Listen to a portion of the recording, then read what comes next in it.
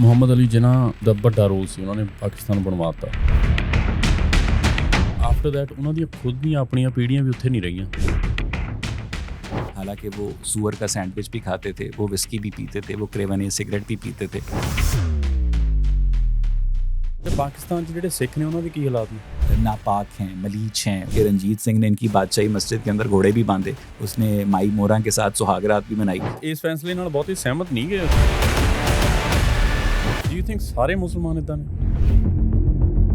मुसलमानों की ना दो ब्रॉडर कैटेगरीज हैं। ਤੁਸੀਂ ਰੀਸੈਂਟਲੀ ਲਾਸਟ ਮੰਥ ਪੋਡਕਾਸਟ ਕੀਤਾ ਸਲੀਮ ਵਾਸਤਿਕ ਦੇ ਨਾਲ, ਉਹਨੂੰ ਸਟੈਬ ਕਰਤਾ। सलीम वास्तिक साहब का कसूर सिर्फ ये था कि वो एक मुसलमान घराने में पैदा हुए। पिछले दिनों पाकिस्तान में एक ज़ोरैन निज़ामानी, उन्होंने एक आर्टिकल लिखा जिसको पाकिस्तानी फ़ौज ने सेंसर कर दिया, लेकिन वो आर्टिकल किसी ने लीक कर दिया। वो आर्टिकल सुपर वायरल हो गया। ਜੇ ਤੁਹਾਨੂੰ ਯੂਐਸ ਤੋਂ ਮੰਨ ਲਓ ਡਿਪੋਰਟ ਕਰ ਦਿੰਦੇ, ਤੁਹਾਨੂੰ ਦੋ ਆਪਸ਼ਨਸ ਦੇਣ कि either you go to Punjab in India, Punjab in Pakistan. तो मुझे रोज़ लोग मैसेज करके कहते हैं कि अवैस भाई आप वापस ना आइएगा, नहीं तो आप एयरपोर्ट क्रॉस नहीं कर पाएंगे। ठीक है ना, यानी ये हाल। एग्जैक्टली ਤੁਸੀਂ ਉਹ ਵੀ ਫੋਟੋ ਦੇਖੀਏ ਜਿਹੜਾ ਕਾਬਾ ਦੇ ਬਾਹਰ ਜਿਹੜਾ ਲੱਗਾ ਹੁੰਦਾ ਕੱਪੜਾ, गुलाफे का ਗੁਲਾਫੇ ਕਾਬਾ ਕਹਿੰਦੇ ਆ, ਉਹ ਜੈਫਰੀ ਐਪਸਟੀਨ ਨੇ ਆਪਣੇ उस पर बच्ची के साथ सेक्स किया। ਮੁਹੰਮਦ ਸਾਹਿਬ ਨੇ ਉਹ ਕਹਿੰਦੇ ਨੇ ਕਿ 6 ਸਾਲ ਦੀ ਸੀ जी, हज़रत आयशा ਉਹਨਾਂ ਨਾਲ ਜਦੋਂ ਵਿਆਹ ਕਰਵਾਇਆ 6 ਸਾਲ ਦੀ ਸੀ। जी, निकाह के वक्त उनकी उम्र 6 साल थी और जब उनकी रुखसती हुई है तब उनकी उम्र 9 बरस थी और तब पैगंबर की उम्र 54 थी।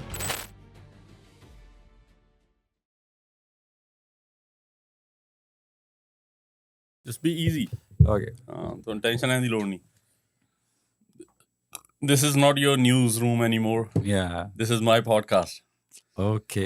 ਤੁਸੀਂ ਪੂਰੇ ਕੰਫਰਟੇਬਲ ਹੋ ਸਕਦੇ ਹੋ। मैं आपको क्या कह के बुलाऊंगा? ਸਰ ਜੋ ਦਿਲ ਕਰਦਾ ਤੁਸੀਂ ਕਹਿ ਲਓ।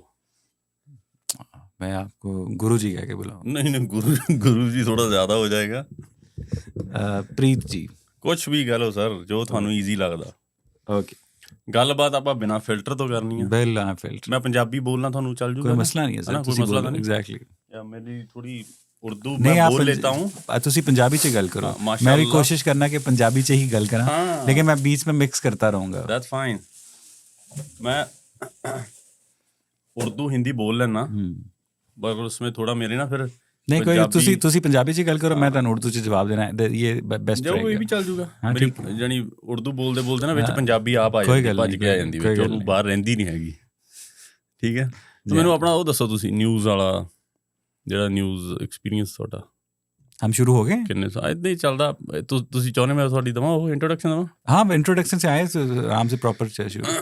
ਐਦਾਂ ਹੀ ਹੁੰਦਾ, ਆਪਣਾ ਰੌ ਹੀ ਚੱਲਦਾ ਕੋਈ। ਹਾਂ ਬਸ ਗੱਲਾਂ ਬਾਤਾਂ, ਪੋਡਕਾਸਟ ਆ ਪਿਓਰ।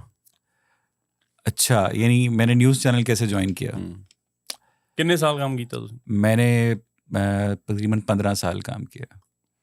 15 साल। ਜਿਹੜਾ ਤੁਹਾਡਾ ਇਹ ਗੱਲ ਕਰਨ ਦਾ ਲਹਿਜ਼ਾ, ਬਿਕੋਜ਼ ਮੈਂ ਤੁਹਾਡਾ ਸੋਸ਼ਲ ਮੀਡੀਆ ਵੀ ਦੇਖਿਆ ਅੱਜ ਆਉਂਦੇ ਨਾ, ਉਹਦੇ 'ਚ ਵੀ ਤੁਸੀਂ ਕਾਫੀ ਜਿਹੜੀ ਡਿਬੇਟ ਵੀ ਕਰਦੇ ਆ ਬੜੇ ਸੁਲਝੇ ਹੋਏ ਤਰੀਕੇ ਦੇ ਨਾਲ, ਬੜੀ ਕਾਮ ਰਹਿ ਕੇ, ਬੜੇ ਸ਼ਾਂਤ ਰਹਿ ਕੇ ਕਰਦੇ ਆ, which is very difficult।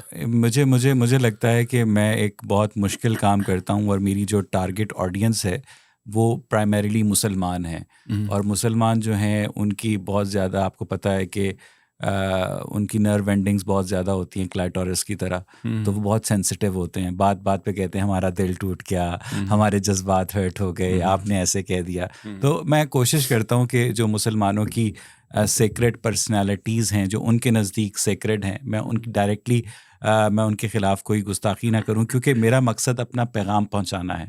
अगर मैं उनके सेक्रेड पर्सनालिटीज़ की शान में गुस्ताखी करूंगा तो मुझे लगता है कि वो मुझे सुनना छोड़ देंगे, तो जिससे जो मेरा मकसद है वो फौत हो जाएगा। तो मैं, और वैसे भी इंसान को मुझे लगता है कि आप मेरे वर्ड्स दुश्मन हो सकते हैं, मैं आपसे शदीद इख्तलाफ कर सकता हूँ, लेकिन मैं अपने इख्तलाफ को अच्छे अल्फाज में भी तो यूज़ कर सकता हूँ ना। मैंने माँ बहन की गालियाँ देनी हो तो फिर मेरे में और एक थड़े वाले में क्या फ़र्क रह जाएगा? ਉਹ ਕਹਿੰਦੇ ਜਦੋਂ ਨਾ ਇਨਸਾਨ ਦੇ ਕੋਲ ਡਾਇਲੌਗ ਖਤਮ ਹੋ ਜਾਂਦਾ, ਜਦੋਂ ਉਹਦੇ ਕੋਲ ਆਰਗੂਮੈਂਟ ਖਤਮ ਹੋ ਜਾਂਦੇ, ਫਿਰ ਉਹ ਗਾਲਾਂ 'ਤੇ ਆ ਜਾਂਦਾ। जी बिल्कुल ऐसे ही है। ਪਰ ਪੰਜਾਬੀ ਮੈਨੂੰ ਲੱਗਦਾ ਸ਼ੁਰੂ ਹੀ ਗਾਲਾਂ ਤੋਂ ਹੁੰਦੇ ਆ। पंजाबी थे वो, पंजाबी से एक लफ्ज़ है भैन चोद, ठीक है ना। अब उसको, और ये जो पैंचोद का लफ्ज़ है वो इतनी ज़्यादा वैरायटी के साथ इस्तेमाल होता है। मसलन आपको अपने दोस्त पे प्यार, ओ पैंचोद, आपने काम खराब कर, ओ पैंचोद, ठीक है ना, ठीक है, आप गुस्सा, ओ पैंचोद है कि कितना है, यानी वो पैंचोद की जो वेरिएशन है वो टोन आपको बताती है कि ये पैंचोद गाली के तौर पर इस्तेमाल हो रहा है, प्यार के तौर पर इस्तेमाल हो रहा है, यानी अफसोस के तौर पर इस्तेमाल हो रहा है, हैरत के तौर पर इस्तेमाल हो रहा है। तो ये पैंचोद की बड़ी वेरिएशन है और लोग समझते हैं कि यार ये गाली है, लेकिन it's part of culture. Osho, do you know Osho? जी जी, ओशो। ओशो दी एक वीडियो ना वेयर ही सेज कि अगर गाली देनी हो तो उसका सबसे ज़्यादा मज़ा पंजाबी में आता है। जी जी बिल्कुल। अगर इसी गाली को मैं उर्दू में ट्रांसलेट करूँ, लखनऊ वाले या कराची वाले अगर पैंचोद का उर्दू तर्जुमा करें तो वो इतना तवील हो जाता है कि उसका वो मज़ा ख़त्म हो जाता है कि अगर आपकी तबाह नाजुक पे गिरा ना गुजरे तो मैं आपकी हमशीरा मोहतरमा की पुश्त ज़ेरी में अपना उज़्व तनासुल दाखिल करूँ। ओ पैंचोद। तो वो सीक्वेंस नहीं रहता, ठीक है। तो अब गलत ट्रैक पे चढ़ के चलते शुरू ऑफ द ट्रैक हो गया। नहीं, आप जैसे कहेंगे सर उसको हम। अच्छा, ਤੁਸੀਂ so you were news anchor के ਤੁਸੀਂ रिपोर्टिंग करते सी? नहीं, मैं स्टूडियो के अंदर मैं टेलीविज़न एंकर था, मैं प्रोग्राम्स करता था, मैं न्यूज़ करता था, मैं इंडिया के ख़िलाफ़ जो ख़बरें हमें ISPR प्रोवाइड करता था वो मैं चीख कर सुनाता था। ISPR की है इंटर सर्विसेज पब्लिक रिलेशंस। वैसे तो मैं इसको इंटर सर्विसेज प्यूबिक रिलेशंस कहता हूँ, लेकिन पाकिस्तानी फ़ौज का जो इदारा आवाम के साथ इतलात पहुँचाने का काम करता है उसको ISPR कहते हैं। So basically there is a spokesperson of Pakistan military, so that institution is called ISPR in Pakistan. So ISPR ने ਤੁਹਾਨੂੰ ਦੱਸਣਾ ਵੀ ਤੁਸੀਂ ਕੀ ਬੋਲਣਾ, otherwise you can not at all. ISPR directly मुझसे रब्ता नहीं करता। ISPR बेसिकली पाकिस्तान में जितने भी न्यूज़ चैनल्स हैं उनके जो मालिक हैं उनसे रब्ता करता है और उन्हें एक पॉलिसी गाइडलाइन देता है। मसलन पाकिस्तान के अंदर ISPR बताता है कि जो अफ़गान जंगजू होते हैं वो हलाक होते हैं। ISPR बताता है कि जो कश्मीरी हुर्रियत पसंद होते हैं वो शहीद होते हैं। ISPR बताता है कि 6 सितंबर को आपने इंडिया के ख़िलाफ़ ये चलाना है, ये नहीं चलाना है, ठीक है। ISPR बताता है कि आपने ये क्वेश्चंस करने हैं, ये क्वेश्चंस नहीं करने हैं, और अगर आप उस लाइन के ख़िलाफ़ जाएंगे तो मेरा ख़्याल है कि फिर आप उस चैनल के अंदर जॉब नहीं कर सकेंगे। और मेरे पाकिस्तान के अंदर बहुत सारे ऐसे एंकर्स हैं जो रियलिटीज़ को समझते हैं, जिन्हें पता है कि पाकिस्तान इंडिया रिलेशनशिप्स के अंदर कभी भी कोई चीज़ टोटलिटी के साथ सही नहीं होती है, लेकिन वो बेचारे मजबूर हैं, उन्हें सैलरी मिलनी है, उन्होंने घर चलाना है, उन्होंने बिजली का बिल देना है, उन्होंने ग्रॉसरी करनी है, तो अगर वो जॉब से हाथ धो बैठेंगे तो वो ये सारे काम कैसे करेंगे।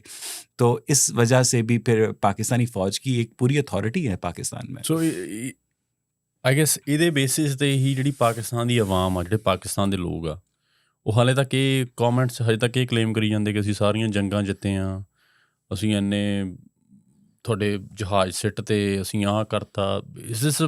नहीं, उसके अलावा पाकिस्तान के अंदर जो स्टेट है वो बहुत डीप लेवल पर लोगों की ब्रेन वॉशिंग करने के लिए फंक्शन करती है। मसलन मुझे अगर आप न्यूट्रल हिस्ट्री पढ़ेंगे तो आपको पता चलेगा कि पाकिस्तान ने 1948 की जंग इंडिया से हारी है, 65 की जंग हारी है, 75 की जंग में तो आपने सारी दुनिया के सामने हथियार डाले, पत्थरों ने उतारी, और कारगिल की जंग हारी है, ठीक है। तो लेकिन द थिंग इज़ कि पाकिस्तान के बच्चों की जो ब्रेन वॉशिंग है वो स्कूल से शुरू हो जाती है, ठीक है ना। मक्कार दुश्मन ने रात के अंधेरे में लाहौर सेक्टर पर हमला किया, ये नहीं बताते उसके अंदर कि उससे 6 दिन पहले आपने कश्मीर सेक्टर पर अयूब खान ने हमला कर दिया था। तो ये इस तरह से वो बच्चों की, फिर उसके बाद 14 अगस्त की तकरीब आ गई, 6 सितंबर की तकरीब आ गई, हमारे बहादुर फौजी, उस निशान हैदर के ऊपर आपने मजमून लिखना है, ठीक है, उसके आपने चार्ट बनाना है। बच्चों की बचपन से ही ना उन्हें कोई ऑल्टरनेटिव न्यूट्रल हिस्ट्री, पाकिस्तान के स्कूलों में हिस्ट्री नाम का सब्जेक्ट पढ़ाया ही नहीं जाता है। पाकिस्तान के स्कूलों में कभी पढ़ाया जाता था, लेकिन अब सिर्फ और सिर्फ मुताला पाकिस्तान यानी पाकिस्तान स्टडीज़ के नाम से एक सब्जेक्ट पढ़ाया जाता है, जिसमें बताया जाता है कि पाकिस्तान की बुनियाद उसी दिन रख दी गई थी जब 712 ईस्वी में मोहम्मद बिन कासिम सिंध आया था और पहला जो हिंदुस्तानी है वो मुसलमान हुआ था। तो वो सारी वो जो हिस्ट्री है उसको मनूवर किया जाता है, तोड़ पाकिस्तान के में कभी ये नहीं बताया जाता कि गांधी जी ने जब जनवरी 1948 में उन्हें नथुराम गोडसे ने गोली मारी थी तो वो उन्होंने पाकिस्तान के हक में व्रत रखा हुआ था, ठीक है ना। और जिन्ना साहब के हुक्म पर हाँ 3 जी। दिन पाकिस्तान का जो परचम है सर ने गुरा था, तो वो न्यूट्रल हिस्ट्री कभी पाकिस्तान के लोगों तक पहुंचती ही नहीं है। वो वही सुनते हैं जो रियासत उन्हें सुनाना चाहती है, वो वही देखते हैं जो रियासत उन्हें दिखाना चाहती है, वो वही पढ़ते हैं जो रियासत उन्हें पढ़ाना चाहती है। तो इस वजह से वो लिविंग ज़ॉम्बीज़ के अंदर कन्वर्ट हो जाते हैं। वो किसी किस्म का क्रिटिसिज्म, किसी किस्म की न्यूट्रल हिस्ट्री बर्दाश्त ही नहीं करते हैं। प्रीत जी।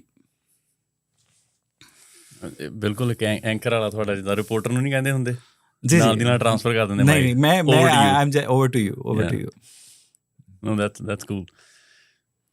It makes me feel like I hope you are enjoying the discussion. Yeah. I'm very much enjoying it. Like ਮੈਂ ਤਾਂ ਤੁਹਾਨੂੰ ਦੱਸਿਆ ਨਾ ਕਿ ਮੈਨੂੰ ਤਾਂ ਤੁਹਾਡਾ ਜਿਹੜਾ ਬੋਲਣ ਦਾ ਲਹਿਜ਼ਾ ਹੀ ਬੜਾ ਵਧੀਆ ਲੱਗਦਾ। ਮੈਂ ਤੁਹਾਡੀਆਂ ਵੀਡੀਓ ਦੇਖ ਰਿਹਾ ਸੀ ਨਾ, ਐਂਡ ਆਈ ਵਾਸ ਲਾਈਕ ਯਾਰ ਹੋਰ ਗੱਲਾਂ ਨਹੀਂ ਗੱਲਾਂ, the way he talks is very interesting, very calm, ਇੱਦਾਂ well prepared answers, कोई ऐदा नहीं जिदा हुण मेरे I'll be just बड़ी कैजुअल। नहीं मैं बड़ा हैरान हुआ जब आपने मुझसे रब्ता किया और आपने मुझे, मैंने आपको कहा कि हम ऑनलाइन कॉन्वर्सेशन कर लेते हैं और आपने कहा नहीं जी नहीं, मैं तो फिजिकल करूँगा। I really give you a credit, आप अपने काम के लिए जनूनी हैं। ਕੰਮ ਅਸੀਂ ਵਧੀਆ ਕਰੀਦਾ। ਤੁਹਾਡੀ ਵੀਡੀਓ ਨੂੰ ਵਿੱਚ ਇੰਟਰਪਟ ਕਰਨ ਦੇ ਲਈ ਮੈਂ ਮਾਫੀ ਚਾਹੁੰਦਾ, ਪਰ ਮੈਂ ਤੁਹਾਡਾ ਸਾਰਿਆਂ ਦਾ ਧੰਨਵਾਦ ਕਰਨਾ ਚਾਹੁੰਦਾ, ਜਿੰਨਾ ਵੀ ਤੁਸੀਂ ਮਾਣ ਸਤਿਕਾਰ ਪਿਆਰ ਸਾਨੂੰ ਦਿੰਦੇ ਹੋ। ਅਤੇ ਮੈਂ ਤੁਹਾਨੂੰ ਇੱਕ ਬੇਨਤੀ ਕਰਨੀ ਚਾਹੁੰਦਾ ਕਿ ਜੇ ਤੁਹਾਨੂੰ ਸਾਡੀ ਗੱਲਬਾਤ, ਸਾਡੀ ਕੋਸ਼ਿਸ਼ ਪਸੰਦ ਆਉਂਦੀ ਹੈ ਤਾਂ ਇਹਨਾਂ ਵੀਡੀਓਜ਼ ਨੂੰ ਤੁਸੀਂ ਆਪਣੇ ਸੱਜਣਾ ਮਿੱਤਰਾਂ ਦੇ ਨਾਲ, ਆਪਣੇ ਪਰਿਵਾਰ ਦੇ ਨਾਲ ਜ਼ਰੂਰ ਸਾਂਝੀਆਂ ਕਰਿਆ ਕਰੋ।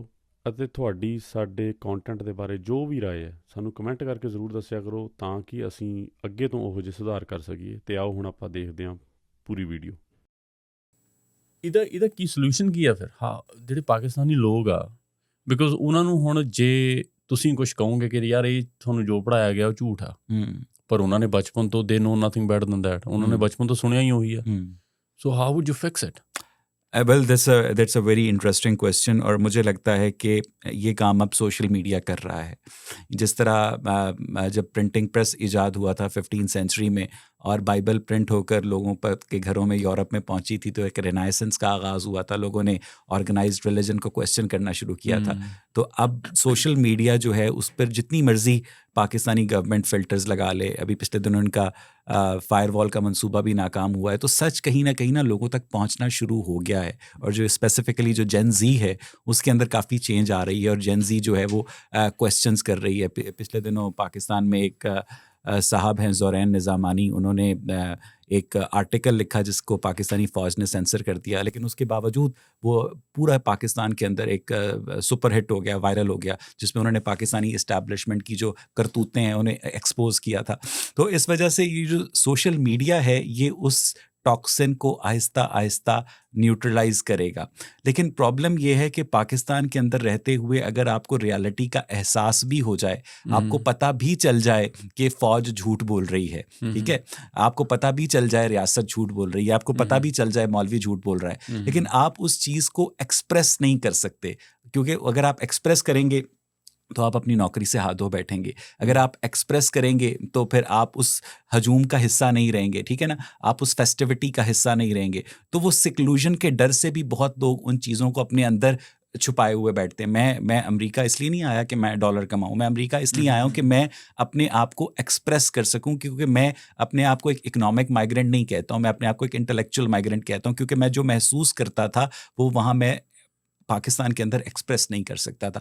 तो इस प्रॉब्लम को फिक्स करने का तरीका सिर्फ और सिर्फ एजुकेशन है, ताकि लोगों को अल्टरनेट पर्सपेक्टिव पढ़ाया जाए, बताया जाए। इस तरह मेरी और आपकी गुफ्तगू हो, लोगों को पता जाए कि जो सरहद पार लोग इंसान बसते हैं, आपका भी हाथ है, आपको भी दर्द होती है, ठीक है, आपके अंदर भी 6 लीटर खून है, ठीक है, और आपको बताया जाता है जनाब भारतीय फौजी हलाक हो गए, ठीक है ना। वो यानी मैं आपसे सिर्फ इसलिए नफरत करूँ, मुझे यानी एक रियासत पाकिस्तान के शहरी को से एक्सपेक्ट किया जाता है कि वो एक भारतीय नागरिक से इसलिए नफ़रत करे कि हमारे जो बादशाह हैं एक दूसरे से नाराज़ हैं, हमारे जो हुक्मरान हैं वो एक दूसरे से नाराज़ हैं। मेरा और आपका जो ह्यूमन रिश्ता है उसको तो हम कॉम्प्रोमाइज़ नहीं कर सकते ना। आज से 70-80 साल पहले हम एक ही देश में रहते थे। मेरे दादा के दादा शादी सिंह थे, तो इसका मतलब ये है कि मेरे 4 फादर्स में से कोई कन्वर्ट हुआ और वो मुसलमान हो गया। मैं तो अब किसी रिलीजन को प्रैक्टिस नहीं करता हूँ, लेकिन आप अगर उस डाइवर्सिटी को चैरिश नहीं कर सकते तो आप कम से कम अपनी रियासत के कहने पर दूसरे लोगों से नफरत तो ना करें ना। ये मेरा मानना है। ਅੱਛਾ, ਯੂ ਸੈਡ ਕਿ ਤੁਹਾਡੇ ਉਹ ਜਿਹੜਾ ਆਰਟੀਕਲ ਸੀ ਕੀ ਸੀ ਉਹਦੇ ਕੀ ਨਾਮ ਕੀ ਸੀ ਉਹਨਾਂ ਦਾ? ज़ोरैन निज़ामानी वो अमेरिका में ही रहते हैं और पाकिस्तान के एक फेमस टेलीविज़न एक्टर हैं कैसर ख़ान निज़ामानी, उनके बेटे हैं, फ़ज़ीला कैसर के बेटे हैं। वो यहाँ आर्कनसास के अंदर मेरा ख़्याल है लॉ के अंदर PhD कर रहे हैं। उन्होंने उस आर्टिकल के अंदर पाकिस्तानी फ़ौज के ऊपर तनकीद की थी कि पाकिस्तानी फ़ौज एक बहुत बड़ा बिज़नेस एम्पायर रन करती है और पाकिस्तानी फ़ौज जो है लोगों को उठाती है, पाकिस्तानी फ़ौज एजेंसियों के ज़रिए टॉर्चर करवाती है, पाकिस्तानी फ़ौज जो है वो पाकिस्तान की सियासत के अंदर मदाखलत करती है। वो सारी बातें ठीक है वो की थी और उसके बाद उस आर्टिकल को एक्सप्रेस ट्रिब्यून के अंदर पब्लिश होने से रोक दिया गया, लेकिन वो आर्टिकल किसी ने लीक कर दिया तो वो आर्टिकल सुपर वायरल हो गया। इसका मतलब ये है कि पाकिस्तान के लोगों को रियलिटी का एहसास है, ठीक है ना, लेकिन they can not express. Pakistan एक बहुत बड़ी ओपन एयर जेल है जिसमें अंदर 25 करोड़ लोग रहते हैं, ठीक है। तो इसलिए जब पाकिस्तान से किसी को वीज़ा मिलता है तो वो मुबारक, यार मुबारक हो तेरा वीज़ा लग गया, यार मुबारक हो तेरा वीज़ा लग गया, ठीक है। मुझे रोज़ लोग मैसेज करके कहते हैं कि अवैस भाई आप वापस ना आइएगा, नहीं तो आप एयरपोर्ट क्रॉस नहीं कर पाएंगे, ठीक है ना। यानी ये हाल एग्जैक्टली यानी किसका दिल नहीं करता है कि आप वापस जाएं, अपने रिश्तेदारों से मिलें, लेकिन आपका सिर्फ जुर्म ये है कि आप अपने ज़मीर के मुताबिक सच बोलते हैं और सच वो है वो उन लोगों से बर्दाश्त नहीं होता क्योंकि उनकी हुक्मरानी डर के ज़रिए कायम है। ये लोग जिस दिन पाकिस्तानी जर्नैल रिटायर होते हैं अगले दिन अमेरिका होते हैं, अगले दिन दुबई होते हैं, अगले दिन कनाडा होते हैं। कौन सा इंडियन आर्मी चीफ रिटायरमेंट के अगले दिन इंडिया छोड़ के चला जाता है? यस, पाकिस्तान जदों तो बनया ਮੁਹੰਮਦ ਅਲੀ ਜਿਨ੍ਹਾਂ ਦਾ ਵੱਡਾ ਰੋਲ ਸੀ, ਉਹਨਾਂ ਨੇ ਪਾਕਿਸਤਾਨ ਬਣਵਾਤਾ, ਬਟ ਆਫਟਰ ਦੈਟ ਉਹਨਾਂ ਦੀਆਂ ਖੁਦ ਦੀਆਂ ਆਪਣੀਆਂ ਪੀੜ੍ਹੀਆਂ ਵੀ ਉੱਥੇ ਨਹੀਂ ਰਹੀਆਂ। ਉਹਨਾਂ ਦੀ ਬੇਟੀ, ਬਿਕੋਜ਼ ਪੰਜਾਬ ਦੀ ਨਾ ਸਾਡੇ ਇੰਡੀਆ ਵਾਲੇ ਪੰਜਾਬ ਦੀ ਕ੍ਰਿਕਟ ਟੀਮ ਆ, IPL ਜਿਹੜਾ ਚੱਲਦਾ ਨਾ ਇੰਡੀਅਨ ਪ੍ਰੀਮੀਅਮ ਲੀਗ 'ਚ, ਪੰਜਾਬ ਦੀ ਜਿਹੜੀ ਟੀਮ ਆ ਉਹਨੂੰ ਜਿਹੜੇ ਓਨ ਕਰਦੇ ਨੇ ਨਾ, one of the owner is Ness Wadia. So Ness Wadia is related to ਨਵਾਸੇ ਹੈ ਜਿਨ੍ਹਾਂ ਸਾਹਿਬ। ਹਾਂਜੀ, ਉਹਨਾਂ ਦੀ ਕੁੜੀ ਦੇ ਅੱਗੇ ਦੋਤੇ ਹੈ ਨਾ, ਸੋ डायरेक्टली ਉਹ रिलेटेड ने जिन्हें पाकिस्तान बनाया। असल में प्रॉब्लम ये है कि जिन्ना साहब जो हैं वो एक बहुत ही काया शख्स थे। जिन्ना साहब के बारे में कहा जाता है कि उन्होंने इस्लाम के नाम पर पाकिस्तान बनाया, हालांकि वो सूअर का सैंडविच भी खाते थे, वो विस्की भी पीते थे, वो क्रेवने सिगरेट भी पीते थे और उनका एक मुंबई में उन्होंने घर भी रखा हुआ था जहां वो इस्तीफ़ा देने के बाद सेटल डाउन होने का सोच रहे थे। तो जिन्ना साहब जो थे उनकी लेगेसी पाकिस्तान के अंदर काफ़ी मुतनाज़ है और अभी भी पाकिस्तान की जो यूनिवर्सिटीज़ हैं उसमें कायद आज़म मोहम्मद अली जिन्ना की पर्सनल लाइफ पर PhD करने की इजाज़त नहीं है, ठीक है। यानी आप रियलिटी ना पता चले। उनकी जिन्ना साहब की जो बहन है फातिमा जिन्ना, उन्होंने किताब लिखी थी मेरा भाई, और जब अयूब खान के ख़िलाफ़ उन्होंने इलेक्शन भी लड़ा था तो वो किताब भी पाकिस्तान में बैन रही। पाकिस्तान में तो बनाने वाले जिन्ना साहब की जो एम्बुलेंस है वो भी ख़राब कर दी गई थी फ़ौज की जानिब से और जिन्ना साहब जो हैं उनकी बहुत ही पुरस्कार अफराद हालात में डेथ हुई और मैं समझता हूँ कि उनको मरवाने वाले अयूब खान थे ताकि वो पाकिस्तान की इस्टेब्लिशमेंट शुरू से ही पाकिस्तान के अंदर सिविलियन रूल बर्दाश्त नहीं करती है, ठीक है। और अब तो वो ओपनली अपने आप को हाइब्रिड रजीम कहते हैं। ये सिचुएशन है। आई थिंक सो फार उथे कोई भी गवर्नमेंट ने अपना टेन्योर पूरा नहीं किया। आप ठीक कह रहे हैं कि किसी भी प्राइम मिनिस्टर ने आज तक अपने 5 साल अभी तक तो पूरे नहीं किए हैं। अभी ये शहबाज शरीफ कर जाए, फर्स्ट टाइम हो जाओगे पता नहीं, क्योंकि अब इनकी बहुत अच्छी तरह सेटलमेंट है। अब इन्होंने आर्मी को अपना गुरु तस्लीम कर लिया है, नवाज शरीफ को पीछे कर दिया है। लेकिन वो होता है ना कि वो कहते हैं, एक लतीफ़ा है कि 3-4 वो खुसरे बैठे हुए थे और उनका अब्बा मरने वाला था डेथ बेड के ऊपर, तो एक खुसरा बोर होके कहने लगा जदों तक अब्बा मरदा नहीं होली होली टोलकी ना बजा ली है। तो यानी इनको आदत पड़ चुकी है कि ये किसी भी 5 साल तक किसी को प्राइम मिनिस्टर के तौर पर बर्दाश्त नहीं कर सकते हैं। तो इनके मामला बिल्कुल अच्छे भी चल रहे होंगे तो उसके बावजूद होली होली टोलकी ना बजा ली है। तो वो उसके लिए मुझे लगता है कि वो उस लेगेसी को कंटिन्यू करने के लिए किसी वज़ीर आज़म को 5 साल पूरे नहीं करने देंगे। मैं पाकिस्तान में, एक अच्छा सवाल है, मेरे अब्बा नारोवाल के हैं, मेरी अम्मा सियालकोट की हैं और पहला बच्चा चूँकि ननिहाल में पैदा होता है तो मैं सियालकोट में पैदा हुआ और मेरे अब्बा चूँकि सरकारी मुलाजिम थे तो कभी हम रहीम यार ख़ान, कभी खानेवाल, कभी साहिवाल और अल्टीमेटली हम लाहौर में सेटल हो गए। तो मेरे लिए ये कहना कि मैं एक जगह से बिलोंग करता हूँ काफ़ी मुश्किल है। लेकिन आप मुझे पंजाब का या पाकिस्तानी पंजाब का एग्जैक्टली जो गग्गो मंडी साहिवाल एग्जैक्टली सर मेरे जो दादके हैं वो इंडिया में एक गांव है तलवंडी, वहाँ से माइग्रेट करके नारोवाल आए थे। ओके, तो मेरे लाली पई अखियां दी दसदी है, रोए तुसी भी हो रोए असी भी हैं। ਅੱਛਾ, ਮੈਂ ਤਾਂ ਤੁਹਾਨੂੰ ਪੁੱਛਿਆ ਸੀ ਕਿਉਂਕਿ ਤੁਸੀਂ ਲਤੀਫੇ ਬੜੇ ਸੁਣਾਉਂਦੇ ਹੋ ਨਾ। ਮੈਂ ਕਿਹਾ ਪੰਜਾਬ ਵਾਲੇ ਜਿਹੜੇ ਉੱਧਰਲੇ ਖਾਸ ਕਰਕੇ ਪੰਜਾਬ ਜੁਗਤਾਂ ਦੀ ਬੜੀ ਆਦਤ ਹੈ। ਆਹੋ ਸੋ ਤੁਹਾਡੇ ਕੋਲ ਫਿਰ ਜਿਹੜੀਆਂ ਜੁਗਤਾਂ ਨੇ। ਅੱਛਾ, ਪੰਜਾਬੀ ਤੁਸੀਂ ਕਿਉਂ ਨਹੀਂ ਬੋਲਦੇ? ਕਿਉਂ ਨਹੀਂ ਬੋਲੀ ਸ਼ੁਰੂ ਤੋਂ? ਨਹੀਂ ਮੇਰੇ ਮਾਪੇ ਆਪਸ 'ਚ ਪੰਜਾਬੀ ਬੋਲਦੇ ਨੇ। ਮੇਰੀ ਅੰਮਾ ਜੀ ਦਾ ਖਿਆਲ ਸੀ ਕਿ ਨਾ ਪੰਜਾਬੀ ਪੇਂਡੂਆਂ ਦੀ ਜ਼ੁਬਾਨ ਹੈ, तो वो साढ़े नाल उर्दू बोलती सन, तो इसलिए मुझे वो ज़्यादा मुझे समझ आती है, मैं बोल भी लेता हूँ, लेकिन मैं अपने आप को ज़्यादा वो उसमें फ्लुएंट नहीं है पंजाबी में। ਤੁਹਾਡੇ ਅੰਮਾ ਦੇ ਜਿਹੜੇ ਦਿਮਾਗ 'ਚ ਇਹ ਖਿਆਲ कित्थों आया? बस उनको पाकिस्तान के अंदर ये कल्चर है मिडिल क्लास पंजाबियों के अंदर कि वो इतना अपनी लैंग्वेज को लेकर प्राउड नहीं है। वो अपनी लैंग्वेज, इवन पंजाब के स्कूलों में भी पंजाबी एज अ लैंग्वेज नहीं पढ़ाई जाती है। बहुत सारे रेस्टोरेंट्स के अंदर बाकायदा लिख के लगा होता है कि यहाँ पर पंजाबी बोलना मना है। पंजाब के अंदर एग्जैक्टली अज भी लिखा होता है कि इत्थे पंजाबी नहीं बोलनी। That's really shameful. और पाकिस्तान का जो बच्चा है वो घर में पंजाबी सुनता है, स्कूल में उर्दू बोलता है, फिर उसने नमाज अरबी में पढ़नी होती है, दफ्तर में उसने अंग्रेज़ी बोलनी होती है जब उसको जॉब मिल जाती है। तो वो काफ़ी लैंग्वेजेस और कल्चर्स का एक ऐसा अजीब व गरीब सा मलगूबा है जिसके अंदर वो कहते हैं अगली हथ ना आई थे पिछली कुत्ता लै गया। तो ना उनको पूरी पंजाबी आती है, ना उनको पूरी उर्दू आती है, ना उनको पूरी अंग्रेज़ी। ਤੁਸੀਂ ਪੰਜਾਬੀ ਨੂੰ ਪੰਜਾਬ ਚੋਂ ਕੱਢ ਸਕਦੇ ਆ, ਜੀ ਹਾਂ, ਤੁਹਾਨੂੰ ਤੁਹਾਡੇ ਅੰਦਰੋਂ ਪੰਜਾਬੀ ਨੂੰ ਕੱਢ ਸਕਦੇ, ਤੁਹਾਡੇ ਅੰਦਰੋਂ ਲਤੀਫੇ ਨਹੀਂ ਕੱਢ ਸਕਦੇ। ਤੁਹਾਡੇ ਅੰਦਰੋਂ ਜੁਗਤਾਂ नहीं ਕੱਢ वो सकते। कहते हैं ना एक फैसलाबादी जो था वो फैसलाबाद से गुजर रहा था, तो उसने एक माई से पूछा, अम्मा जी दीवार कच्ची है? तो माई कहने लगी कि काका टक्कर मार के देख ले। ठीक है, तो आप वाकई वो जुगते नहीं निकाल सकते हैं। क्योंकि ਤੁਹਾਡੇ ਦੇਖੋ ਹੁਣ ਮੈਨੂੰ ਲੱਗਦਾ 5-4 ਗੱਲਾਂ ਦੇ ਵਿੱਚ 5-4 ਜੁਗਤਾਂ ਆ ਜਾਂਦੀਆਂ। Okay, wisdom without laughter is immodesty. ਅੱਛਾ, ਅਯੂਬ ਖਾਨ ਨੇ ਜਦੋਂ ਕਾਈਂਡ ਆਫ ਟੇਕ ਓਵਰ ਹੀ ਕਰ ਲਿਆ ਜੀ ਪਾਕਿਸਤਾਨ ਨੂੰ, ਉਹਦੇ ਤੋਂ ਬਾਅਦ ਜਿਹੜੀ ਵਿਜ਼ਨ ਮੁਹੰਮਦ ਅਲੀ ਜਿਨਾਹ ਨੇ ਲੈ ਕੇ ਕੰਟਰੀ ਬਣਾਈ ਜਾਂ ਸੈਪਰੇਸ਼ਨ ਹੋਈ, ਉਹ ਖਤਮ ਹੋ ਗਈ ਉਹਦੇ ਤੋਂ ਬਾਅਦ। ਫਿਰ आप ठीक कह रहे हैं, क्योंकि जिन्ना साहब पाकिस्तान को एक सेकुलर स्टेट के तौर पर देखते थे। उनकी जो 11 अगस्त 1947 की तकरीर है कि खा आप मुसलमान हो, हिंदू हो, सिख हो, रियासत का इससे कोई लेना देना नहीं है, और रियासत जो है वो सिर्फ़ और सिर्फ आपको एक इक्वल सिटीज़न समझती है। लेकिन हम देखते हैं कि आहिस्ता आहिस्ता जब मामलात जिन्ना साहब के हाथ से निकलना शुरू हो गए और फ़ौज ने जब टेक ओवर कर लिया 1958 में अयूब खान ने, तो उसके बाद उन्होंने एक रैपिड इस्लामाइजेशन शुरू कर दी।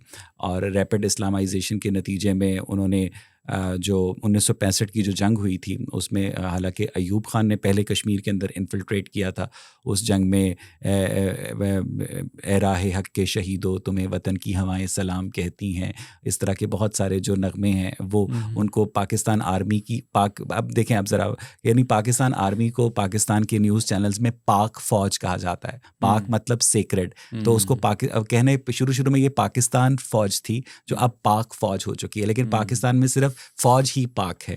तो वो पाकिस्तानी फ़ौज को एक रिलीजियस सेंटिटी दे देते हैं कि ये एक पाक फ़ौज है, और इसके ख़िलाफ़ अगर आप बात करेंगे तो बेसिकली आप रिलीजन या धर्म के ख़िलाफ़ बात करेंगे। और पाकिस्तान के उलमा तो वैसे ही पाकिस्तानी फ़ौज की जेब में होते हैं, उनको आप आने जाने का किराया दें, उनको थोड़ा सा वजीफ़ा दें तो वो आपके हक़ में नारे लगाना शुरू कर देंगे। उलमा जेड़े मौलवी हजरात जो होते हैं, अभी देखें जो इंडियन मौलवी हैं, ठीक है, वो नई दिल्ली की हुकूमत को खुश करने के चक्रों में हैं, ठीक है, और जो पाकिस्तानी मौलवी हैं वो रावलपिंडी के जर्नैलों को खुश करने के चक्कर में हैं। वो जो इंडियन मौलवी हैं वो भी इस्लाम का नाम लेते हैं, जो पाकिस्तानी मौलवी हैं वो भी इस्लाम का नाम लेते हैं। 1965 की जंग में अगर इधर से मेजर अजीज़ भट्टी शहीद होता है तो इंडिया की तरफ से हवलदार अब्दुल हमीद शहीद होता है। इंडियन मौलवियों की जन्नत में हवलदार अब्दुल हमीद जा रहा है और पाकिस्तानी मौलवियों की जन्नत में मेजर अजीज़ भट्टी जा रहा है, और हमारी नज़र में दोनों कहीं नहीं जा रहे हैं, क्योंकि मैं समझता हूँ कि लाइफ आफ्टर डेथ एग्जिस्ट नहीं करती है। अब पाकिस्तानी मुसलमान जो हैं वो खाना काबा में जाकर दुआ करते हैं, या अल्लाह इंडिया को तबाह कर दे। खाना काबा में जाकर इंडियन मुसलमान क्या दुआ करते हैं, या अल्लाह पाकिस्तान। अब बेचारा अल्लाह परेशान हो रहा है, मैं किदी मन्ना, वो भी नमाज पढ़ रहा है, वो भी नमाज पढ़ रहा है, वो भी दुआ कर रहा है, वो भी दुआ कर रहा है। So this is height of stupidity. जो नेशनलिज्म है और उसका जो रिलीजन के साथ टकराव है, अगर आप सिर्फ इसी की इंटरेक्शन को समझ लें तो मुझे लगता है कि आपके अंदर से नफरत आहिस्ता आहिस्ता डिटॉक्सिफाई होना शुरू हो जाएगी। प्रीत जी, प्रोफेशनलिज्म।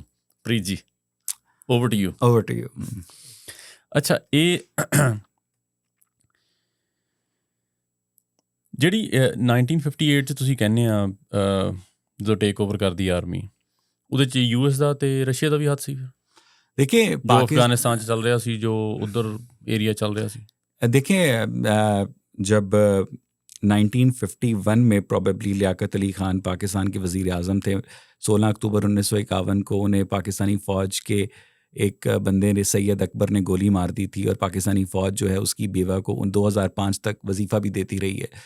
तो उस ज़माने में सोवियत यूनियन भी एक सुपर पावर था और अमेरिका भी एक सुपर पावर था। लियाकत अली ख़ान को अमेरिका के दौरे की दावत मिली और सोवियत यूनियन के दौरे की दावत मिली, और उन्होंने सोवियत यूनियन के दौरे की दावत मुस्तरद करते हुए अमेरिका के दौरे की दावत कबूल कर ली। तो पाकिस्तान का शुरू से झुकाव जो था वो अमरीकी कैंप की जानिब था। अब इंडिया का रशिया इंडिया का रशिया की तरफ से एग्जैक्टली। तो अब अमेरिका के लिए सबसे बड़ा प्रॉब्लम ये है कि जब आप किसी सियासतदान से डील करते हैं तो सियासतदान ने अपने हलके में जाकर वोटर्स को जवाब देना होता है, ठीक है। लेकिन जब आप किसी जर्नैल से डील करते हैं तो जर्नैल ने किसी वोटर को जवाब नहीं देना होता है, ठीक है ना। पर सियासतदान एक पार्लियामेंट के अंदर अपनी पॉलिसीज़ को उसके लिए आंसरेबल होता है, लेकिन कोई जो फ़ौजी है वो पाकिस्तान के अंदर किसी को जवाब दे नहीं होता है। तो अमेरिका ने ज़्यादा आसान ये समझा कि हम इन सियासतदानों से डील करने की जगह हम डायरेक्टली फ़ौज से डील करते हैं। और पाकिस्तान के अंदर जो भी कू होता है, मैं इस बात की बिल्कुल तरदीद नहीं करूँगा कि उसके अंदर उन्हें आलमी जो ताकतें हैं उनकी आशीर्वाद हासिल होती है। बिकॉज वो एक ट्रांजैक्शन होनी है तुसी एग्जैक्टली आपने मुशर्रफ साहब के दौर में जब 9/11 हुआ तो बुश साहब को either you are with us or against अस, तो उन्होंने एक मुशर्रफ को एक फ़ोन कॉल किया, उसने कहा जी सर जी बिस्मिल्लाह। ਹੁਣ ਆਸਿਮ ਮਨੀਰ US ਦੇ ਦੌਰੇ ਤੇ ਆਉਂਦਾ ਪਾਕਿਸਤਾਨ ਤੋਂ ਜਾਂ ਇੰਡੀਆ ਤੋਂ ਜਾਂ ਇੰਡੀਆ ਦਾ ਫੋਰਨ ਮਿਨਿਸਟਰ ਆਉਂਦਾ ਜਾਂ PM ਮੋਦੀ ਆਊ ਜਾਂ ਕੋਈ ਹੋਰ ਹੈ ਨਾ ਗਵਰਨਮੈਂਟ ऑफिशियल ਆਉਂਦਾ। जी हाँ। अब आसिम मुनीर क्या है? वो एक ग्रेड 21 या 22 का सरकारी मुलाजिम है। हाँ, मैं वही कहना, मुनीर ਦਾ US ਆ ਕੇ ਮਿਲਣਾ, ਸ਼ਰੀਫ ਦਾ ਨਹੀਂ ਆਉਣਾ ਜਾਂ ਸ਼ਰੀਫ ਦੇ ਨਾਲ ਆਉਣਾ, ਐਗਜ਼ੈਕਟਲੀ ਉਹ ਦੋਵੇਂ ਚੀਜ਼ਾਂ it doesn't make sense. It doesn't make sense. ਤੁਸੀਂ ਸਾਰੀ ਦੁਨੀਆ ਦੇ ਵਿੱਚ ਆਪਣਾ ਜਲੂਸ ਕੱਢ ਰਹੇ ਹੋ ਕਿ ਮੈਂ ਕੁਛ ਨਹੀਂ ਆ ਜੀ, ਨਾਲ ਮੇਰੇ ਆਏ ਨੇ, ਮੇਰੇ ਅੱਬਾ ਜੀ ਇਹਨਾਂ ਨੇ ਗੱਲ ਕਰਨੀ, ਮੇਰੇ ਅੱਬਾ ਜੀ ਆਏ ਨੇ। आप बिल्कुल ठीक कह रहे हैं, और ये पाकिस्तान की बदकिस्मती है क्योंकि पाकिस्तान के कॉन्स्टिट्यूशन के लिहाज से जो आर्मी चीफ है वो सेक्रेटरी डिफेंस उसका बॉस है।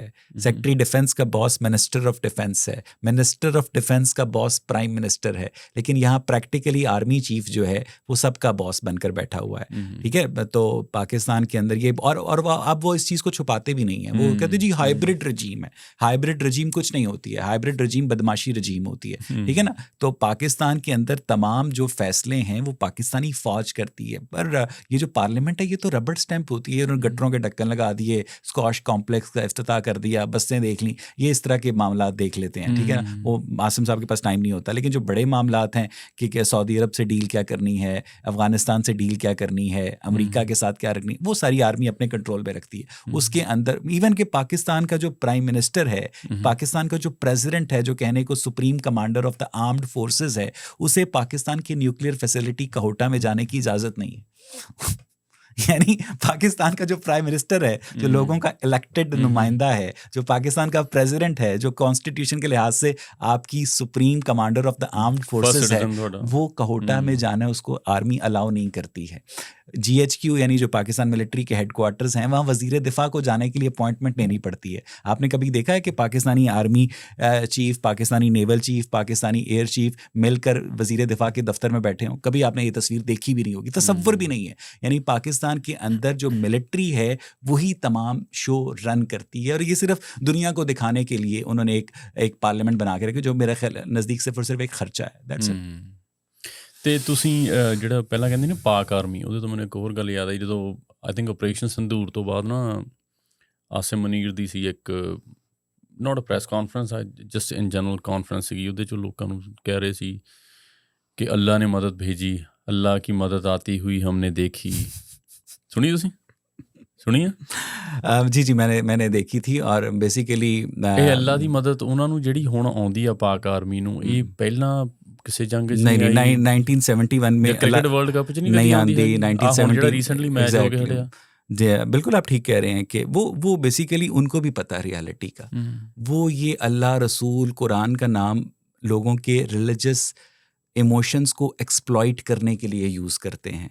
अगर वो कहेंगे ना कि ये मेरा दुश्मन है, तो वो लोग कहेंगे अच्छा मेरा दुश्मन है, लेकिन वो जब ये कहते हैं ना ये अल्लाह का दुश्मन है, तो वो लोगों की ना साडा भी दुश्मन हो गया, ठीक है ना। तो वो ये शहीद का लफ्ज़ हो गया, अल्लाह की मदद हो गई, खुदाई नुसरत हो गई, ये तमाम फिर आयतों का इस्तेमाल हो गई। भाई अगर तू इतना अल्लाह का बंदा है, ये लोग पाकिस्तान मिलिट्री एकेडमी काकूल से पास आउट होते हुए अल्लाह ताला को हाजिर नाजिर जानकर हल्फ उठाते हैं कि हम सियासत में मदाखलत नहीं करेंगे, और फिर उस हल्फ को जिस तरह ये रद्दी की टोकरी में फेंकते हैं, सियासत में मदाखलत करते हैं, पूरा मुल्क चलाते हैं। तो इससे पता चलता है कि ये उस अल्लाह की कितनी इज्जत करते हैं जिस अल्लाह को हाजिर नाजिर जानकर इन्होंने सियासत में अदम मदाखलत का हल्फ उठाया था। अच्छा, एक होर बड़ी इंटरेस्टिंग ਤੁਹਾਡੇ ਮੈਂ ਵੀਡੀਓ ਦੇਖੀ, ਇੱਕ ਹਿੰਦੂ ਉੱਥੇ ਐਮਪੀ ਨੇ, ਤੁਹਾਡੇ ਐਮਪੀ ਐਮਐਲਏ ਜੋ ਵੀ ਨੇ ਸਿੰਧ ਏਰੀਏ में शराब पर पाबंदी की ਨਾਮ ਕੀ ਉਹਨਾਂ ਦਾ, मुझे नाम नहीं याद, ਹਾਂ ਨਾਮ ਭੁੱਲ ਗਿਆ ਮੈਨੂੰ, ਸੌਰੀ ਉਹਨਾਂ ਦਾ। ਤੇ ਉਹ ਸ਼ਰਾਬ ਤੇ ਪਾਬੰਦੀ ਦੀ ਰਿਕੁਐਸਟ ਕਰਦੇ ਨੇ ਪਾਰਲੀਮੈਂਟ 'ਚ, ਤੇ ਬਾਕੀ ਸਾਰੇ ਹੱਸਣ ਲੱਗ ਜਾਂਦੇ ਨੇ। ਉਹਦੇ ਤੋਂ ਬਾਅਦ ਵੋਟਿੰਗ ਹੁੰਦੀ ਹੈ, ਉਹ ਵੋਟਿੰਗ ਵੀ ਸਾਰੀ ਉਹਦੇ ਅਪੋਜ਼ਿੰਗ ਹੁੰਦੀ ਹੈ, ਤੇ ਉਹ ਫਿਰ ਵੀ ਉਹ ਕਰ ਦਿੰਦੇ। ਉਹ ਕਿਵੇਂ ਚੱਲਿਆ ਉਹ? देखें, पाकिस्तान के अंदर शराब इज़ अ बिग बिजनेस, ठीक है। पाकिस्तान में अगर आज आप शराब पर से पाबंदी उठा दें तो जो ब्लैक लेबल ब्लैक के अंदर 22,000 रुपये की मिलती है वो 3-4 हज़ार रुपये की मिलेगी। पाबंदी है, पाकिस्तान में लीगली एक मुसलमान शराब नहीं खरीद सकता, तो नॉन मुस्लिम्स को शराब के परमिट इशू किए जाते हैं, और उन परमिट में वो 300 रुपये की बोतल लेते हैं, और आगे से मुसलमान जो ग्राहक होते हैं उनको 600 रुपये की बेच देते हैं, ठीक है।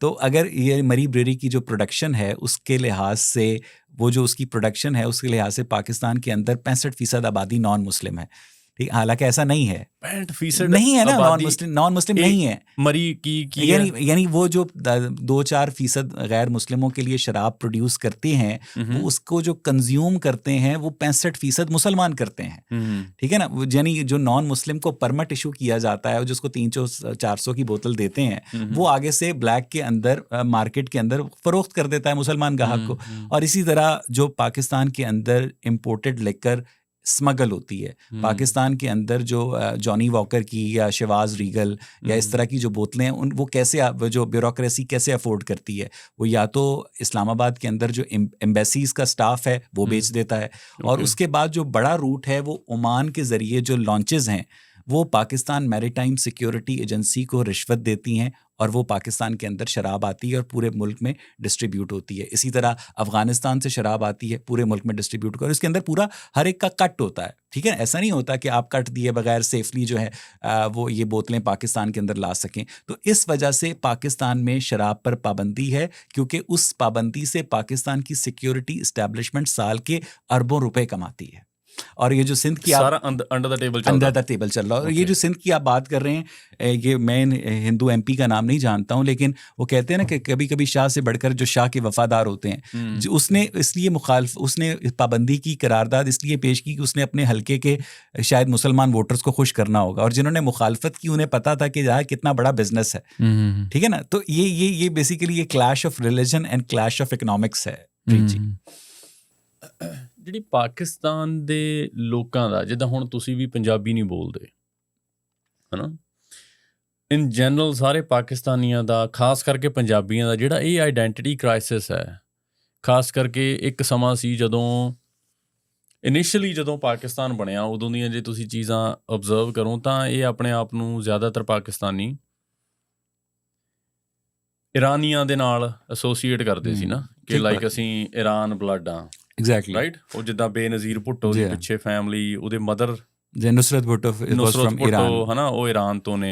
लेकिन बेसिकली ईरान से फ़ारसी के अल्फाज हिंदी में डालने की और अरबी के अल्फाज हिंदी में डालने की वजह यही है कि वो अपने आप को इंडियन कल्चर से डिसएसोसिएट कर सकें। अब हालांकि ईरान ਦੇ ਅੱਖਰ ਤਾਂ ਪੰਜਾਬੀ ਚ, ईरानी ਜਿਹੜੀ ਭਾਸ਼ਾ ਦੇ ਅੱਖਰ, ਫਾਰਸੀ ਭਾਸ਼ਾ ਦੇ ਅੱਖਰ ਪੰਜਾਬੀ ਚ ਸਾਡੇ ਅਸੀਂ ਬੋਲਦੇ ਹਾਂ। जी बिल्कुल है, बिल्कुल है, बिल्कुल है। इवन खालसा भी आई थिंक ਉਹਦਾ फारसी, बहुत सारे अल्फाज जो हैं वो इंटर कनेक्टेड हैं। प्रॉब्लम ये है कि पाकिस्तान के अंदर जो पंजाबी हैं वो अपनी लैंग्वेज के ऊपर प्राउड नहीं हैं।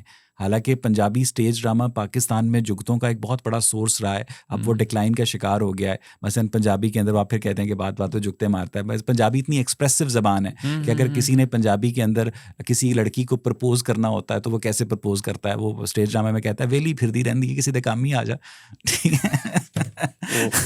तो ठीक है ना, यानी इतनी ਮੈਨੂੰ ਲੱਗਦਾ ਡਰਾਮਿਆਂ ਦੇ ਨਾਲ ਆਈ ਗੈਸ ਇਹਦਾ ਡਿਕਲਾਈਨ ਆਉਣ ਦੀ ਵਜ੍ਹਾ ਵੀ ਹੈ ਕਿਉਂਕਿ ਉਹ ਸਿਰਫ ਗਲਤ ਜੁਗਤਾਂ ਹੀ ਨੇ ਨਾ। ਐਗਜ਼ੈਕਟਲੀ, ਤੁਸੀਂ ਬਿਲਕੁਲ ਐਕਸਪਲਿਸਿਟ ਕੰਟੈਂਟ ਬਣਾ ਰਹੇ ਹੋ ਜਿਹੜਾ ਘਰ 'ਚ ਯੂਜ਼ ਹੀ ਨਹੀਂ ਹੋ ਸਕਦਾ। ਤੁਸੀਂ ਜੇ ਤੁਸੀਂ ਬੋਲੀ ਨੂੰ ਰਾਖੀ ਉਸ ਕੰਮ ਦੇ ਲਈ ਲਿਆ, ਜੇ ਬੋਲੀ ਤੁਹਾਡੀ ਸਿਰਫ ਕੰਮ ਹੀ ਗਾਲਾਂ ਕੱਢਣ ਦੇ ਆ ਰਹੀ ਹੈ, ਉਹਦੇ 'ਚ ਕੋਈ ਹੋਰ ਚੰਗੀ ਤੁਸੀਂ ਲਿਖ ਨਹੀਂ ਰਹੇ, ਉਹਦੇ 'ਚ चंगा कुछ लिटरेचर प्रोड्यूस नहीं हो रहा, फिल्में नहीं बन रही हैं, ठीक है, उस लैंग्वेज को ओन नहीं किया जा रहा है, उससे पढ़ाया नहीं जा रहा है, कोई गाने नहीं बन रहे। ਹੁਣ ਮੈਂ ਤੁਹਾਨੂੰ ਦੱਸਦਾ ਜਿਹੜਾ ਇੱਧਰ ਸਾਡੇ ਵੱਲ ਦਾ ਜਿਹੜਾ ਪੰਜਾਬ ਹੈ ਉਹਦੇ 'ਚ ਪੰਜਾਬੀ ਬਚਣ ਦੀ ਕਾਰਨ ਜਿਹੜੀ ਸਭ ਤੋਂ ਵੱਡੀ ਚੀਜ਼ ਮੈਂ ਮੰਨਦਾ ਹੁੰਦਾ ਕਿ ਜਿਹੜਾ ਸਿੱਖ ਜਿੰਨਾ ਲਿਟਰੇਚਰ ਹੈ ਉਹ ਪੰਜਾਬੀ ਬੋਲੀ 'ਚ ਲਿਖਿਆ ਹੋਇਆ ਪਿਆ ਸਾਡੇ ਕੋਲ, ਖਾਸ ਕਰਕੇ ਗੁਰੂ ਗ੍ਰੰਥ ਸਾਹਿਬ ਦਾ ਤਰਜਮਾ ਜਿਹੜਾ ਪੰਜਾਬੀ 'ਚ ਸਾਡੇ ਕੋਲ ਲਿਖਿਆ ਹੋਇਆ ਪਿਆ। ਸਪਿਰਿਚੁਅਲਿਟੀ ਆ ਗਈ ਨਾ ਤੁਹਾਡੀ ਬੋਲੀ ਦੇ ਵਿੱਚ, ਤੁਸੀਂ ਜੇ ਸਪਿਰਿਚੁਅਲਿਟੀ ਨੂੰ ਅੰਡਰਸਟੈਂਡ ਕਰਨਾ ਚਾਹੁੰਦੇ ਹੋ ਜਾਂ सोशल सिस्टम ਨੂੰ ਅੰਡਰਸਟੈਂਡ ਕਰਨਾ ਚਾਹੁੰਦੇ ਹੋ। पाकिस्तान में स्पिरिचुअलिटी के ऊपर अरेबिक का और उर्दू का कब्जा है। ਤੁਸੀਂ ਜੇ ਪਾਕਿਸਤਾਨ 'ਚ ਸਪਿਰਿਚੁਅਲਿਟੀ ਨੂੰ ਅੰਡਰਸਟੈਂਡ ਕਰਨਾ, ਧਰਮ ਨੂੰ ਅੰਡਰਸਟੈਂਡ ਕਰਨਾ, ਜਿਹੜੇ ਕਿ ਇੱਕ ਕੋਰ ਮੈਨੂੰ ਲੱਗਦਾ ਮੈਜੋਰਿਟੀ ਆਫ ਪੋਪੂਲੇਸ਼ਨ ਦੇ ਕਹਿ ਲਓ ਕਿ ਇਮੋਸ਼ਨਲ ਅਟੈਚਮੈਂਟ ਆ, ਤੇ ਉਹਨਾਂ ਦੀ ਇੱਕ ਕਹਿ ਲਓ ਕਿ ਕੋਰ ਉਹ ਉੱਥੇ ਜੁੜੀ ਹੋਈ ਹੈ ਸਾਰਿਆਂ ਦੀ। ਤੇ ਜੇ ਉਹ ਤੁਹਾਡੀ ਭਾਸ਼ਾ 'ਚ ਹੀ ਹੈ ਨਹੀਂ, ਤੁਸੀਂ ਫਿਰ ਪ੍ਰਾਊਡ ਕਿਤੇ ਕਰਨਾ? ਬਿਲਕੁਲ ਠੀਕ ਕਹਿ ਰਹੇ, ਤੁਸੀਂ ਸਿਰਫ ਉਹਨੂੰ ਗਾਲਾਂ ਲਈ ਵਰਤਦੇ ਹੋ ਕਿ ਜਦੋਂ ਗੁੱਸਾ ਆ ਗਿਆ ਉਦੋਂ ਪੰਜਾਬੀ ਬਣ ਜਾਂਦੇ ਹੋ।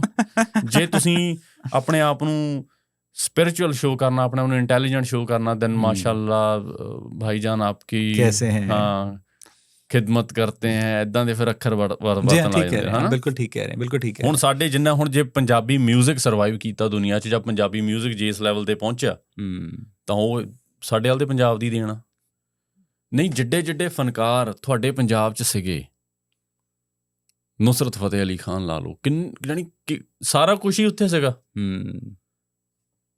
नहीं, पाकिस्तान में स्टेट की सतह पर उन्होंने उर्दू को इसलिए फ़रोग़ दिया क्योंकि वो समझते थे कि पंजाबी सिर्फ जो है पंजाब की ज़बान है, लेकिन अगर आपने सिंध के साथ एसोसिएट करना है, बलूचिस्तान के साथ, खैबर पख्तूनख्वा के साथ, गिलगित बल्तिस्तान के साथ, आज़ाद कश्मीर के साथ, तो आपको एक ऐसी लैंग्वेज चाहिए जो तमाम सूबों के अंदर समझी जाए। तो इस वजह से उन्होंने एक उर्दू ज़बान को सिलेक्ट किया। और पाकिस्तान में जब ईस्ट पाकिस्तान भी पाकिस्तान के साथ था, तब उन्होंने बंगालियों के साथ भी उनका यही झगड़ा था, एग्जैक्टली लैंग्वेज के ऊपर। तो उन्होंने पाकिस्तान के अंदर इस मकसद के तहत उर्दू को प्रमोट किया ताकि तमाम सूबों को एक लैंग्वेज के ज़रिए इंटीग्रेट किया जा सके। मुझे इसमें कोई बुराई भी नज़र नहीं आती है, ठीक है, आपको एक नेशनल लैंग्वेज की ज़रूरत होती है, लेकिन प्रॉब्लम ये है कि वो at the cost of ignoring the local languages, ये गलत है। Local language, local culture, expression, कुछ सारा कुछ ही खत्म। तो अब हुआ क्या कि उन्होंने उर्दू को एज अ नेशनल लैंग्वेज और इस्लाम को as a national religion impose करने के बाद जो कल्चरल डाइवर्सिटी है उसको ख़त्म करना शुरू कर दिया, ठीक है। और उसके नतीजे में जो पंजाबी और दीगर लोकल लैंग्वेजेस हैं वो पाकिस्तान के अंदर उस तरह से थराइव नहीं की जिस तरह से दीगर जगहों पर की हैं। प्रीत जी, ਤੇ ਹੁਣ ਤੁਹਾਨੂੰ ਲੱਗਦਾ ਕਿ ਹੁਣ ਇਹਦੇ 'ਚ ਥੋੜਾ ਫਰਕ ਆਇਆ ਕਿ ਹੁਣ ਲੋਕ ਥੋੜਾ ਪ੍ਰਾਊਡ ਫੀਲ ਕਰਨ ਲੱਗੇ ਨੇ Punjabi? Well there are very few select people जो पढ़े लिखे लोग हैं जो सिर्फ पंजाबी में बात करते हैं, पंजाबी में पॉडकास्ट करते हैं, उनसे आप कुछ भी बात करें तो वो पंजाबी ज़बरदस्ती पंजाबी बोलने की कोशिश करते हैं, वो अल्फाज भी पंजाबी के अंदर इनकॉर्पोरेट करने की कोशिश करते हैं जो पंजाबी में होते भी नहीं हैं। तो मुझे लगता है कि आपको ना ज़्यादा रिजिड नहीं होना चाहिए, ठीक है, आपको थोड़ा सा फ्लेक्सिबल होना चाहिए कि अगर आपका जो ओपोनेंट है वो जिससे आप गुफ्तगू कर रहे हैं, अगर वो पंजाबी में कंफर्टेबल है तो आप उससे पंजाबी में बात कर लें, अगर वो उर्दू में कंफर्टेबल है, ज़बान को लेकर तासुब नहीं होना चाहिए। कम्युनिकेशन बंद नहीं होनी चाहिए थोड़ी। आपका ज़बान का बेसिक मकसद फ्रेंच किसिंग तो नहीं है ना, ज़बान का बेसिक मकसद तो एक्सप्रेशन ऑफ थॉट्स है। तो वो अगला बंदा जिस भी लैंग्वेज में कंफर्टेबल है तो आप वो करें, ठीक है। तो लेकिन मैं मानता हूँ कि जो लोकल लैंग्वेजेस हैं उन्हें पाकिस्तान में प्रिजर्व करने की ज़रूरत है। You are absolutely right. ਜਦੋਂ ਮੈਂ ਤੁਹਾਡਾ ਅੱਜ ਦੇਖ ਰਿਹਾ ਸੀ ਨਾ ਸੋਸ਼ਲ ਮੀਡੀਆ, ਤੁਸੀਂ ਰੀਸੈਂਟਲੀ ਲਾਸਟ ਮੰਥ ਇੱਕ ਲਾਈਵ ਪੋਡਕਾਸਟ ਕੀਤਾ ਸਲੀਮ ਵਾਸਤਿਕ ਦੇ ਨਾਲ, ਇੱਕ ਇੰਡੀਅਨ ਐਕਸ ਮੁਸਲਿਮ, ਤੇ ਕੱਲ ਜਾਂ ਪਰਸੋਂ ਨਿਊਜ਼ ਆਈ ਆ ਕਿ ਉਹਨੂੰ ਸਟੈਬ ਕਰਤਾ ਦਿੱਲੀ ਦੇ ਵਿੱਚ। ਕਿਵੇਂ ਲੱਗਦਾ ਤੁਹਾਨੂੰ ਜਦੋਂ ਇਹ ਚੀਜ਼ਾਂ ਦੇਖਦੇ ਹੋ ਤੁਸੀਂ? मुझे बहुत दुख हुआ, मुझे शदीद दुख हुआ। और मुझे लगा कि सलीम वास्तक साहब इस वक्त भी क्रिटिकल कंडीशन में हैं, आई होप ही सर्वाइव्स। और सलीम वास्तक साहब का कसूर सिर्फ ये था कि वो एक मुसलमान घराने में पैदा हुए और उन्होंने इस्लाम को क्वेश्चन किया, उन्होंने इस्लाम की सेंटिटी को क्वेश्चन किया, उन्होंने इस्लाम की लेजिटिमेसी के ऊपर सवाल उठाए, उन्होंने एग्जिस्टेंस ऑफ गॉड पर क्वेश्चन किया, उन्होंने सिर्फ सबूत मांगा। मेरे साथ उन्होंने कोई गुस्ताखी नहीं की। वो कहते जी अगर आपके नज़दीक मोहम्मद बिन अब्दुल्ला नबी हैं अल्लाह के, तो इसका सबूत क्या है? अगर कुरान अल्लाह की किताब है तो इसका सबूत क्या है? तो वो एक बंदा जो कि अपने क्वेश्चंस को पब्लिकली शेयर कर रहा है, तो उसने कोई गुस्ताखी तो नहीं की। लेकिन मैंने आपके साथ वो वीडियो शेयर की कि किस तरह से मुसलमान बाकायदा इंसाइट कर रहा था, एक पाकिस्तानी मुसलमान वीडियो बनाकर, फोटोज दिखाई ऐसे जी हाँ, काटर लगा हुआ है। एग्जैक्टली, मैं पहला पूरी नहीं देखा गर्दन सी। जानवर की तरह काटती गई। ठीक है, तो आप अंदाज़ा लगाएं कि इंडिया के अंदर अभी मुसलमान माइनॉरिटी में हैं, तो वो इतने वायलेंट हैं इस्लाम नाम की आइडियोलॉजी को लेकर। और आप अंदाज़ा लगाएं कि जहां पाकिस्तान में वो मेजॉरिटी में है, तो वहां पर कोई एक्स मुस्लिम या एथियस्ट किस तरह सर्वाइव कर सकता है? So there is no question. सारे मुसलमान इतना ने असल मुसलमानों की ना दो ब्रॉडर कैटेगरीज हैं। ठीक है, एक है एक्सट्रीमिस्ट मुसलमान जो खुद छुरी चलाते हैं, और दूसरे वो जो मॉडरेट किस्म के मुसलमान होते हैं, वो छुरी चलाने वाले की हौसला अफजाई करते हैं। समझ रहे हैं मेरी बात? बिना दोनों तो बिना और कोई नहीं। इसके अलावा तीसरी किस्म का मुसलमान मैंने नहीं देखा। सीरियस? ठीक है, तीसरी किस्म का मुसलमान होंगे, बहुत कम होंगे जो कहते होंगे जो गलत है, लेकिन वो अपने इस्लाम को समझते नहीं है। इस्लाम को समझने वाले या तो एक एक्सट्रीमिस्ट मुस्लिम होता है जो कि डायरेक्टली छुरी चलाता है, और दूसरा मॉडरेट मुस्लिम होता है जो कि छुरी चलाने के एक्ट के बाद कहता है देखा हम तो पहले ही कहते थे कि हमारे मुकद्दस जज्बात की इस तरह से तौहीन ना करो, नहीं तो तुम्हारे साथ ऐसा कुछ हो जाएगा। ठीक है ना, किस तरह से तुम क्वेश्चन करते होते थे, अब देख लिया तुम्हारे ऊपर छुरी का हमला हो गया। तो इवन के पाकिस्तान बनाने वाले जो कायदे आज़म मोहम्मद अली जिन्ना साहब हैं, जब इल्म दीन ने राजपाल को कत्ल किया था रंगीला रसूल नामी किताब पब्लिश करने पर, तो कायदे आज़म मोहम्मद अली जिन्ना ने उस इल्म दीन का मुकदमा लड़ा था, उसको छुड़वाने की कोशिश की थी। तो पाकिस्तान के जो 4 फादर्स हैं, और अल्लामा इकबाल ने कहा था तरखाना दा मुंडा बाजी ले गया, यानी उसने भी इनकरेजमेंट की थी कि जी असी नहीं कर सके, तरखाना दा मुंडा बाजी ले गया।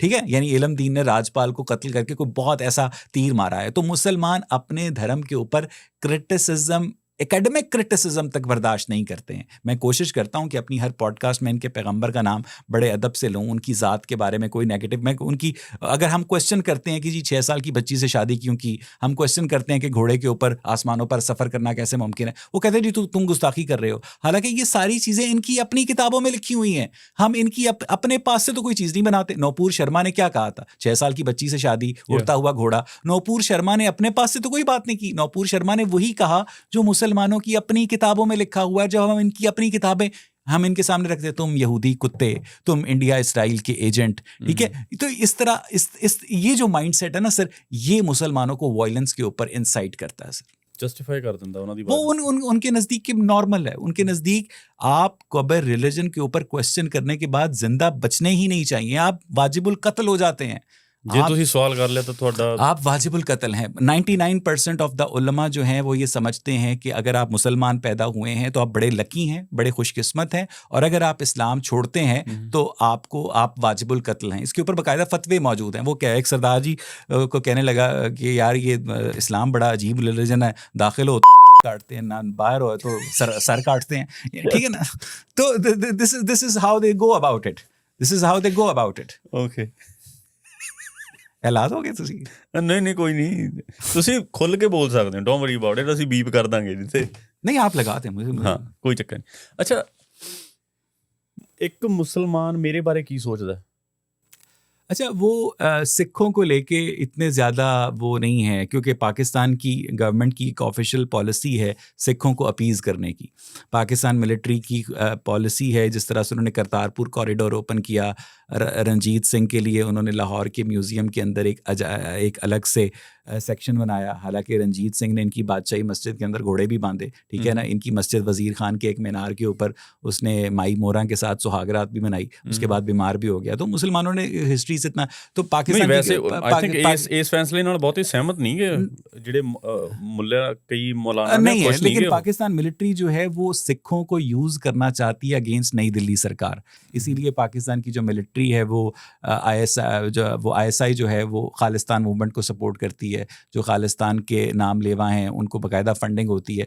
तो पाकिस्तान में जनरली सिखों का जो उनको अच्छी तरह से रिसीव किया जाता है, उनको देख के खुश होते हैं, उनके साथ तस्वीरें बनवाते हैं, उन्हें खाने के अंदर कंसेशन देते हैं, कभी कभी फ्री खाना भी खिलाते हैं। जो हर साल करतारपुर या हसन अब्दाल के लिए यात्री आते हैं, उनकी अच्छी सेवा की जाती है। अच्छा, वो सेवा इसलिए नहीं की जाती है कि वो दूसरे धर्म के लोगों से मोहब्बत करते हैं, वो सेवा इसलिए की जाती है कि वो सिखों को यूज़ करना चाहते हैं अगेंस्ट हिंदूज़, जो उनके नज़दीक उनके बड़े दुश्मन हैं। वो सिखों को यूज़ करना चाहते हैं अगेंस्ट नई दिल्ली सरकार, और वो ये समझते हैं कि वो सिखों को अपीज़ करके हिंदुओं के लिए प्रॉब्लम पैदा कर सकते हैं। तो वो हुब्बे हुसैन और बुग़्ज़े मुआविया वाली बात है।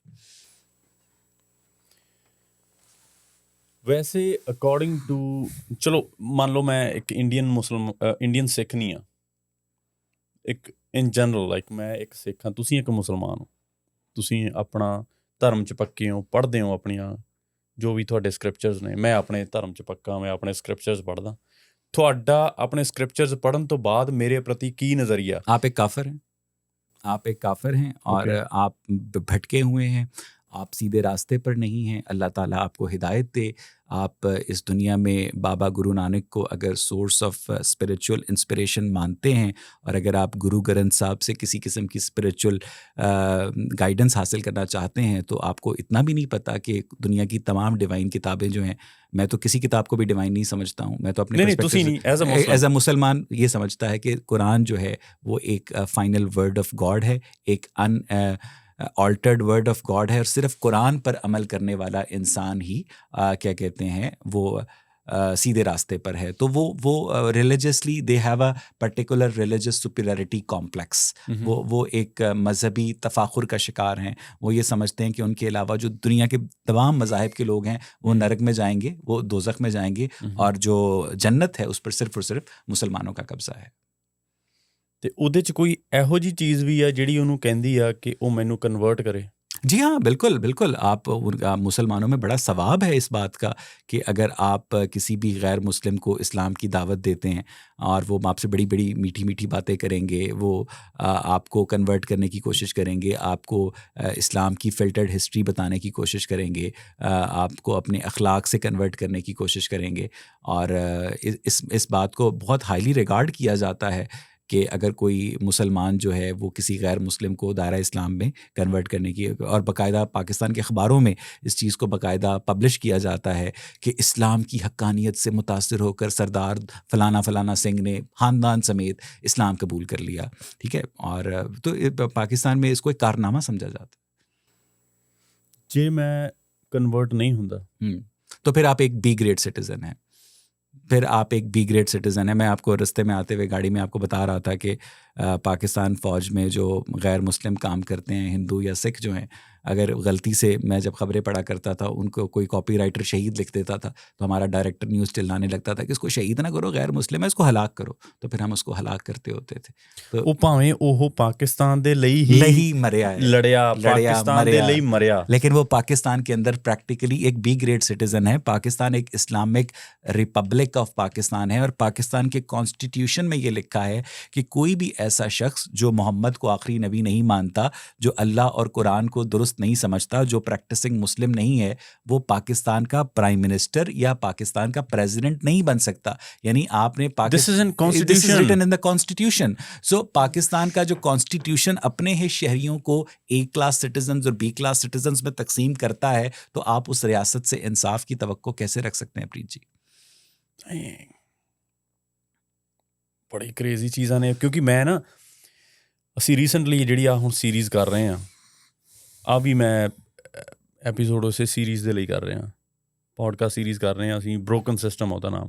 और आप अपने ऑडियंस को बता दें कि मैं अभी तक क्योंकि इंडिया और इसराइल के लिए जासूसी नहीं करता हूँ, ना मुझे कोई फंडिंग आती नहीं, ਉਹਨਾਂ ਲਈ ਤਾਂ ਮੈਂ ਵੀ ਪਤਾ ਨਹੀਂ ਜਾਸੂਸੀ ਹੋਣਾ ਕੋਈ। ਉਹ ਤੁਸੀਂ ਇਹ ਟੈਗਸ ਤਾਂ ਛੱਡ ਹੀ ਦਿਓ। ਤੁਹਾਨੂੰ ਮੈਂ ਜਿੱਦਾਂ ਆਉਂਦੇ ਹੋਏ ਨਹੀਂ ਕਹਿੰਦਾ ਸੀ ਕਿ ਮੈਂ ਹੱਸਦਾ ਹੋਇਆ ਕਹਿੰਦਾ ਹੁੰਦਾ ਕਿ ਯਾਰ ਮੈਨੂੰ ਪੈਸੇ ਹੀ ਦਵਾ ਦਿਓ, ਕਿਸੇ ਏਜੰਸੀ ਨੂੰ ਕਹਿ ਦਿਓ, ਮੈਨੂੰ ਥੋੜਾ ਰਿਲੈਕਸ ਤਾਂ ਹੋ ਜਾਵਾਂਗੇ, ਮੈਨੂੰ ਪਤਾ ਵੀ ਹੁਣ ਕੋਈ ਖਰਚੇ ਦੀ ਗਾਲਾਂ ਵੀ ਖਾਣੀਆਂ ਨੇ ਤਾਂ ਥੋੜੇ ਪੈਸੇ ਵੀ ਨਾਲ ਮੈਨੂੰ ਪੇਮੈਂਟ ਹੀ ਕਰਾ ਦਿਓ ਯਾਰ। ਫਿਰ ਮੈਂ ਕਹਿ ਦੂੰਗਾ, ਮੈਂ ਆਪਣੀ ਪ੍ਰੋਫਾਈਲ ਤੇ ਟੈਗ ਲਿਖ ਦੂੰਗਾ ਕਿ ਭਾਈ ਹਾਇਰਡ ਬਾਈ RSS ISI ਵਟਐਵਰ, ਜੋ ਵੀ ਰॉ ਲਿਖਣਾ, CIA ਲਿਖਣਾ, ਮਸਾਦ ਲਿਖਣਾ, ਜੋ ਮਰਜ਼ੀ ਲਿਖਾ ਦਿਓ।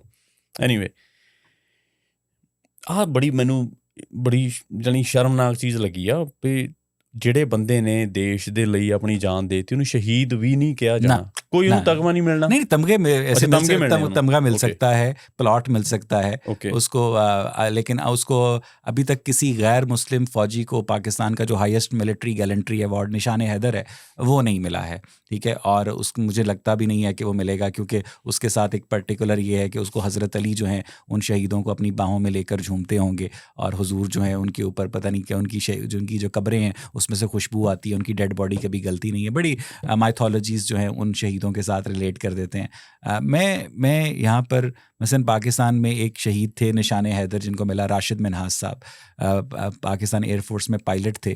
तो वो 1971 की जंग से कुछ 4 महीने पहले अगस्त 1971 में उनका जो बंगाली इंस्ट्रक्टर था मुतीउर रहमान, वो उस जहाज़ को, फाइटर प्लेन को कराची से बांग्लादेश यानी ईस्ट पाकिस्तान ले जाना चाहता था या इंडिया ले जाना चाहता था।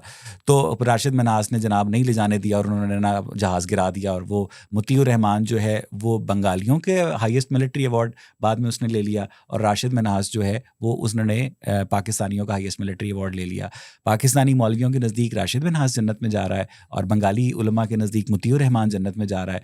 और इनके बाप दादा ने एक दूसरे को खूब 50 साल गालियाँ निकाली, और अब इन्होंने इंडिया को कटाने के लिए पाकिस्तान और बांग्लादेश के जब ताल्लुकात थोड़े से नॉर्मलाइज होना शुरू हुए हैं, तो इसका मतलब ये है कि बांग्लादेश की हाई कमीशन के बाहर जो बंदा इस्लामाबाद में पहरा दे रहा है, ठीक है, वो उसके अब्बा जी राशिद मिन्हाज को शहीद समझते हैं। और राशिद मिन्हाज का जो ख़ानदान है जिसने बांग्लादेश बनने से रोकने के लिए अपने बेटे को खोया, वो आज कैसे देखता होगा कि जनाब ये पाकिस्तान और बांग्लादेश जो है ये अपने ताल्लुकात बढ़ा रहे हैं। यानी ये टकराव है ना रिलीजन का नेशनलिज्म के साथ। तो मुझे लगता है कि अगर आप इस टकराव को ही समझ जाएं तो आपकी काफ़ी मुश्किलात हल हो जाएंगी। प्रीत जी, सो ਤੁਸੀਂ ਸੋਚਦੇ ਹੋ ਕਿ ਜਾਂ ਤੁਸੀਂ ਨੈਸ਼ਨਲਿਸਟਿਕ ਹੋ ਸਕਦੇ ਹੋ ਜਾਂ ਰਿਲੀਜੀਅਸ ਹੋ ਸਕਦੇ ਹੋ? मुझे लगता है कि नेशनलिज्म भी एक पॉइजन है, ठीक है। मैं वो एक किसी का कोट भी है कि nationalism is the last refuse of the scoundrel, ठीक है ना। ये एक बहुत चीपेस्ट आपको एड्रेनालिन रश देने के लिए होता है, ठीक है ना। आप किसी भी बच्चे को 10 साल स्कूल में किसी भी झंडे के ऊपर, किसी भी नगमे के ऊपर पढ़ करें तो वो उसकी एक अटैचमेंट हो जाएगी। तो नेशनलिज्म बेसिकली, मैं नेशनलिज्म को इतना पसंद नहीं करता हूँ। मुझे इस बात पर कोई फ़ख्र नहीं है कि मैं पाकिस्तानी हूँ। मैं जब माँ के पेट में था तो मेरे पास चॉइस थी कि मैं ब्रिटिश पासपोर्ट ले लेता, अमेरिकन पासपोर्ट ले लेता, ऑस्ट्रेलिया। अगर मेरे पास चॉइस होती तो मैं ज़ाहिर है मैं ब्रिटिश पासपोर्ट या अमेरिकन पासपोर्ट लेता, ठीक है ना। मैं तो पैदा ही पाकिस्तान में हुआ तो उस पर फ़ख्र करने की क्या ज़रूरत है। आप इंडिया में पैदा हुए तो उस पर फ़ख्र करने वाली क्या बात है, ठीक है ना। ठीक है, आप एक ह्यूमन सिविलाइजेशन को समझने की ज़रूरत है कि जो नेशनलिज्म है वो उसको बेसिकली मेरी नज़र में प्रमोट करती है वेपन इंडस्ट्री, और दुनिया की सबसे बड़ी इंडस्ट्री है वेपन्स। अगर नेशनलिज्म ही ख़त्म हो जाए, मुल्क से मोहब्बत ही ख़त्म हो जाए, अगर अमेरिका और रूस के दरमियान सुलह हो जाए, तो फिर ये जो अरबों डॉलर के वेपन्स हैं ये सारे लोग तो बेरोज़गार हो जाएंगे। आज आप पूरी दुनिया को hypothetically Republic of earth declare कर दें जिसके अंदर कोई दूसरा मुल्क नहीं होगा, तो आपका एक्सटर्नल डिफेंस के जो ट्रिलियंस ऑफ डॉलर्स हैं वो ज़ीरो हो जाएगा, और आपको इंटरनल पुलिसिंग की ज़रूरत रहेगी, ठीक है ना। वो जो आप जितने ह्यूमैनिटी के फंड्स हैं जो आप वेपन्स पर मारने पर, स्पेस सैटेलाइट्स में इंटरकॉन्टिनेंटल बैलिस्टिक मिसाइल, सबमरीन्स के लिए आप खर्च करते हैं, वो सारे फंड्स आप ह्यूमन पॉवर्टी को ख़त्म करने के लिए खर्च कर सकते हैं। वो सारे फंड्स जो हैं वो आप ह्यूमन एजुकेशन को प्रमोट करने के लिए खर्च कर सकते हैं लेकिन मुझे लगता है कि नेशनलिज्म जो है in the long run it's not good for human civilisation, and humans have to think about it. ਉਹ ਕਹਿੰਦੇ ਨੇ ਨਾ ਕਿ ਜਦੋਂ ਇਨਸਾਨ ਕੋਲ ਆਪਣੇ ਅੰਦਰ ਕੋਈ ਵੀ ਚੀਜ਼ ਮਾਣ ਕਰਨ ਲਈ ਨਹੀਂ ਰਹਿੰਦੀ, ਫਿਰ ਉਹ ਜਾਂ ਆਪਣੇ ਰੰਗ ਤੇ ਮਾਣ ਕਰਦਾ, ਜਾਂ ਆਪਣੀ ਜ਼ਾਤ ਪਰ, ਜਾਂ ਆਪਣੇ ਧਰਮ ਪਰ, ਜਾਂ ਆਪਣੇ ਧਰਮ ਤੇ, ਆਪਣੇ ਮੁਲਕ ਤੇ, ਹਨਾ, ਆਪਣੀ ਸਟੇਟ ਤੇ, ਧਰਮ ਤੇ, ਇਹਨਾਂ ਚੀਜ਼ਾਂ ਤੇ ਫਿਰ ਮਾਣ ਕਰਦਾ ਜਦੋਂ ਅੰਦਰੋਂ ਖੋਖਲਾ ਹੋ ਜਾਂਦਾ, ਬਿਕੋਜ਼ ਉਹਨੂੰ ਡਰ ਲੱਗਦਾ, ਉਹ ਕਿਸੇ ਨਾ ਕਿਸੇ ਗਰੁੱਪ ਦੇ ਨਾਲ ਜੁੜਨਾ ਚਾਹੁੰਦਾ। ਬਿਲਕੁਲ ਠੀਕ ਕਿ ਮੈਂ ਇਸ ਗਰੁੱਪ ਦੇ ਨਾਲ ਜੁੜ ਜਾ, ਸਹੀ ਬਾਤ ਹੈ, ਉਹ ਸੇਫ ਫੀਲ ਕਰਦਾ। ਸਹੀ, ਠੀਕ ਕਹਿ ਰਹੇ ਹੋ। ਕੱਲਾ ਰਹਿਣਾ ਨਹੀਂ ਚਾਹੁੰਦਾ ਇਨਸਾਨ, ਜਿਹੜਾ ਕਮਜ਼ੋਰ ਇਨਸਾਨ ਦੀ ਨਿਸ਼ਾਨੀ ਹੁੰਦੀ ਆ ਜਿਹੜਾ ਇਹਨਾਂ ਚੀਜ਼ਾਂ ਤੇ ਮਾਣ ਕਰਦਾ। ਜੇ ਕਹੇ ਉਹ ਤੈਨੂੰ ਪਤਾ ਅਸੀਂ ਆਹ ਹੁੰਨੇ ਆ, ਤੈਨੂੰ ਪਤਾ ਮੈਂ ਮੇਰੇ ਫਲਾਨੇ ਖਾਨਦਾਨ ਚੋਂ ਆਉਣਾ, ਸਾਡੇ ਨਾਲ ਵੀ ਸੇਮ ਹੀ ਚੀਜ਼ਾਂ ਨੇ। ਸੋ ਇਹ ਨਾ ਸੋਚੋ ਕਿ ਤੁਹਾਡੇ ਵਾਲ ਹੀ ਆ, ਸਾਡੇ ਇਹੋ ਜਿਹੀਆਂ ਚੀਜ਼ਾਂ ਸਾਡੇ ਵਾਲ ਵੀ ਹੈਗੀਆਂ ਨੇ। ਸਰ ਬੇਸਿਕਲੀ ਰੂਟਸ ਤਾਂ ਇੱਕ ਹੀ ਹੈ ਨਾ, ਸਾਰੀ ਹਿਊਮੈਨਿਟੀ 'ਚ ਹੀ ਹੈ। ਈਵਨ ਇੱਥੇ ਵੀ ਆਪਾਂ ਦੇਖ ਲਈਏ US 'ਚ ਵੀ ਕੋਈ ਗੋਰੇ ਆ, ਉਹਨਾਂ ਨੂੰ ਆਪਣੀਆਂ ਅਲੱਗ ਚੀਜ਼ਾਂ ਤੇ ਮਾਣ ਹੈ, ਕਾਲਿਆਂ ਨੂੰ ਆਪਣੀਆਂ ਤੇ ਮਾਣ ਹੈ, ਇੱਧਰ ਸਪੈਨਿਸ਼ ਨੇ ਉਹਨਾਂ ਨੂੰ ਆਪਣਾ ਆ, सारा ਜਾਣੀ ये वहम है। वो मैंने एक काले को देखा, उसने टी शर्ट पे पहनी हुई थी, उस टी शर्ट पे लिखा हुआ था you may hate us but your daughters love अस।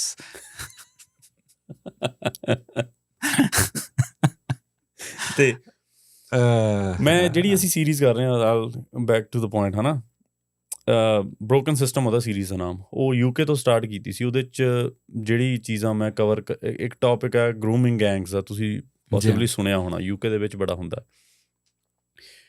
ਉਹ ਸਾਡੇ ਲੋਕ ਕਵਰ ਨਹੀਂ ਕਰ ਰਹੇ ਸੀਗੇ। ਅਤੇ ਮੈਨੂੰ ਕਾਫੀ ਵਾਰ, ਜਾਣੀ ਮੈਨੂੰ 2 ਸਾਲ ਹੋ ਗਏ ਸੀ ਉਸ ਚੀਜ਼ ਨੂੰ ਫੋਲੋ ਕਰਦੇ ਨੂੰ। ਮੇਰੀ ਕਈ ਵਾਰੀ ਗੱਲਬਾਤ ਹੋਈ, ਪਲਾਨ ਕੈਂਸਲ ਹੁੰਦੇ ਦੈਨ ਹੁਣ ਫਾਈਨਲੀ ਮੈਂ ਸਟਾਰਟ ਕੀਤਾ। ਜਦੋਂ ਮੈਂ ਸ਼ੁਰੂ ਕੀਤਾ ਨਾ, ਤਾਂ ਜਿਹੜੇ ਕੌਮੈਂਟਸ ਅਤੇ ਜਿਹੜੇ ਮੈਸੇਜਿਸ ਆਏ ਮੈਨੂੰ, ਉਹਨਾਂ 'ਚ ਇਹ ਸੀ ਕਿ ਮੈਂ ਪਾਕਿਸਤਾਨ ਨੂੰ ਬਦਨਾਮ ਕਰ ਰਿਹਾ, ਮੈਂ ਇਸਲਾਮ ਨੂੰ ਬਦਨਾਮ ਕਰ ਰਿਹਾ, ਮੈਂ ਮੁਸਲਮਾਨਾਂ ਨੂੰ ਬਦਨਾਮ ਕਰ ਰਿਹਾ। ਸੋ ਉਦੋਂ ਮੈਨੂੰ ਲੱਗਾ ਕਿ ਯਾਰ ਮੇਰੇ ਤੋਂ ਵਧੀਆ ਇੱਕ ਉਹ ਇਨਸਾਨ ਜਿਹੜਾ ਪਾਕਿਸਤਾਨ ਤੋਂ ਹੋਵੇ, ਉਹ ਇਨਸਾਨ ਜਿਹੜਾ ਮੁਸਲਮਾਨ ਪਰਿਵਾਰ 'ਚੋਂ ਹੋਵੇ, ਕਿ ਉਹ ਬੈਟਰ ਐਕਸਪਲੇਨ ਕਰ ਸਕਦਾ।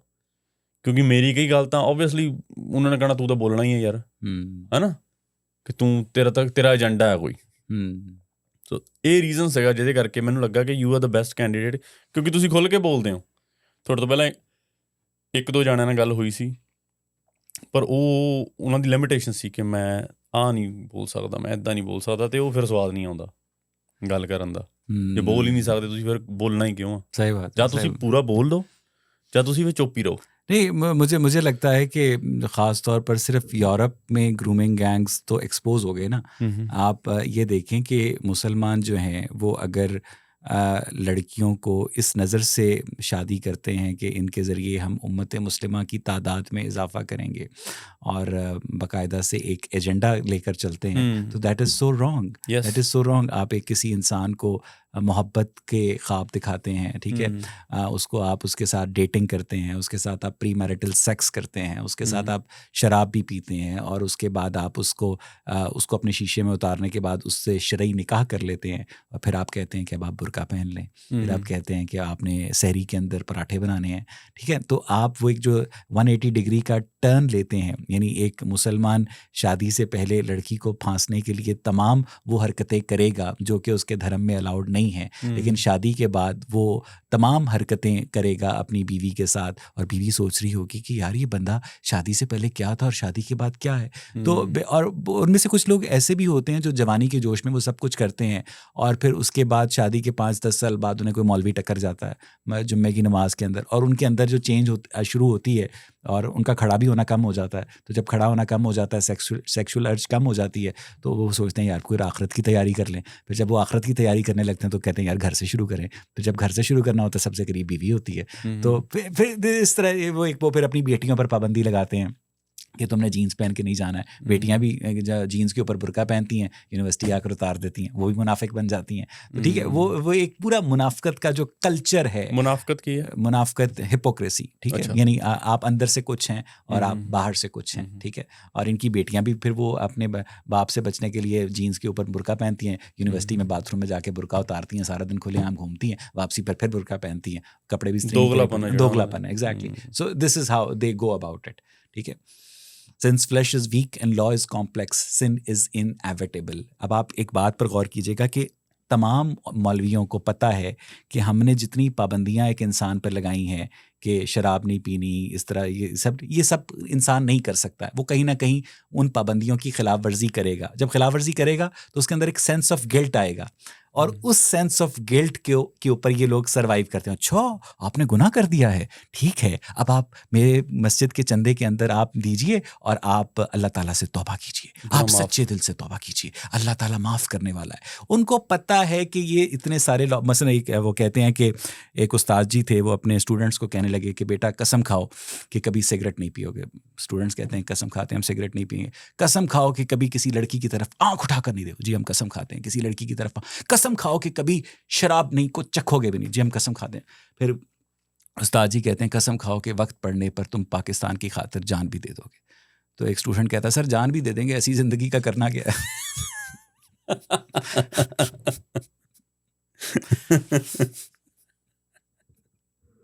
सही गल है, पिछे रह गया सर। तो या ये जिहड़ी आइडियोलॉजी आ, ये क्योंकि ਜਦੋਂ ਮੈਂ ਇਹ ਚੀਜ਼ਾਂ ਮੈਂ ਬੋਲਦਾ ਨਾ ਤਾਂ ਉਹ ਕਹਿ ਦਿੰਦੇ ਵੀ ਯਾਰ ਸਾਰੇ ਮੁਸਲਮਾਨ ਨਹੀਂ ਮਾੜੇ। ਮੈਂ ਨੋਰਮਲ ਇਹ ਆਂਸਰ ਦਿੰਦਾ ਹੁੰਦਾ ਕਿ ਮੈਂ ਸਾਰੇ ਮੁਸਲਮਾਨਾਂ ਨੂੰ ਕਹਿ ਹੀ ਨਹੀਂ ਰਿਹਾ, ਮੈਂ ਸਾਰਿਆਂ ਨੂੰ ਨਹੀਂ ਕਹਿ ਰਿਹਾ, ਬਟ ਜਿਹੜੇ ਮੁਸਲਮਾਨ ਚੁੱਪ ਨੇ, ਜੇ ਉਹ ਗਲਤ ਹੁੰਦਾ ਦੇਖ ਕੇ ਬੋਲ ਨਹੀਂ ਰਹੇ, ਫਿਰ ਆਈ ਗੈਸ ਉਹ irrelevant ਨੇ, दिल में सपोर्ट करते ਹਾਂ हैं। ਉਹ irrelevant ਨੇ, ਬਿਕੋਜ਼ ਭਾਵੇਂ 10% ਹੀ ਗਲਤ ਨੇ, 15% ਗਲਤ ਨੇ, ਕਿਉਂਕਿ ਸਾਡੇ ਦੋਵਾਂ ਪੰਜਾਬਾਂ ਦੇ ਵਿੱਚ ਥੋੜ੍ਹੀ ਨੇੜਤਾ ਹੋਈ ਹੈ, ਵਿਚ ਇਜ਼ ਅ ਗੁੱਡ ਥਿੰਗ। ਜੋ ਮੈਨੂੰ ਲੱਗਿਆ ਸੀ ਵੀ ਚਲੋ ਉਹ ਵੀ ਪੰਜਾਬੀ ਬੋਲਦੇ ਨੇ, ਅਸੀਂ ਪੰਜਾਬੀ ਬੋਲਦੇ ਹਾਂ, ਉਹ ਵੀ ਉਹੋ ਜਿਹੀਆਂ ਚੀਜ਼ਾਂ ਖਾਂਦੇ ਪੀਂਦੇ ਨੇ, ਅਸੀਂ ਵੀ ਉਹੋ ਜਿਹੀਆਂ ਚੀਜ਼ਾਂ, ਉਹੋ ਜਿਹਾ ਮੌਸਮ ਦੇਖਣਾ, रहन सहन कल्चर, कई चीज़ां सिमिलैरिटी है। लेकिन उसके बावजूद पंजाबी मुसलमान एक पंजाबी सिख को धर्म के नाम पर हमेशा काफर समझता है, उसको डिस्टिंग्विश करता है। भले उसकी लैंग्वेज एक हो, लेकिन वो उसको पता है कि वो पंजाबी ज़बान से इतनी मोहब्बत नहीं करता है। पंजाबी वो बाय डिफ़ॉल्ट बोलता है, लेकिन उसको अपने पंजाबी कल्चर से ज़्यादा मोहब्बत अपने अरब कल्चर से है। वो कभी बसंत पर उतने पैसे नहीं लगाता है, वो कभी बैसाखी के त्यौहार पर उतने पैसे नहीं लगाता जितने वो ईद उल फितर पर लगाता है, जितने वो ईद उल अज़हा पे लगाता है, जितने वो शब बारात पर लगाता है, जितने वो शब मेराज पर लगाता है, जितने वो रमज़ान की तैयारी पर लगाता है। तो उसके लिए जो पंजाबी शनाख्त है, आइडेंटिफिकेशन है, वो एक सेकेंडरी चीज़ है। उसके लिए जो उसकी प्राइमरी आइडेंटिफिकेशन है वो उसका मुसलमान होना है। प्रीत जी, ये आपको इस फैक्ट को एक्सेप्ट करना पड़ेगा। ਜਿਹੜਾ ਨਾ ਸਿੱਖਿਜ਼ਮ, ਜਿੱਦਾਂ ਹੁਣ ਮੈਂ ਤੁਹਾਡੇ ਨਾਲ ਪਹਿਲਾਂ ਵੀ ਗੱਲ ਕਰ ਰਿਹਾ ਸੀ ਕਿ ਮੈਂ ਦੱਸਦਾ ਸੀ ਕਿ ਮੇਰੀ ਲਾਈਫ ਦੇ ਕਈ ਫੇਜ਼ ਸੀਗੇ। ਇੱਕ ਫੇਜ਼ ਇੱਦਾਂ ਦਾ ਆਇਆ ਜਦੋਂ ਮੈਂ ਕਾਫੀ ਏਥੀਇਸਟ ਹੀ ਹੋ ਗਿਆ ਸੀਗਾ। ਮੈਂ ਬਿਲਕੁਲ ਰੱਬ ਦੀ ਜਿਹੜੀ ਹੋਂਦ ਆ ਉਹਦੇ ਤੋਂ ਬਿਲਕੁਲ ਮੁਨਕਰ ਹੋ ਗਿਆ ਸੀ ਕਿ ਕੁਛ ਨਹੀਂ ਹੈਗਾ, ਸਾਰਾ ਕੁਛ ਨਕਲੀ ਆ, ਸਾਰਾ ਕੁਛ ਡਰਾਮਾ।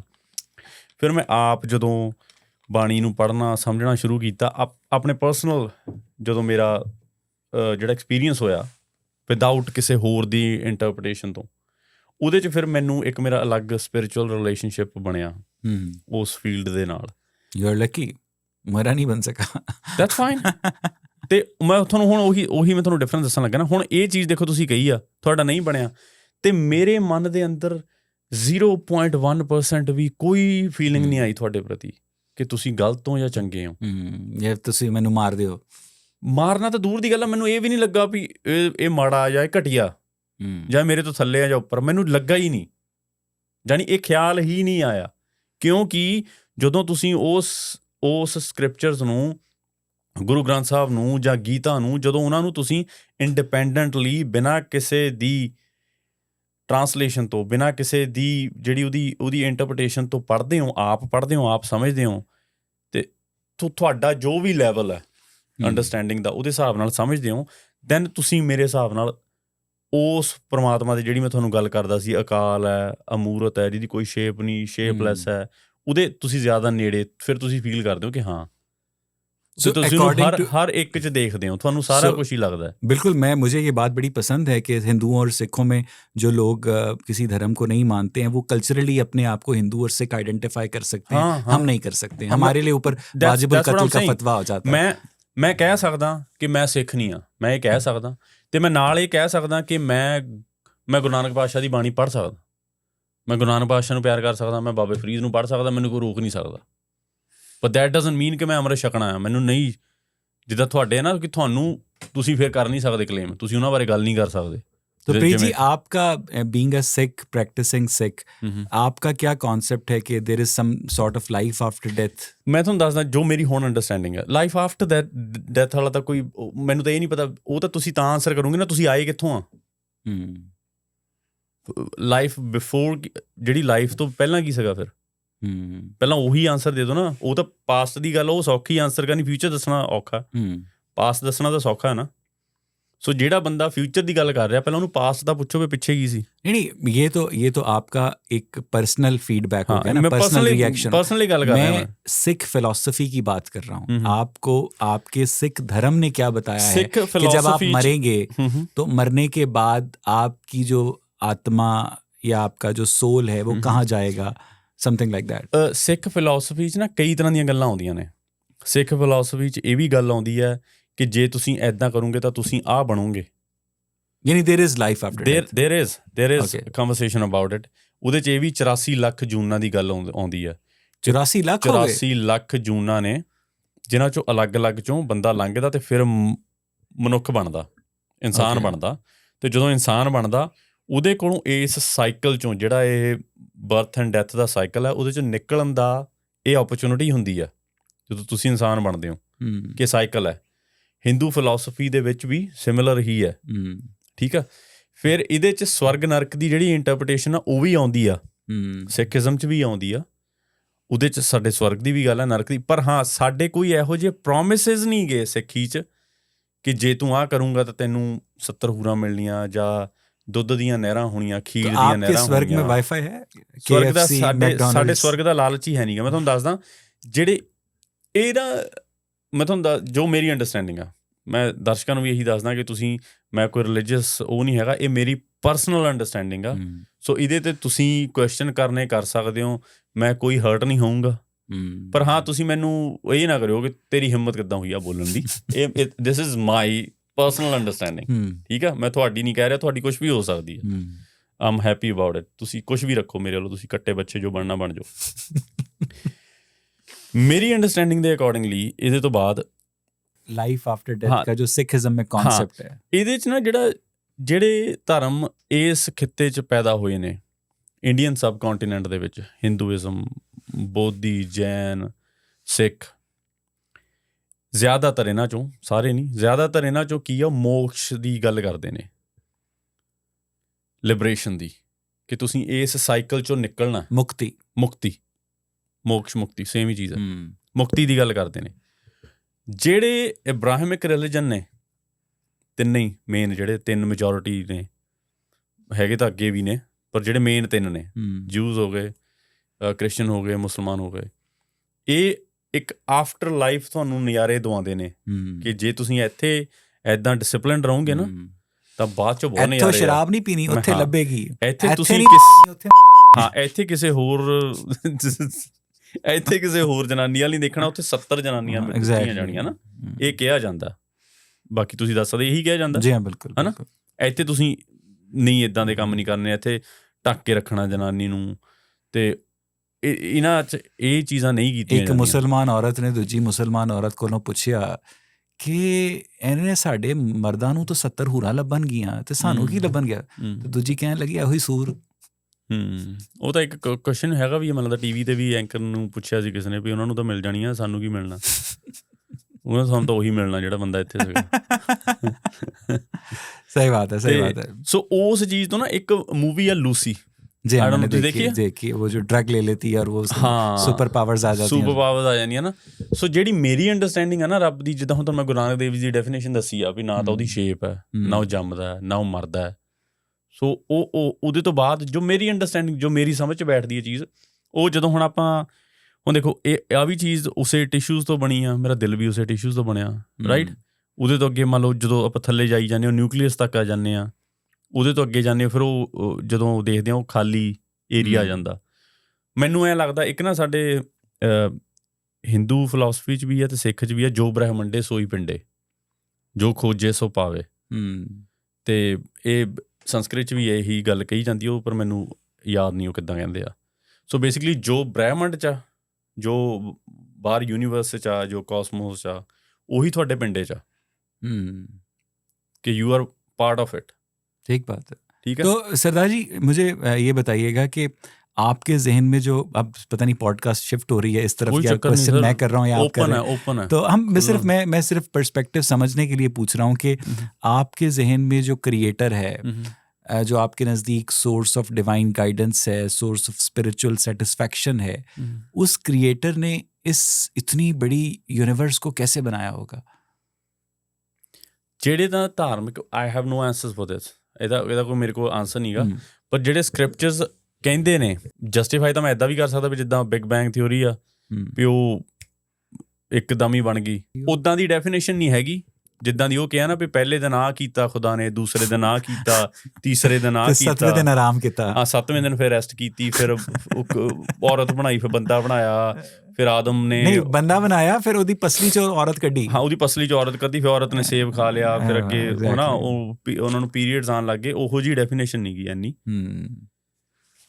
अच्छा sir Preet ji, in the absence of religion जो एक मॉरल ग्राउंड होगा ह्यूमैनिटी का, कि आप किस बुनियाद पर अपने 18 साल के बच्चे को कहेंगे तू शराब नहीं पीनी, तू कुड़ी नाल सेक्स नहीं करनी, तू नाइट क्लब नहीं जाना, तू चोरी नहीं करनी, तू किसी ने डाका नहीं मारना, को कत्ल नहीं करना। इन the absence of religion what do you think के, और फिर हर एक एक्सपीरियंस ਫਿਰ ਐਕਸਪੀਰੀਅੰਸ ਆ ਨਾ। ਹੂੰ ਹੁਣ ਜੇ ਛੋਟਾ ਬੱਚਾ ਹੈ, ਮੰਨ ਲਓ 2 ਸਾਲ ਦਾ ਬੱਚਾ ਹੈ, ਉਹਨੂੰ ਤੁਸੀਂ ਰੋਕੋਗੇ ਨਾ ਇਹਦੇ ਉੱਤੇ ਨਾ ਚੜ੍ਹ, ਉਹਨੇ ਚੜ੍ਹਨਾ। ਮੈਂ ਤੁਹਾਨੂੰ ਦੱਸਦਾ ਕਿ ਸਾਡੇ ਪਰਿਵਾਰ 'ਚ ਜਿਹੜੇ ਬੱਚੇ ਆ, ਮੈਂ ਕੀ ਕਰਦਾ ਹੁੰਦਾ, ਮੈਂ ਤੁਹਾਨੂੰ ਦੱਸਦਾ, ਉਹ ਦੇਖਣੇ ਨੂੰ ਬੜੀ ਵਿਲਨ ਵਾਲੀ ਚੀਜ਼ ਲੱਗਦੀ ਆ। ਜੇ ਬੱਚਾ ਇੱਥੇ ਬੈਠਾ, ਉਹਨੂੰ ਮੈਂ ਕਹਿ ਰਿਹਾ ਵੀ ਇੱਥੇ ਨਾ ਬੈਠ, ਇੱਧਰ ਨੂੰ ਪਿੱਠ ਕਰਕੇ ਨਾ ਬੈਠ, ਮੈਂ ਕੀ ਕਰਨਾ, ਉਹਨੂੰ ਥੋੜ੍ਹਾ ਖਿੱਚ ਦੇਣਾ ਇੱਦਾਂ। ਤੁਸੀਂ ਉਹਨੂੰ ਦੱਸਣਾ ਹੀ ਆ ਵੀ ਆਹ ਦੇਖ, ਆਹ ਫੀਲਿੰਗ ਆਉਣੀ ਤੈਨੂੰ, ਤੂੰ ਐਕਸਪੀਰੀਅੰਸ ਕਰਨੀ, ਕਰ ਲਾ। ਦਾਰੂ ਪੀਣ ਤੋਂ ਆਪਾਂ ਉਹਨੂੰ ਕਿਉਂ ਰੋਕਣਾ? ਕਿਉਂ ਰੋਕਣਾ ਉਹਨੂੰ? ਇਸ ਲਈ ਰੋਕਣਾ ਕਿ ਦਾਰੂ ਪੀਣ ਤੋਂ ਬਾਅਦ ਜਿਹੜਾ ਤੇਰੇ ਮੈਂਟਲ ਕੰਟਰੋਲ ਆ ਤੇਰੇ ਕੋਲ ਨਹੀਂ ਰਹਿਣਾ। ਇੱਕੋ ਹੀ ਮੇਨ ਚੀਜ਼ ਆ। ਉਹ ਦੂਜੀਆਂ ਤਾਂ ਲੇਟਰ ਨੇ ਨਾ, ਵੀ ਤੇਰੇ ਕਿਡਨੀਜ਼ 'ਤੇ ਆ ਜੂ ਅਸਰ, ਇਹਨਾਂ 'ਤੇ ਆ ਜੂਗਾ ਜੇ ਬਹੁਤ ਜ਼ਿਆਦਾ ਓਵਰਡੋਜ਼ ਕਰੂੰਗਾ। ਉਹਦੇ ਵੀ ਟੈਸਟ ਹੈਗੇ ਨੇ ਕਰਾਉਣ ਲਈ, ਹੈ ਨਾ।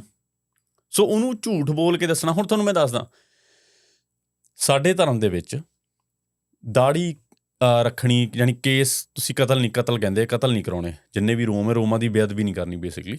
ਹੁਣ ਮੈਂ ਦਾੜੀ ਕੱਟਦਾ, ਕਿਉਂ ਕੱਟਦਾ? ਚਲੋ ਉਹ ਟਰੈਂਡ ਇੱਦਾਂ ਦਾ, ਸ਼ੌਂਕ ਇੱਦਾਂ ਦਾ, ਚੀਜ਼ਾਂ ਇਹੀ ਦੇਖੀਆਂ ਗਰੋਇੰਗ ਹੁੰਦਿਆਂ ਨੇ ਨਾ, ਲੱਗਦਾ ਸੀ ਵੀ ਕੂਲ ਆ ਜਿਹਨੇ ਦਾੜੀ ਕੱਟੀ ਹੋਈ ਆ, ਉਹੀ ਆਦਤ ਪੈ ਗਈ ਕੱਟਣ ਦੀ। ਪਰ ਸਾਨੂੰ ਕਦੀ ਵੀ ਇਹ ਨਹੀਂ ਦੱਸਿਆ ਗਿਆ ਸੀ ਕਿ ਯਾਰ ਜਿਵੇਂ ਦਾ ਤੈਨੂੰ ਕੁਦਰਤ ਨੇ ਬਣਾਇਆ, ਤੂੰ ਐਕਸੈਪਟ ਕਰ ਉਹਨੂੰ ਉੱਦਾਂ ਦਾ। ਐਕਚੁਅਲ 'ਚ ਇਹ ਰੀਜ਼ਨ ਆ ਜੋ ਮੈਨੂੰ ਬਾਅਦ 'ਚੋਂ ਸਮਝ ਲੱਗਾ, ਕਿ ਉਹ ਇਹ ਨਹੀਂ ਆ ਕਿ ਤੂੰ ਜੇ ਕਰੂੰਗਾ ਤਾਂ ਤੈਨੂੰ ਪਾਪ ਲੱਗਣਾ। ਜੋ ਡਰਾਇਆ ਜਾਂਦਾ ਸੀ ਕਿ ਤੂੰ ਤਾਂ ਬਾਲ ਕੱਟ ਲਏ, ਤੂੰ ਤਾਂ ਬਹੁਤ ਵੱਡਾ ਪਾਪੀ ਹੋ ਗਿਆ, ਫਰੇਬ ਕੀਤਾ ਤੂੰ। ਅਸਲ 'ਚ ਇਹ ਆ ਕਿ ਤੇਰੇ ਅੰਦਰ ਐਕਸੈਪਟੈਂਸ ਚਾਹੀਦੀ ਹਰ ਇੱਕ ਚੀਜ਼ ਦੀ, ਕਿ ਤੈਨੂੰ ਕੁਦਰਤ ਨੇ ਜਿਹੋ ਜਿਹੀ ਸ਼ੇਪ ਦਿੱਤੀ, ਜਿਹੋ ਜਿਹਾ ਰੰਗ ਦਿੱਤਾ। ਬਿਕੋਜ਼ ਜੇ ਤੂੰ ਸੈਟਿਸਫਾਈ ਨਹੀਂ ਹੈ ਇਹਨਾਂ ਚੀਜ਼ਾਂ ਤੋਂ, ਅੱਜ ਤੂੰ ਦਾੜੀ ਤੋਂ ਨਹੀਂ ਸੈਟਿਸਫਾਈ, ਹੁਣ ਉਹ ਸਰਜਰੀਆਂ ਤੱਕ ਪਹੁੰਚ ਗਈ ਨਾ ਗੱਲ, क्योंकि सेटिस्फेक्शन ਦੀ ਤਾਂ ਕੋਈ ਲਿਮਿਟ ਹੀ ਹੈ ਨਹੀਂ ਫਿਰ ਅੱਗੇ। तो फिर हमें कटिंग भी नहीं करानी चाहिए। अगर हमें कुदरत हमें कोई डिजीज दे दे तो हमें कोई उसके ऊपर हमें कोई मदाखलत नहीं करनी चाहिए। ਜੇ ਤੁਹਾਡੇ ਉਹ ਲਾਈਫ ਦੇ ਵਿੱਚ ਕਿਸੇ ਤਰ੍ਹਾਂ ਦੀ ਪ੍ਰੋਬਲਮ ਕ੍ਰੀਏਟ ਕਰ ਰਹੀ ਹੈ ਚੀਜ਼, ਤੁਸੀਂ ਕਰਵਾ ਲਓ ਤਾਂ ਕਾਮਨ ਸੈਂਸ ਆ ਫਿਰ। ਜੇ ਮੰਨ ਲਓ ਮੇਰਾ ਕੋਈ ਕੰਮ ਇੱਦਾਂ ਦਾ ਕਿ ਜੇ ਮੈਂ ਝੁਕਦਾ ਦਾੜੀ ਵਿੱਚ ਫਸਦੀ ਆ, ਉਹਨੂੰ ਮੈਂ ਇਕੱਠੀ ਕਰ ਲਾਂ। ਜੇ ਇਕੱਠੀ ਕਰਦਾ, ਮੰਨ ਲਓ ਮੈਂ ਇਕੱਠੀ ਵੀ ਨਹੀਂ ਕਰ ਸਕਦਾ। ਹੁਣ ਜਿੱਦਾਂ ਆਪਰੇਸ਼ਨ, ਮੰਨ ਲਓ ਮੇਰੇ ਸਿਰ ਦਾ ਆਪਰੇਸ਼ਨ ਹੋਣਾ, ਵਾਲ ਕੱਟ ਕੇ ਕਰਨਾ ਪੈਣਾ ਉਹਨਾਂ ਨੂੰ, ਕਾਮਨ ਸੈਂਸ ਆ, ਕਟਵਾ ਲਓ। ਹੁਣ ਉਹ ਮੈਂ ਮਜਬੂਰੀ 'ਚ ਕਟਵਾ ਰਿਹਾ, ਨਾ ਕਿ ਇਸ ਕਰਕੇ ਕਿ ਯਾਰ ਇਹਦੀ ਜਗ੍ਹਾ ਜੇ ਮੈਂ ਇੱਦਾਂ ਕਰਾਂ ਤਾਂ ਮੈਂ ਸੋਹਣਾ ਲੱਗਣਾ, ਜੋ ਕਿ ਹਰ ਬੰਦਾ ਜਵਾਨੀ 'ਚ ਕਰਦਾ। ਮੈਂ ਖੁਦ ਕਰ ਰਿਹਾ, ਬਟ ਮੈਂ ਦੱਸ ਰਿਹਾ ਕਿ ਜੇ ਮੈਂ ਆਪਣੇ ਬੱਚਿਆਂ ਨੂੰ ਕਹੂੰਗਾ ਕਿ ਯਾਰ ਤੁਸੀਂ ਬਾਲ ਰੱਖ ਲਓ, ਮੈਂ ਇਸ ਲਈ ਕਹੂੰਗਾ ਕਿ accept it the way it is, ਕਿ ਜਿਵੇਂ ਦਾ ਤੂੰ ਹੈਗਾ ਉੱਦਾਂ ਐਕਸੈਪਟ ਕਰ ਆਪਣੇ ਆਪ ਨੂੰ। ਕਿਉਂਕਿ ਬੜੀ ਬੇਸਿਕ ਚੀਜ਼ ਆ। ਜੇ ਤੂੰ ਅੱਜ ਹੁਣ ਦੇਖੋ ਉਹ ਕਿੱਥੇ ਤੱਕ ਪਹੁੰਚ ਗਈ ਚੀਜ਼, ਮੈਨੂੰ ਨੱਕ ਇੱਦਾਂ ਨਹੀਂ ਪਸੰਦ, ਉਹ ਨੱਕ ਨੂੰ ਤਿੱਖਾ ਕਰਾਉਣਾ, ਇਹਨੂੰ ਇਕੱਠਾ ਕਰਾਉਣਾ, ਹੈ ਨਾ। ਅੱਖਾਂ ਕਾਂਟੈਕਟ ਲੈਂਸ ਪਾ ਲੈਣੇ ਆ, ਆਈਬਰੋਜ਼ ਲਿਫਟ ਕਰਾ ਲੈਣੇ ਆ, ਇੱਥੇ ਉਹ ਫਿਲਿੰਗ ਕਰਾ ਲੈਣੀ ਆ। ਹੁਣ ਤਾਂ ਕਿੱਥੇ ਕਿੱਥੇ ਤੱਕ ਸਾਰਾ ਪਲਾਸਟਿਕ ਦੀਆਂ ਬਣੀਆਂ ਫਿਰਦੀਆਂ ਨੇ ਕੁੜੀਆਂ। ਸੋ ਇਹ ਉਸ ਪਾਸੇ ਨੂੰ ਜਾਂਦਾ। ਜਾਣੀ ਇਹਨੂੰ ਧਰਮ ਦੇ ਨਾਲ ਜੋੜ ਕੇ ਮੇਰੇ ਹਿਸਾਬ ਨਾਲ ਦੇਖਣ ਦੇ ਨਾਲੋਂ ਨਾ ਜ਼ਿਆਦਾ ਇਹ चीज़ आ के। और मुझे ये लगता है कि जब आप किसी बंदे को कहते हैं कि तुम नमाज पढ़ो, रोज़ा रखो, या तुम केस रखो, तुम करपान पकड़ो, ठीक है, वो बेसिकली रिचुअल्स होते हैं। और रिचुअल्स का मकसद सिर्फ और सिर्फ ये होता है कि वो एक बंदे को एक गिरोह का हिस्सा बनाने के लिए होते हैं, ताकि जो बंदा भी इस तरह की सर पर दाढ़ी वो पगड़ी बांधेगा वो एक पर्टिकुलर गिरोह का हिस्सा बनेगा, एक पर्टिकुलर एसोसिएट करना होगा। एग्जैक्टली। तो दुनिया का हर मजहब जो होता है ना, वो पर्टिकुलर रिचुअल्स को फॉलो ही इसीलिए करवाता है। और मैं इसके ऊपर सेगमेंट फ्राइडे एक बड़ी अच्छा किताब भी लिखी है, द ओरिजिन्स ऑफ रिलीजन। वो एक मिसाल देता है कि सुबह 5 बजे जब एक मुसलमान उठकर पर्टिकुलर टाइम पर नमाज पढ़ता है और एक हिंदू औरत गीता की तिलावत करती है, या एक सिख जो है वो अपनी रिलीजियस स्क्रिप्चर पढ़ता है, तो उसके दिमाग में पॉइंट ए से पॉइंट बी तक -60 मिलीवोल्ट का इलेक्ट्रिकल इम्पल्स ट्रैवल करता है। और वो रोज़ जब वो उठकर एक ही काम रोज़ सुबह करता है, तो वो करंट रोज़ उस पॉइंट के ऊपर पॉइंट ए से पॉइंट बी तक ट्रैवल करता है, और उसको एक सेटिस्फैक्शन मिलती है। वो करंट कंसोलिडेट करना शुरू करता है, वो एक न्यूरल सर्किट, एक वहाँ पर एक न्यूरल पाथ बना लेता है। जिस दिन आपने वो नमाज नहीं पढ़ी, आपने वो गीता नहीं पढ़ी, आपने वो इबादत नहीं की, वो करंट उस दिन ट्रैवल नहीं करता है। आप समझते हैं यार आज कोई चीज़ मिसिंग हो गई है, ठीक है, आज वो फीलिंग ऑफ। तो इस वजह से दुनिया का हर धर्म जो होता है वो पर्टिकुलर आपके साथ रिचुअल्स आपको प्रिस्क्राइब करता है। अगर आप किसी दिन उठकर आपने तिलावत नहीं की है या आपने इबादत नहीं की है, तो आपका वो जो करंट है वो पॉइंट ए से पॉइंट एफ तक भी ट्रैवल करेगा, जेड तक भी ट्रैवल करेगा, ई तक भी ट्रैवल करेगा, बहुत सारे न्यूरल सर्किट्स को। और आपके जहन में जो ख्यालात आएंगे, जो सवालात आएंगे, उन सवालात को धर्म या रिलीजन एड्रेस नहीं करना चाहता। वो आपको पर्टिकुलरली 7 नंबर के बाटा के जूते बनाना चाहता है, ठीक है। वो आपको यूनिफॉर्म सोचने वाला, यूनिफॉर्म पहनने वाला, यूनिफॉर्म दिखने वाला एक मिलिट्री कैडेट के तौर पर रिलीजन जो है आपको ट्रीट करता है। ये मेरी अंडरस्टैंडिंग। ਇਹ ਤੁਹਾਡੀ ਅੰਡਰਸਟੈਂਡਿੰਗ। ਡੂ ਯੂ ਥਿੰਕ ਇਹ ਚੀਜ਼ ਗ੍ਰੈਜੂਅਲੀ ਡਿਵੈਲਪ ਹੁੰਦੀ ਆ ਇਸ ਪਾਸੇ ਨੂੰ ਦੈਨ ਕਿ ਇੱਕ ਕਿਸੇ ਨੇ ਪਲਾਨ ਕਰਕੇ ਪਹਿਲੇ ਦਿਨ ਸਾਰਾ ਲਿਖ ਲਿਆ ਕਿ ਆਪਾਂ ਇਦਾਂ ਕਰਨਾ? ग्रेजुअली डेवलप ਹੁੰਦਾ, right? So that's what I think. ਇਹ gradually over the period of time। PK फिल्म नहीं देखी आपने कि वो दाढ़ी हटा दें तो ये मुसलमान है, ठीक है। ये ग्रेजुअली डेवलप होती है। ਉਹ ਵੀ ਚੀਜ਼ ਹੈ। ਈਵਨ ਮੈਨੂੰ ਇਦਾਂ ਲੱਗਦਾ ਵੀ ਦ 올ਡਰ ਇਟ ਗੈਟਸ, ਜਿੰਨਾ ਧਰਮ ਪੁਰਾਣਾ ਹੋਈ ਜਾਂਦਾ, ਜਿੰਨੀਆਂ ਚੀਜ਼ਾਂ ਪੁਰਾਣੀਆਂ ਹੋਈ ਜਾਂਦੀਆਂ, ਉਹਨਾਂ ਦੀ ਸਮਝ ਨਹੀਂ ਰਹਿੰਦੀ। वो सलमान खान की तरह दिल में तो आता है, समझ में नहीं आता। ਹਾਂ, ਉਹਨਾਂ ਦੀ ਸਮਝ ਨਹੀਂ ਰਹਿੰਦੀ। ਫਿਰ ਕੀ ਆ, ਭੇਡ ਚਾਲ ਹੋ ਜਾਂਦੀ ਆ। ਕਿਉਂਕਿ ਮੇਰੇ ਪਿਓ ਨੇ ਕੀਤਾ, ਮੈਂ ਵੀ ਕਰਨਾ। ਐਗਜ਼ੈਕਟਲੀ। ਮੇਰੇ ਪਿਓ ਨੇ ਤਾਂ ਕੀਤਾ ਕਿਉਂਕਿ ਦਾਦੇ ਨੇ ਕੀਤਾ, ਦਾਦੇ ਨੇ ਤਾਂ ਕੀਤਾ, ਪੜਦਾਦੇ ਨੇ ਕੀਤਾ, ਪੜਦਾਦੇ ਨੇ ਕਿਉਂ ਕੀਤਾ ਆਪਾਂ ਨੂੰ ਨਹੀਂ ਪਤਾ, ਠੀਕ ਆ। ਸੋ ਜਿਹੜੀ ਉਹ ਕੁਐਸਚਨਿੰਗ ਦੀ ਡਿਜ਼ਾਇਰ ਆ, ਇਸੇ ਕਰਕੇ ਜਿਹੜਾ ਨਾ ਸਿੱਖਾਂ 'ਚ ਜਿਹੜੀ ਬਿਊਟੀਫੁਲ ਚੀਜ਼ ਮੈਨੂੰ ਲੱਗਦੀ ਹੈ ਗੁਰੂ ਨਾਨਕ ਪਾਤਸ਼ਾਹ ਤੋਂ ਸ਼ੁਰੂ ਹੋਈ, ਉਹ ਸਿੱਖ ਹੈ। ਵਰਡ ਸਿੱਖ ਹੀ like it explains it all ਕਿ ਤੂੰ ਸਿੱਖ। ਸਿੱਖਿਆ ਤਾਂ ਉਹੀ ਹੈ ਨਾ ਜਿਹੜੀ ਤੇਰੀ ਆਪਣੇ ਲੈਵਲ ਤੇ ਆ। ਕਿਸੇ ਦੀ ਦਿੱਤੀ ਹੋਈ ਚੀਜ਼ ਫੜ ਲਈ, ਰਟੰਤ ਗਿਆਨ ਹੋ ਗਿਆ, ਤੂੰ ਆਪ ਕੁਛ ਨਹੀਂ ਸਿੱਖਿਆ। ਐਕਸਪੀਰੀਐਂਸ਼ੀਅਲ ਨੌਲੇਜ ਨਹੀਂ ਹੈਗੀ, ਤੇਰੇ ਆਪਣੇ ਤਜਰਬੇ 'ਚੋਂ, ਤੇਰੇ ਆਪਣੇ ਅੰਦਰੋਂ ਨਿਕਲ। ਹੁਣ ਗੁਰੂ ਨਾਨਕ ਪਾਤਸ਼ਾਹ ਦੇ ਜਿਹੜੇ ਬੱਚੇ ਨੇ ਦੋਵੇਂ, ਉਹ ਅਲੱਗ ਰਾਹ 'ਤੇ ਚੱਲੇ ਨੇ। ਗੁਰੂ ਨਾਨਕ ਪਾਤਸ਼ਾਹ ਨੇ ਅੱਗੇ ਜਿਹੜੀ ਗੱਦੀ ਆਪਣੇ ਬੱਚਿਆਂ ਨੂੰ ਨਹੀਂ ਦਿੱਤੀ, ਕਿਸੇ ਹੋਰ ਨੂੰ ਦਿੱਤੀ ਆ। ਕਿਉਂ? ਕਿਉਂਕਿ ਉਹ ਸੇਮ ਟਰੈਕ 'ਤੇ ਨਹੀਂ ਚੜ੍ਹੇ, ਉਹਨਾਂ ਦਾ ਟਰੈਕ ਅਲੱਗ ਹੈ। ਉਹਨਾਂ ਨੇ ਅਲੱਗ ਢੰਗ ਨਾਲ ਚੀਜ਼ਾਂ ਨੂੰ ਸਮਝਿਆ, ਅਲੱਗ ਢੰਗ ਨਾਲ ਚੀਜ਼ਾਂ ਨੂੰ ਕੀਤਾ। ਸੋ ਵਟ ਆਮ ਸੇਇੰਗ ਇਜ਼ ਕਿ ਇਹ ਬੜਾ ਇੰਡੀਵਿਜੂਅਲ ਹੈ ਜਿਹੜਾ ਇਹ ਵਾਲੀ ਅੰਡਰਸਟੈਂਡਿੰਗ ਹੈ ਨਾ, ਤੇ फ्रीडम होनी चाहिए। मैं बताता हूँ कि जो एक रिलीजियस माइंडसेट है ना, उसके लिए मंकी बनाना एक्सपेरिमेंट आपने सुना होगा कि एक केज के अंदर वो 6 बंदरों को रखते हैं और ऊपर एक केला टांग देते हैं और एक सीढ़ी रख देते हैं। जो भी बंदर उस सीढ़ी पर चढ़कर केले को पकड़ने की, नीचे लाने की कोशिश करता है, तो जो ट्रेनर्स होते हैं वो बकिया बंदरों को डंडे से मारने लगते हैं। तो जब बकिया बंदरों को मार पड़ती है तो वो देखते हैं कि जैसे ही कोई बंदर सीढ़ी पर चढ़ता है केला लाने के लिए तो हमें मार पड़ती है, तो वो उसको नीचे खींचने लगते हैं, ठीक है।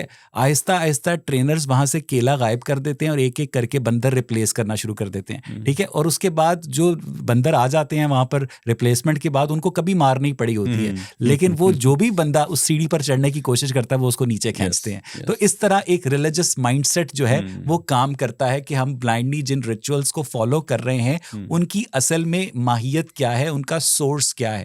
दुनिया का हर धर्म मेरे नज़दीक जो है वो अपने फॉलोअर्स को पर्टिकुलर रिचुअल्स इसीलिए प्रिस्क्राइब करता है ताकि वो उन्हें वो बंदर बना सके जिन्हें इस बात का पता ही ना हो कि वो इसके ऊपर अमल क्यों कर रहे हैं। अच्छा, एक होर इस चीज़ तो ना मैनू मेरे दिमाग 'ਚ चीज़ आई, ਜਿਹੜੇ ਇਸ ਖਿੱਤੇ ਤੇ ਧਰਮ ਨੇ ਨਾ, ਇੰਡੀਅਨ ਸਬ ਕੰਟੀਨੈਂਟ ਦੇ ਧਰਮ ਨੇ, ਇੱਕ ਉਹਨਾਂ ਦੀ ਅਲੱਗ ਚੀਜ਼ ਹੋਰ ਆ। ਉਹ ਐਕਚੁਅਲ 'ਚ ਧਰਮ ਹੈ ਹੀ ਨਹੀਂ ਸੀਗੇ, ਕਲਚਰ ਸੀਗੇ, ਸਿਵਲਾਈਜੇਸ਼ਨ ਸੀਗੀਆਂ, ਵੇ ਆਫ ਲਿਵਿੰਗ ਥਾ, ਵੇ ਆਫ ਲਿਵਿੰਗ ਸੀ। ਤੇ ਅੱਗੇ ਛੋਟੇ ਛੋਟੇ ਸੈਕਟ ਸੀਗੇ ਉਹ। ठीक बात।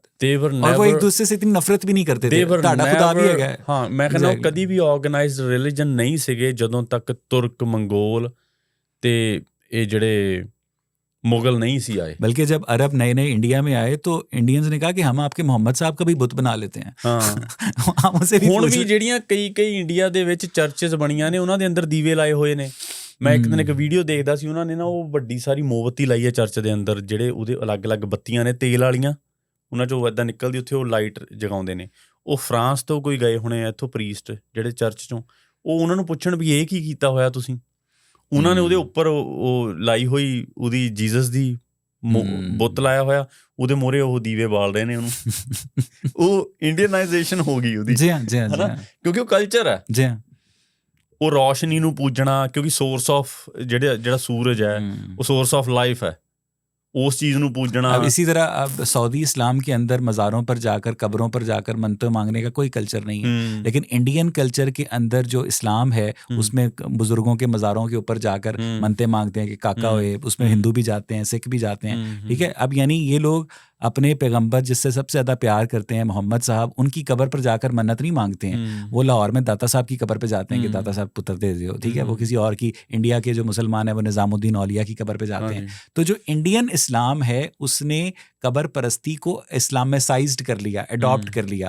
अरब इस्लाम के अंदर कव्वाली नहीं है, लेकिन इंडियन इस्लाम के अंदर कव्वाली मौजूद है जो अमीर खुसरो ने इंट्रोड्यूस करवाई। सो जब भी रिलीजन किसी नई जगह पर जाता है तो उसे लोगों की मकामी रिवायात को अपने अंदर एसिमिलेट करना होता है। इसी तरह जब पैगंबर इस्लाम ने इस्लाम शुरू किया था तो उनसे पहले भी जो अरब के लोग थे वो खाना काबा के गिर्द 7 चक्कर लगाया करते थे, वो ऊँटों की कुर्बानी किया करते थे, ठीक है। उन्होंने उन सारे रिचुअल्स को इनकॉर्पोरेट कर लिया इस्लाम के अंदर। तो उन्होंने जब एक नया धर्म बनाना था तो उन्होंने अरब ट्रेडिशंस को इनकॉर्पोरेट किया, और जब इन्होंने अरब कल्चर को इस्लाम के साथ हटाते हुए इंडियन कल्चर में इनकॉर्पोरेट करना था तो इन्होंने इंडियन कल्चर की जो चीज़ें हैं वो भी एसिमिलेट कर ली। अब इंडिया का बॉलीवुड कोई गाना बनाता है, मुसलमान उसको थोड़ा सा चेंज करके उसको रमज़ान का नगमा, रोज़ों का नगमा बना देते हैं, ठीक है ना। तो exactly same is the thing. So this is the way how religion works and this is the way how culture works in my opinion.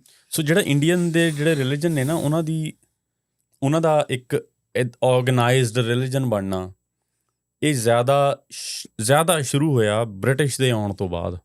ਜਿਹੜਾ ਇੱਕ ਸਟਰਕਚਰ ਬਣਨਾ ਨਾ, ਬਿਕੋਜ਼ ਜਦੋਂ ਇਨਵੇਡਰ ਜਿੰਨੇ ਵੀ ਇਨਵੇਡਰਸ ਆਏ ਇਸ ਕੰਟੀਨੈਂਟ 'ਤੇ ਉਹਨਾਂ ਦੀ ਅੰਡਰਸਟੈਂਡਿੰਗ ਹੀ ਇਹ ਸੀ ਕਿ ਤੁਹਾਡੀ ਇੱਕ ਬੁੱਕ ਹੋਣੀ ਆ, ਤੁਹਾਡਾ ਇੱਕ ਰੱਬ ਹੋਣਾ, ਉਹਦਾ ਜਨਮ ਹੋਣਾ, ਉਹਦਾ ਇੱਕ ਪੁੱਤਰ ਆਇਆ ਹੋਣਾ, ਠੀਕ ਆ। ਉਹਨਾਂ ਦੀ ਇਹੀ ਵਿਜ਼ਨ ਸੀ। ਉਹਨਾਂ ਨੂੰ ਕੁਛ ਨਹੀਂ ਪਤਾ ਸੀ ਵੀ ਸਾਡਾ ਰੱਬ ਗਣੇਸ਼ ਹਾਥੀ ਵਾਲੇ ਮੂੰਹ ਵਾਲਾ ਵੀ ਹੋ ਸਕਦਾ। ਉਹਨਾਂ ਦੀ ਕੋਈ ਸਮਝ ਨਹੀਂ ਸੀ। ਉਹ ਆਪਣੇ ਲੈਂਸ ਸੇ ਦੂਸਰੋਂ ਕੋ ਦੇਖਤੇ ਥੇ। ਉਹ ਉਹਨਾਂ ਦੇ ਲੈਂਸ ਨੇ ਆ ਕੇ ਇੱਥੇ ਕਿਹਾ ਕਿ ਤੁਸੀਂ ਹਿੰਦੂ ਹੋ। ਫਿਰ ਉਹਨਾਂ ਨੇ ਕਹਿਤਾ ਤੁਹਾਡੇ ਇੰਨੇ 100 ਦੇਵੀ ਦੇਵਤੇ ਨੇ। ਸਹੀ ਬਾਤ ਹੈ, ਠੀਕ ਆ। ਜਦ ਕਿ ਉੱਥੇ ਕੋਈ ਧਰਮ ਹੀ ਨਹੀਂ ਸੀ। ਜਿਹੜੇ ਵੈਸ਼ਨਵ ਨੇ ਉਹ ਅਲੱਗ ਢੰਗ ਨਾਲ ਆਪਣੀਆਂ ਚੀਜ਼ਾਂ ਕਰਦੇ ਨੇ, ਤੇ ਜਿਹੜੇ ਹੁਣ ਤੁਸੀਂ ਇੱਧਰ ਨਾਰਦਰਨ ਹਿੰਦੂਜ਼ ਨੂੰ ਤੁਸੀਂ ਮਿਲੋਗੇ ਨਾ, ਉਹ ਜ਼ਿਆਦਾ ਮਾਤਾ ਨੂੰ ਪੂਜਦੇ ਨੇ, ਸ਼ੇਰਾਂ ਵਾਲੀ, ਹੋਰ ਜਵਾਲਾ ਜੀ, ਇੱਧਰ ਜਿੰਨੀਆਂ ਮਾਤਾ ਦੇ ਮੰਦਰ ਨੇ ਉਹ ਫੀਮੇਲ ਸ਼ਕਤੀ ਨੂੰ ਪੂਜਦੇ ਨੇ। ਤੁਸੀਂ ਇਹੀ ਜੇ ਹੁਣ ਤੁਸੀਂ ਸਾਊਥ 'ਚ ਜਾਓਗੇ ਉੱਥੇ ਸ਼ਿਵ ਦੇ ਪੁਜਾਰੀ ਤੁਹਾਨੂੰ ਬੜੇ ਮਿਲਣੇ ਨੇ, ਉਹ ਤਾਂਡਵ ਕਰਦੇ ਨੇ, ਉਹਨਾਂ ਦਾ ਸ਼ਿਵ ਸ਼ਕਤੀ, ਉਹਨਾਂ ਦਾ ਸਿਸਟਮ ਅਲੱਗ ਹੈ। ਤੁਸੀਂ ਗੁਜਰਾਤ ਵਾਲੀ ਏਰੀਏ 'ਚ ਜਾਓਗੇ ਉਹ ਕ੍ਰਿਸ਼ਨ ਦੇ ਉਪਾਸ਼ਕ ਨੇ ਜ਼ਿਆਦਾ, ਉਹ ਕ੍ਰਿਸ਼ਨ ਨੂੰ ਪੂਜਦੇ ਨੇ। ਹੁਣ ਕ੍ਰਿਸ਼ਨ ਦੀ ਰਾਸ ਲੀਲਾ, ਉਹ ਚੀਜ਼ਾਂ ਬਿਲਕੁਲ ਹੀ ਅਲੱਗ ਨੇ। ਤੁਸੀਂ ਸੋਚਦੇ ਹੋ ਉਸ ਹਿੰਦੂ ਨੂੰ ਤੁਸੀਂ ਉਹ ਹਿੰਦੂ, ਹੁਣ ਤੁਸੀਂ ਬੰਗਾਲ 'ਚ ਜਾਓ ਉੱਥੇ ਕਾਲੀ ਨੂੰ ਪੂਜਦੇ ਨੇ, ਉਹ ਲਾਲ ਜੀਭ ਕੱਢ ਕੇ ਅਲੱਗ ਤਰ੍ਹਾਂ ਦੀਆਂ ਚੀਜ਼ਾਂ ਕਰਦੇ ਨੇ। ਉਹਨਾਂ ਹਿੰਦੂਆਂ ਦੀਆਂ ਤੁਸੀਂ ਵਿਆਹ ਸ਼ਾਦੀਆਂ ਦੇਖੋਗੇ, ਇਹ ਹਿੰਦੂਆਂ ਦੀਆਂ ਵਿਆਹ ਸ਼ਾਦੀਆਂ ਦੇਖੋਗੇ ਅਲੱਗ ਨੇ। ਸੋ ਜਦੋਂ ਬਾਹਰਲਾ ਬੰਦਾ ਆਉਂਦਾ ਉਹਨੂੰ ਸਮਝ ਨਹੀਂ ਲੱਗਦੀ ਵੀ ਇਹ ਕੀ ਚੀਜ਼ ਆ।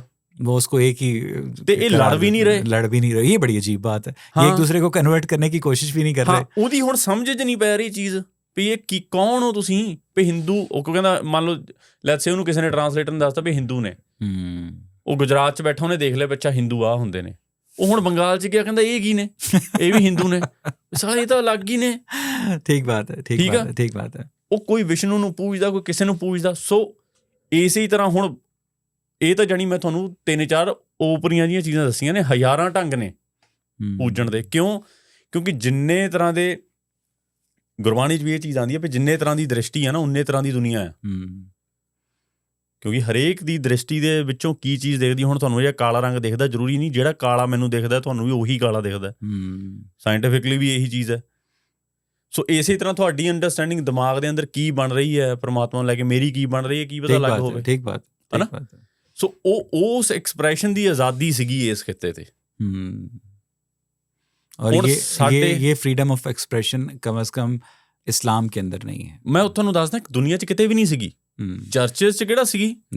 ਜੇ ਤੁਸੀਂ ਹਿਸਟਰੀ ਪੜ੍ਹ ਲਓ ਚਰਚਾਂ ਨੇ ਕੀ ਕੁਛ ਨਹੀਂ ਕੀਤਾ। ਤੁਸੀਂ ਜਿਹਨੇ ਵਿਚਾਰੇ ਨੇ ਕਿਹਾ ਵੀ ਧਰਤੀ ਘੁੰਮਦੀ ਸੂਰਜ ਦੇ ਦੁਆਲੇ ਉਹਨੂੰ ਮਾਰਤਾ, ਗਲੀਲੀਓ ਨੂੰ ਮਾਰਤਾ। ਉੱਥੇ ਇੰਡੀਆ 'ਚ ਤਾਂ ਨਹੀਂ ਇਹੋ ਜਿਹੀਆਂ ਚੀਜ਼ਾਂ ਹੁੰਦੀਆਂ ਸੀਗੀਆਂ। ਹਾਂ, ਉਹਦੇ ਜਿਹੜੀਆਂ ਚੀਜ਼ਾਂ 'ਤੇ ਭੰਡਿਆ ਜਾਂਦਾ, ਕਾਸਟਿਜ਼ਮ ਹੋ ਗਿਆ, ਜਿਹੜੀ ਮਨੂ ਸਮ੍ਰਿਤੀ ਦੇ ਹਿਸਾਬ ਨਾਲ ਹੋ ਗਿਆ, ਉਹ ਚੀਜ਼ਾਂ ਓਵਰ ਦਾ ਟਾਈਮ ਬਹੁਤ ਖਰਾਬ ਹੋਈਆਂ ਨੇ। ਉਹਨਾਂ ਦਾ ਮਿਸਯੂਜ਼ ਕੀਤਾ ਗਿਆ, ਪਰ ਉਹ ਬਣੀਆਂ ਕੁਛ, ਸ਼ੁਰੂਆਤ ਕਿਸੇ ਤਰ੍ਹਾਂ ਹੋਈ ਸੀ, ਬਣ ਕੁਛ ਹੋਰ ਗਿਆ ਉਹਨਾਂ ਦਾ।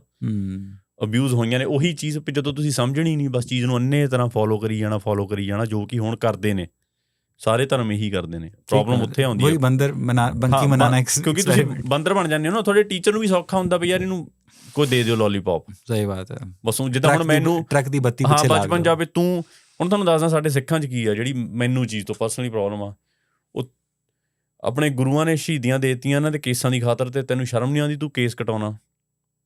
ਜਿਵੇਂ ਕ੍ਰਿਸਚਨਾਂ ਨੂੰ ਨਹੀਂ ਕਹਿ ਦਿੰਦੇ ਵੀ ਜੀਸਸ ਡਾਇਡ ਫॉर ਯੂ, ਉਹ ਸਿਰਫ ਕ੍ਰਿਸਚਨ ਇਸ ਕਰਕੇ ਨੇ ਵੀ Jesus died for me, Jesus died for your sins. ਉਹ ਬੰਦਾ ਯਾਰ ਬੱਚਾ ਹਜੇ 5 ਸਾਲ ਦਾ, ਉਹਨੇ ਕਿਹੜੇ ਸਿਨ ਕਰਦੇ ਜਿਹਦੇ ਲਈ ਜੀਸਸ ਇਹਨਾਂ ਲਈ ਗਿਆ? ਉਹੋ ਜੀ ਜਾਣੀ ਇਹੀ ਜਿਹੜੇ ਵੈਸਟਰਨ ਫਿਲਾਸਫੀ ਨੇ ਉਹ ਸਿੱਖ ਵੀ ਸਾਡੇ ਕਈ ਅਪਣਾ ਲੈਂਦੇ ਨੇ, ਉਹ ਸੇਮ ਹੀ ਬਲੈਕਮੇਲਿੰਗ ਵਾਲਾ ਕੰਮ ਉਹ ਵੀ ਕਰਦੇ ਨੇ ਵੀ ਤੂੰ ਕੇਸ ਰੱਖ। ਯਾਰ ਇਹ ਕਿਉਂ ਕਹਿ ਰਹੇ ਹੋ ਤੁਸੀਂ ਉਹਨੂੰ ਵੀ ਕਿ ਛੋਟੇ ਸਾਹਿਬਜ਼ਾਦੇ ਨੇ ਸ਼ਹੀਦੀ ਦਿੱਤੀ ਤੂੰ ਤਾਂ ਕੇਸ ਰੱਖ? ये ब्लैकमेलिंग करा के क्यों? मुसलमानों को भी कहते हैं कि हुजूर को कद्दू बहुत पसंद थे, तो आप कद्दू खाइए। उनको खजूर बहुत पसंद थी, तो आप खजूर खाइए। मैंने बचपन में पूछा अपनी अम्मा से, उनको स्ट्रॉबेरी या तरबूज तो नहीं मिलते होंगे, तो बेचारा खजूर ही खा सकते थे, तो उस पर मुझे बड़ी मार पड़ी थी। ਹੁਣ ਇਹੀ ਚੀਜ਼ ਨਾ ਮੈਂ ਜਿਹੜੀ ਕਹਿੰਦਾ ਹੁੰਦਾ ਕਿ ਮੈਂ ਨਹੀਂ ਚਾਹੁੰਦਾ ਕਿ ਤੁਸੀਂ ਬੱਚਿਆਂ ਨੂੰ ਇਹ ਕਹੋ ਕਿ ਤੁਸੀਂ ਕੇਸ, ਤੈਨੂੰ ਇਹ ਕਹੋ ਵੀ ਪਰਮਾਤਮਾ ਨੇ ਤੈਨੂੰ ਜਿੱਦਾਂ ਦਾ ਬਣਾਇਆ ਤੂੰ ਐਕਸੈਪਟ ਕਰ ਲਾ ਉਸ ਚੀਜ਼ ਨੂੰ। ਯਾਰ ਜਿਵੇਂ ਤੈਨੂੰ ਕੁਦਰਤ ਨੇ ਬਣਾਇਆ, ਪਰਮਾਤਮਾ ਵੀ ਛੱਡ ਦੋ, ਤੁਸੀਂ ਕੁਦਰਤ ਨੇ ਜਿਹੋ ਜਿਹਾ ਤੈਨੂੰ ਬਣਾਇਆ ਤੂੰ ਇੱਕ ਵਾਰੀ। ਮੈਂ 6 ਸਾਲ ਪਹਿਲਾਂ ਮੈਂ ਆਪਣੀ ਦਾੜੀ ਦੂੜੀ ਕੱਟਣੀ ਛੱਡਤੀ ਸੀ ਕਿਉਂਕਿ ਮੈਂ ਦੇਖਣਾ ਚਾਹੁੰਦਾ ਵੀ ਐਕਚੁਅਲ 'ਚ ਮੈਂ ਹੈ ਕਿੱਦਾਂ ਦਾ, ਵੀ ਐਕਚੁਅਲ 'ਚ ਮੈਂ ਕਿੱਦਾਂ ਦਾ ਆ, ਵੀ ਪੂਰੇ ਵਾਲਾਂ ਦੇ ਨਾਲ ਮੈਂ ਕਿਹੋ ਜਿਹਾ ਲੱਗਦਾ, ਹੈ ਨਾ? ਕੁਦਰਤ ਨੇ ਐਕਚੁਅਲ ਬਣਾਇਆ ਕਿੱਦਾਂ ਦਾ ਕਿ ਮੈਂ ਤਾਂ ਉਹੀ ਕਰੀ ਜਾਂਦਾ ਕਿਉਂਕਿ ਮੇਰੇ ਦਿਮਾਗ 'ਚ ਕਿਸੇ ਨੇ ਪਾ ਦਿੱਤਾ। ਜੇ ਮੇਰੇ ਦਿਮਾਗ 'ਚ ਇਹ ਪਾ ਦਿੰਦੇ ਵੀ ਵਾਲ ਲੰਬੇ ਹੋਣੇ ਚਾਹੀਦੇ ਸੀ, ਕਿਉਂਕਿ ਉਹ ਤਾਂ ਕਿਸੇ ਦੀ ਆ ਨਾ। तो जब किसी की कुदरती तौर पर नज़र कमज़ोर होती है तो सिख ऐनक नहीं लगाते हैं? नहीं, ऐनक मैं ਤੁਹਾਨੂੰ ਫਿਰ ਉਹੀ ਦੱਸਦਾ, वो भी ਕਿ ਜੇ ਤੁਹਾਡੇ एक्सटर्नल इंटरवेंशन है। ਨਹੀਂ ਉਹਦੇ 'ਚ ਕੋਈ ਪ੍ਰੋਬਲਮ ਨਹੀਂ ਹੈਗੀ, ਤੁਸੀਂ ਐਨਕ ਲਾ ਸਕਦੇ। ਇਹੋ ਜਿਹੀਆਂ ਮੈਂ ਤੁਹਾਨੂੰ ਉਹੀ ਕਹਿੰਦਾ ਵੀ ਉਹ ਇਹੋ ਜਿਹੀਆਂ ਚੀਜ਼ਾਂ ਨਹੀਂ ਦੱਸੀਆਂ ਆਈਆਂ ਵੀ ਕੁਦਰਤ ਨੇ। ਹੁਣ ਤੁਹਾਨੂੰ ਮੈਂ ਦੱਸਿਆ ਉਹ ਐਗਜ਼ਾਮਪਲ ਦਿੱਤੀ ਨਾ ਵੀ ਜੇ ਦਾੜੀ ਵੀ ਤੁਹਾਡੇ ਮੰਨ ਲਓ ਅੜਿੱਕਾ ਪਾਉਂਦੀ ਆ ਤਾਂ ਫਿਰ ਮੈਂ ਕੱਟ ਲਾਂ। ਜੇ ਤੁਹਾਡੀ ਲਾਈਫ ਜੀਣ 'ਚ ਹੀ ਅੜਿੱਕਾ ਪਾ ਰਹੀ ਆ ਚੀਜ਼, ਲਾਈਫ ਵੀ ਨਹੀਂ ਜੀ ਸਕਦੇ, ਫਿਰ ਤੁਸੀਂ ਕੱਟ ਲਓ। जो मेरी कॉमन सेंस कहती है। अगर कोई जो जहाँ पर ज़्यादा सिखों की कंसंट्रेशन है, अगर उसमें से कोई दाढ़ी कटवाता है, उसमें वो टर्बन नहीं पहनता है, तो उसको क्या नफरत का सामना करना पड़ता है? नफरत कोई एक्सक्लूजन नहीं हैगी ਇਹੋ ਜੀ। ਮੇਰੀ ਫੈਮਿਲੀ 'ਚ ਮੇਰੇ ਜਿਹਨੂੰ ਤੁਹਾਨੂੰ ਸਮਝਾਉਣ ਲਈ ਮੈਂ ਕਹਿੰਦਾ ਕਿ ਬੈਪਟਾਈਜ਼ਡ ਸਿੱਖ ਨੇ ਮੇਰੇ ਪੇਰੈਂਟਸ। ਮੈਂ ਦਾੜੀ ਕੱਟਦਾ ਹਾਂ, ਕੋਈ ਮੇਰੇ ਨਾਲ ਨਫਰਤ ਨਹੀਂ, ਉਹਨਾਂ ਨੂੰ ਕੋਈ ਇੱਦਾਂ ਦਾ ਨਹੀਂ। ਮੈਨੂੰ ਹਾਂ, ਮੈਨੂੰ ਓਬਵੀਅਸਲੀ ਕਨਵਿੰਸ ਕਰਨ ਦੀ ਕੋਸ਼ਿਸ਼ ਕਰਦੇ ਰਹਿੰਦੇ ਵੀ ਤੂੰ ਦਾੜੀ ਰੱਖ ਲਾ। Soft pressure. ਹਾਂ ਸੌਫਟ ਪ੍ਰੈਸ਼ਰ ਉਹ ਤਾਂ ਪੇਰੈਂਟਸ ਸਾਰੇ ਹੀ ਕਰਦੇ ਆ। ਉਹ ਤਾਂ ਜਿਵੇਂ ਉਹਨਾਂ ਨੂੰ ਕਹਾਂ ਮੈਂ ਦਾਰੂ ਪੀਂਦਾ, ਉਹਨੂੰ ਵੀ ਕਹਿਣਾ ਵੀ ਨਾ ਪੀ ਜਾ ਇੱਦਾਂ। ਜਦ ਕਿ ਉਹਨਾਂ ਨੇ ਮੇਰੇ ਫਾਦਰ ਸਾਹਿਬ ਨੇ ਆਪ ਆਪਣੀ ਜਵਾਨੀ 'ਚ ਉਹਨਾਂ ਨੇ ਵੀ ਸਾਰਾ ਉਹ ਕੀਤਾ, ਉਹੀ ਆਪਾਂ ਆਪਣੇ ਬੱਚਿਆਂ ਨਾਲ ਵੀ ਕਰਾਂਗੇ। ਸਮਝ ਰਹੇ ਮੇਰੀ ਗੱਲ? ਪਰ ਉਹ ਧਰਮ ਵੱਲੋਂ ਕੋਈ ਇੱਦਾਂ ਦਾ ਨਹੀਂ ਹੈਗਾ। ਉਹ ਤੁਹਾਡੀ ਅੱਗੇ ਇੰਟਰਪ੍ਰੀਟੇਸ਼ਨ ਤੇ ਆ ਵੀ ਕੌਣ ਕਿਹਨੂੰ ਕਿੱਦਾਂ ਸਮਝਾ ਰਿਹਾ। ਜੇ ਤੁਸੀਂ ਆਪ ਪੜ੍ਹੋਗੇ ਨਾ ਉਹਦੇ 'ਚ ਇਹੋ ਜਿਹੀ ਬੰਦਿਸ਼ ਨਹੀਂ। ਉਹ ਸਾਰੀਆਂ ਅੱਗੇ ਤੋਂ ਅੱਗੇ ਕੀ ਆ ਡੈਫੀਨੇਸ਼ਨਸ ਨੇ। सिख लोग दूसरों को कन्वर्ट करने की कोशिश भी नहीं करते। ਤੁਸੀਂ ਕਿੰਨੇ ਕੇਸਿਸ ਸੁਣੇ ਨੇ? और वैसे सिख कन्वर्ट हो सकता है कोई बंदा कि जी आज तो मैं सिख होना चाहना, लेकिन कन्वर्ट करने की ऑर्गेनाइज्ड एफर्ट नहीं करते। No never ever. ये मुसलमान तबलीगी जमातें बनाकर निकलते हैं, जापान जाते हैं और कहते हैं हमारे जैसे हो जाओ। अच्छा, ਇਹ ਵੀ ਹੁਣ ਮੈਂ ਤੁਹਾਨੂੰ ਦੱਸਦਾ, ਇੰਡੀਅਨ ਕੌਂਟੀਨੈਂਟ ਦਾ ਕੋਈ ਵੀ ਧਰਮ ਨਹੀਂ ਕਰਦਾ ਇਹ ਚੀਜ਼। ਠੀਕ ਬਾਤ ਹੈ। ਇੰਡੀਅਨ ਸਬ ਕੌਂਟੀਨੈਂਟ ਦਾ ਧਰਮ ਦੱਸੋ ਕਿਹੜਾ ਕਰਦਾ? ਇੰਡੀਆ ਇਸ ਟਾਈਮ ਨਿਊਕਲੀਅਰ ਪਾਵਰ ਆ। ਕੀ ਉਹ ਬੰਗਲਾਦੇਸ਼ ਨੂੰ ਕਨਵਰਟ ਕਰਨ ਦਾ ਮਿਸ਼ਨ ਤੇ ਜਾ ਨਹੀਂ ਸਕਦਾ ਸੀ? ਕਿ ਉਹ ਸ਼੍ਰੀਲੰਕਾ ਨੂੰ ਕਨਵਰਟ ਨਹੀਂ ਕਰ ਸਕਦੀ? ਕਿ ਨੇਪਾਲ ਨੂੰ ਕਨਵਰਟ ਨਹੀਂ ਕਰ ਸਕਦਾ ਸੀ? ਇੰਡੀਆ ਦੀ ਇਨਫਲੂਐਂਸ ਉਹ ਥਾਈਲੈਂਡ, ਲਾਓਸ, ਅੱਗੇ ਸਿੰਗਾਪੁਰ ਤੱਕ, ਉੱਧਰ ਤੱਕ, ਮਲੇਸ਼ੀਆ ਤੱਕ, ਕਿੱਥੇ तक रही है। और मुझे लगता है प्रीत जी कि दुनिया में 2 ही ग्लोबल रिलीजन्स हैं, एक क्रिश्चियनिटी है और एक इस्लाम है, और दोनों ही ग्लोबल रिलीजन्स इन्वेजन की वजह से बने हैं। ठीक है, इन लोगों ने बाहर जाकर या हमला किया या ट्रेड की, ठीक है, तो ये लोग इन्वेजन जो नहीं रिलीजन करता वो कभी ग्लोबल रिलीजन नहीं बन सकता। क्रिश्चियनिटी के ग्लोबल रिलीजन बनने की वजह भी इन्वेजन है, और इस्लाम के भी ग्लोबल रिलीजन बनने की वजह इन्वेजन है। जूडाइज़म ने उस तरह से ग्लोबल इन्वेजन नहीं किया, हिंदुइज़म ने उस तरह से ग्लोबल इन्वेजन नहीं किया, सिखिज़म ने, बुद्धिज़्म ने, जैनिज़म ने उस तरह से ग्लोबल इन्वेजन नहीं किया। इस वजह से ये मज़हब कभी ग्लोबल रिलीजन्स नहीं बन सके। ਬਾय ਸਵਾਰਡ ਨਹੀਂ ਕੀਤਾ ਉਹਨਾਂ ਨੇ ਕਦੀ ਵੀ। ਜਿਹੜੀ ਇਨਵੇਜਨ ਉਹਨਾਂ ਨੇ ਕੀਤੀ ਵੀ, ਜੇ ਕਨਵਰਟ ਲੋਕਾਂ ਨੂੰ ਕੀਤਾ ਵੀ ਆ ਤਾਂ ਵਿਦ ਡਾਇਲੌਗ ਕੀਤਾ, ਵਿਦ ਸਕ੍ਰਿਪਚਰਸ ਕੀਤਾ। ਮੈਂ ਹੁਣ ਤੁਹਾਡੇ ਨਾਲ ਅੱਜ ਗੱਲ ਕਰ ਰਿਹਾ, ਲੈਟਸ ਸੇ ਤੁਸੀਂ ਸ਼ਾਮ ਨੂੰ ਕਹਿ ਦੋ ਕਿ ਯਾਰ ਮੈਨੂੰ ਬੜਾ ਵਧੀਆ ਲੱਗਾ, ਮੈਨੂੰ ਦੇ ਕੇ ਜਾ ਬੁੱਕ, ਮੈਂ ਪੜ੍ਹਨੀ ਚਾਹੁੰਦਾ, ਮੈਂ ਸਟੱਡੀ ਕਰਨੀ ਚਾਹੁੰਦਾ। ਉਹ ਤੁਹਾਨੂੰ ਵਧੀਆ ਲੱਗੀ, ਤੁਸੀਂ ਕਨਵਰਟ ਹੋ ਜਾਓ, ਉਹਦਾ ਮੈਨੂੰ ਕੋਈ ਕ੍ਰੈਡਿਟ ਨਹੀਂ ਮਿਲਣਾ। ਉੱਥੇ ਸਾਡੇ ਸਕ੍ਰਿਪਚਰ 'ਚ ਕਿਤੇ ਇਹ ਨਹੀਂ ਲਿਖਿਆ ਹੋਇਆ ਵੀ ਤੈਨੂੰ ਉਹ ਚੀਜ਼ ਤੇਰੇ ਕ੍ਰੈਡਿਟ 'ਚ ਐਡ ਹੋ ਗਈ ਆ, ਹੁਣ ਤੈਨੂੰ ਉੱਪਰ ਇੱਕ ਹੂਰ ਵੱਧ ਮਿਲ ਜਾਣੀ ਆ। There is no facility. ਸੋ ਕੋਈ ਲਾਲਚ ਹੀ ਹੈ ਨਹੀਂ ਕਨਵਰਟ ਕਰਨੇ ਦਾ। ਸਗੋਂ ਮੇਰੇ ਤੇ ਤਾਂ ਇਹ ਆ ਬੰਦਿਸ਼ ਇਹ ਆ ਕਿ ਮਾਨਸ ਕੀ ਜ਼ਾਤ ਸਭ ਹੈ ਇੱਕ ਪਹਿਚਾਨ वो ਕਿ ਤੂੰ ਸਾਰੇ ਮਨੁੱਖਾਂ ਨੂੰ ਇੱਕ ਨਜ਼ਰ ਨਾ ਦੇਖਣਾ।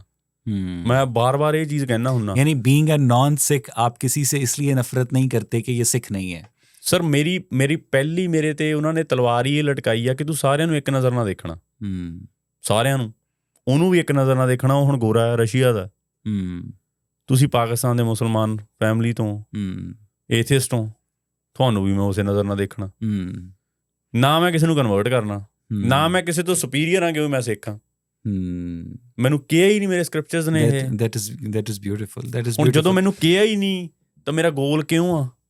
ਤੇ ਇੱਕ ਬੰਦੇ ਨੂੰ ਜਦੋਂ ਕਹਿਤਾ ਕਿ ਤੈਨੂੰ ਫੈਸਿਲਿਟੀ ਆ, ਆਹ ਹਾਲ ਹੀ ਏਦਾਂ ਏਦਾਂ ਆ, उनकी जन्नत में पूरा पैकेज है सर। ਇਹ ਤਾਂ ਮਲਟੀ ਲੈਵਲ ਮਾਰਕੀਟਿੰਗ ਵਾਲਾ ਕੰਮ ਹੋ ਗਿਆ ਨਾ, MLM ਆ। ठीक है, सही बात है। ਮਲਟੀ ਲੈਵਲ ਮਾਰਕੀਟਿੰਗ ਆ ਜੀ। ਤੁਸੀਂ ਐਂ ਕਰੋ, ਸਾਡੇ ਕੋਲੋਂ 50,000 ਦਾ ਸਮਾਨ ਲੈ ਜਾਓ, ਹੁਣ ਅੱਗੇ 4 ਮੈਂਬਰ ਤੁਸੀਂ ਬਣਾਓ, ਅੱਗੇ 4 ਮੈਂਬਰ ਉਹ ਬਣਾ, 4 ਨੇ 4 ਅੱਗੇ ਬਣਾਉਣੇ ਆ। ਉਹ ਫਿਰ ਪਿਰਾਮਿਡ ਸਕੀਮ ਬਣੀ ਜਾਂਦੀ ਹੈ। सही बात है। ਇਸ ਲਈ ਗਰੋ ਕਰ ਰਹੇ ਨੇ ਪਿਰਾमिड स्कीम च भी यही चलता।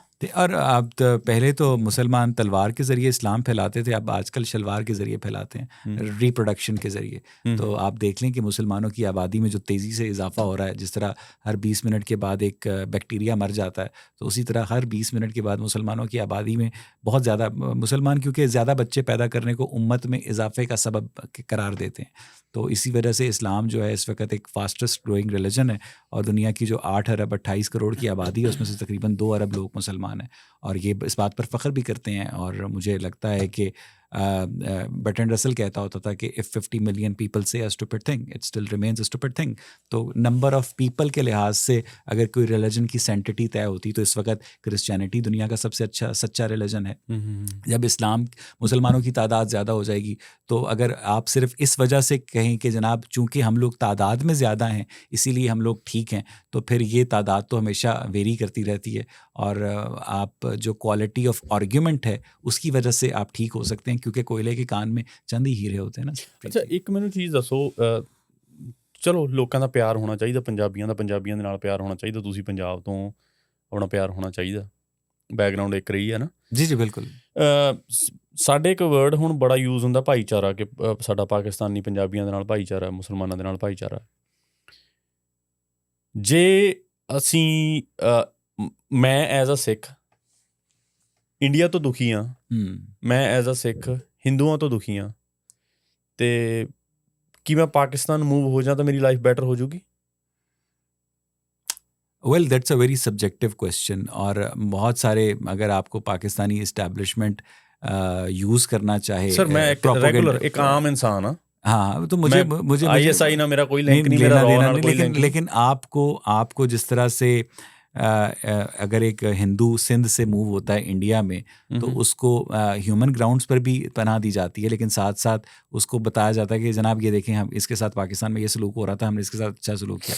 इसी तरह अगर आप हिंदुओं से दुखी हैं और आप पाकिस्तान मूव हो जाएंगे, तो आपको पाकिस्तानी सोसाइटी एक्सेप्ट तो कर लेगी, ठीक है, लेकिन आपको यूज़ करेगी एज अ शो केस कि जनाब हमने इन सरदार जी को पाकिस्तान में पनाह दी, और वो उसको पॉलिटिकल मोटिव्स के लिए यूज़ करेंगे। लेकिन मुझे नहीं लगता कि आपको पाकिस्तानी सोसाइटी जो है कभी दिल से तस्लीम करेगी बीइंग अ सिख, और आपको अपनी तमाम तर धर्म को प्रैक्टिस करने की भी इजाज़त होगी। लेकिन आप कभी किसी मुसलमान मौलवी को जाकर नहीं कह सकते कि जनाब आप हमारी गुरु ग्रंथ साहब पढ़ के ना सिख होने के ऊपर, तो वो आपका गाटा उतार देंगे, ठीक है। वो आपको हमेशा मेरी अगलियां पीढ़ियां सिख रह सकती होते? जी बिल्कुल रह सकती हैं। प्रॉब्लम अगर जब तक वो सबमिसिव रहेंगे, जब तक वो पाकिस्तान जिंदाबाद के नारे लगाएंगे, जब तक वो अपने झुक के रहेंगे, जब तक वो सर झुका कर रहेंगे, तब तक वो बिल्कुल रह सकते हैं। ऐसा कोई प्रॉब्लम नहीं है। अच्छा, पाकिस्तान ਜਿਹੜੇ ਸਿੱਖ ਨੇ ਉਹਨਾਂ ਦੇ ਕੀ ਹਾਲਾਤ ਨੇ?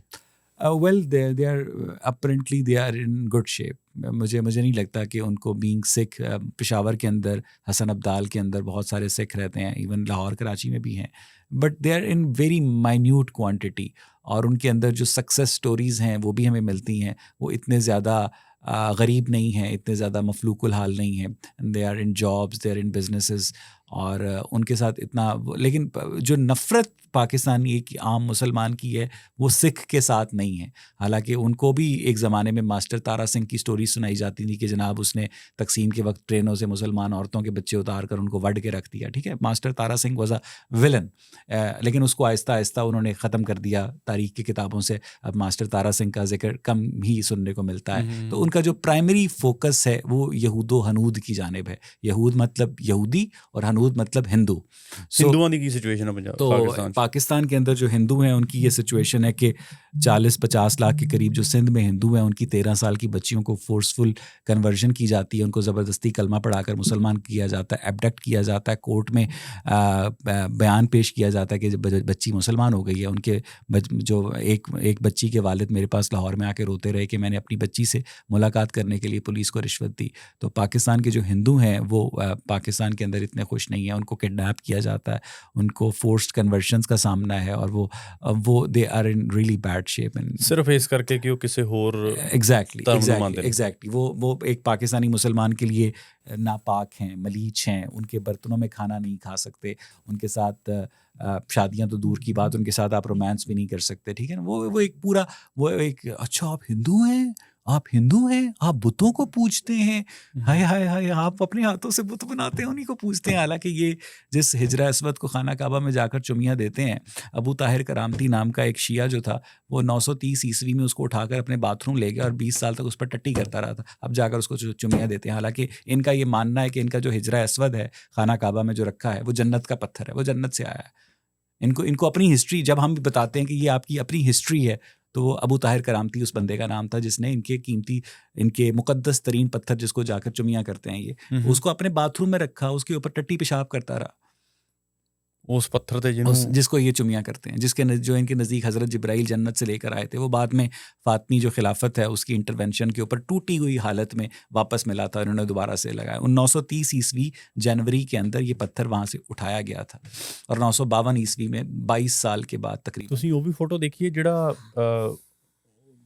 ਕਾਬਾ ਦੇ ਬਾਹਰ ਜਿਹੜਾ ਲੱਗਾ ਹੁੰਦਾ ਕੱਪੜਾ, जी गुलाफे काबा कहते हैं, गुलाफे काबा कहते हैं। वो जेफरी एप्स्टीन ने अपने उस पर बच्ची के साथ सेक्स किया।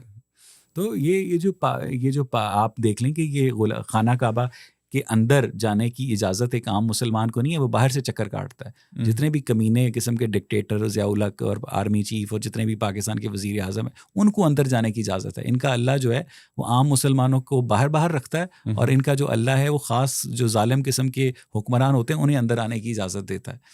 ठीक है, तो ये रिलीजन को as a tool of power use करते हैं, as a tool of influence use करते हैं। और आप देख लें कि जो इनका सऊदी वली अहद है शहज़ादा मोहम्मद बिन सलमान, जो कि मुस्तकबिल का अगर जब बादशाह बन जाएगा, वो तो अपने अब्बे के मरने का इंतजार कर रहा है ना, Holi custodian of the Holi mosques बन जाएगा, जिसको खादिमुल हरमैनुल शरीफैन यानी मस्जिद नबवी और मस्जिद हराम का जो कस्टोडियन कहलाता है।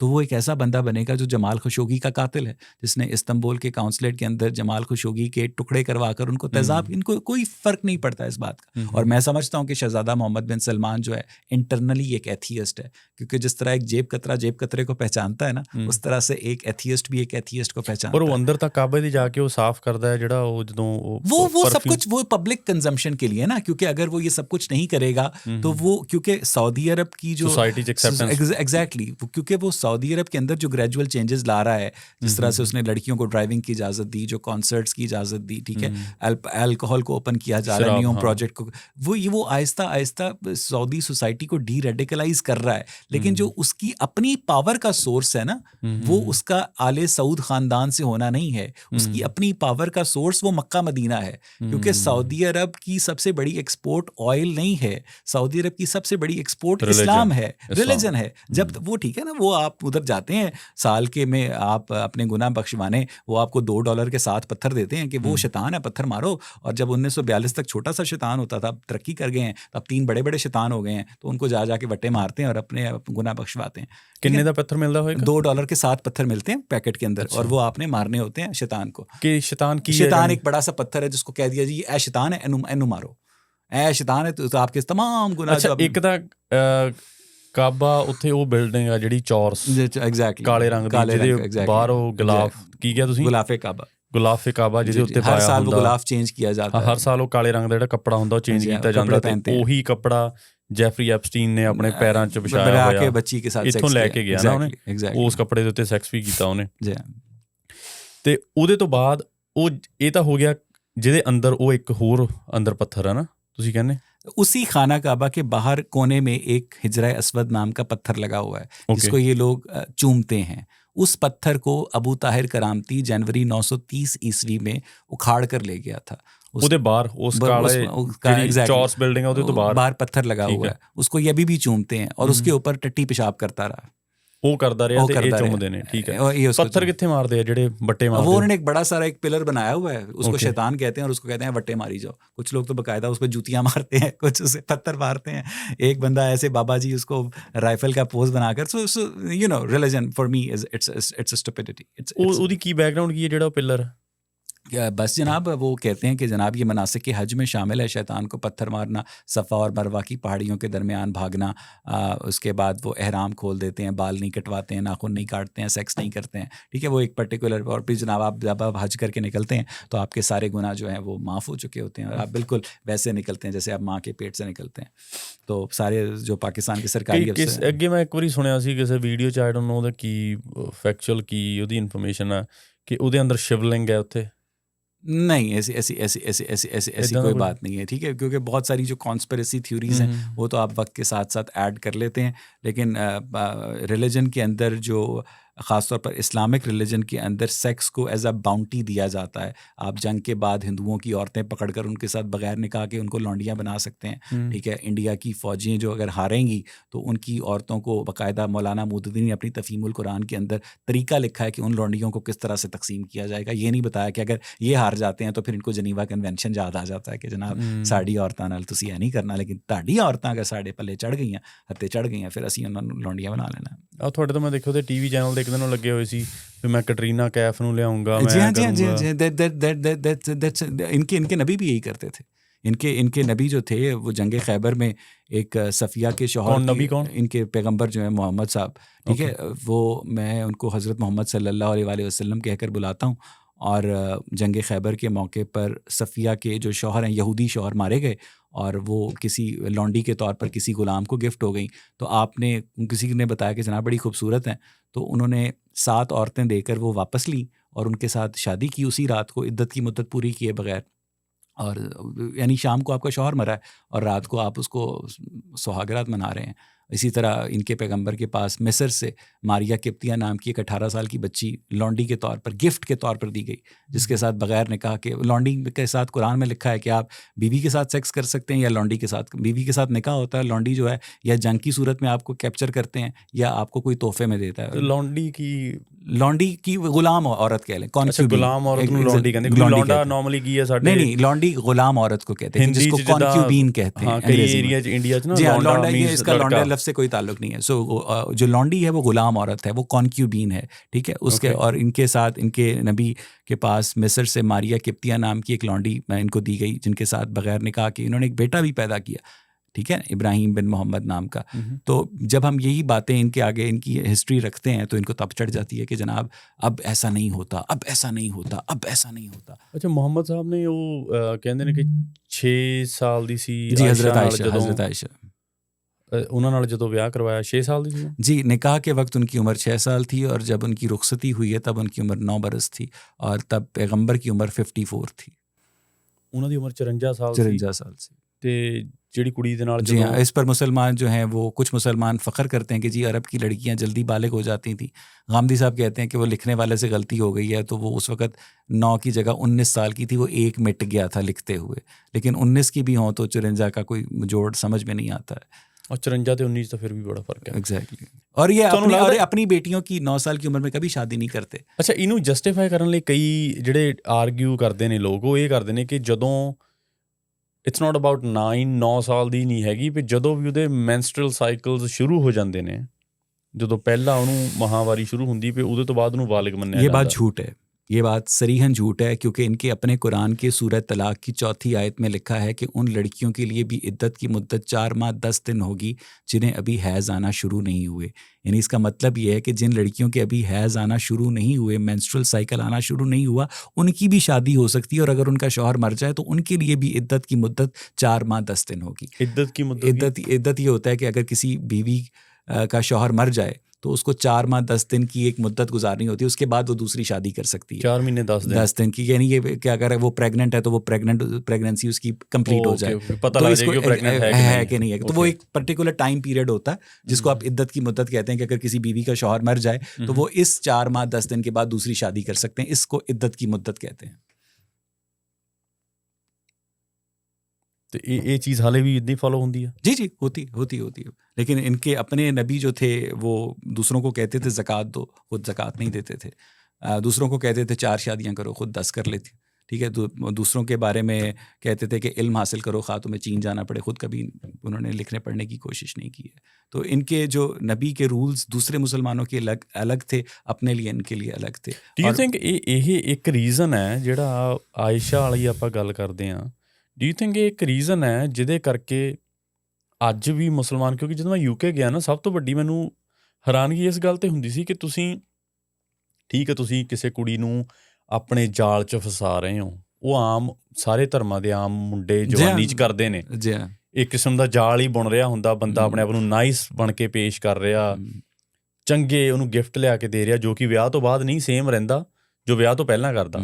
ਜੇ ਦੇਖੀਏ ਉਹ ਵੀ ਇੱਕ ਕਿਸਮ ਦੀ ਗਰੂਮਿੰਗ ਹੀ ਹੈ ਕਰ ਰਿਹਾ, ਬਟ ਉਹ ਇੰਡੀਵਿਜੂਅਲ ਲੈਵਲ ਤੇ ਕਰ ਰਿਹਾ ਹੈ ਨਾ। ਮੇਰੇ ਮਨ 'ਚ ਲਾਲਚ ਹੈ ਕਿਸੇ ਔਰਤ ਦੇ ਪ੍ਰਤੀ, ਮੈਂ ਉਹਨੂੰ ਇਨਫਲੂਐਂਸ ਕਰਨ ਦੀ ਕੋਸ਼ਿਸ਼ ਕਰ ਰਿਹਾ, ਇੰਡੀਵਿਜੂਅਲੀ ਮੈਂ ਕਰ ਰਿਹਾ ਨਾ ਆਪਣੇ ਲੈਵਲ ਤੇ, ਪਰ ਮੈਂ ਐਟਲੀਸਟ ਇੰਨਾ ਤਾਂ ਦੇਖ ਰਿਹਾ ਨਾ ਕਿ 18 ਤੋਂ ਉੱਪਰ ਹੈ, ਕਿ ਉਹ ਮੇਰੇ ਹਾਣ ਦੀ ਹੈ। ਇਹ ਤਾਂ ਮੈਂ ਦੇਖ ਹੀ ਰਿਹਾ ਨਾ, ਤੇ ਮੈਂ ਇਹ ਵੀ ਦੇਖ ਰਿਹਾ ਕਿ ਉਹਨੂੰ ਮੈਂ ਇਨਫਲੂਐਂਸ ਕਰ ਰਿਹਾ ਤਾਂ ਕਿ ਉਹ ਵਿਲਿੰਗਲੀ ਆ ਜੇ, ਨਾ ਕਿ ਮੈਨੂੰ ਫੋਰਸ ਨਹੀਂ ਕਰ ਰਿਹਾ। ਸੋ ਨਾ ਮੈਂ ਫੋਰਸ ਕਰ ਰਿਹਾ, ਮੈਂ ਇਹ ਵੀ ਦੇਖ ਰਿਹਾ ਕਿ 18 ਤੋਂ ਉੱਪਰ ਹੈ, ਐਡਲਟ ਹੈ ਨਾ, ਲੀਗਲੀ ਸਹੀ ਹੈ ਸਾਰਾ ਕੁਛ।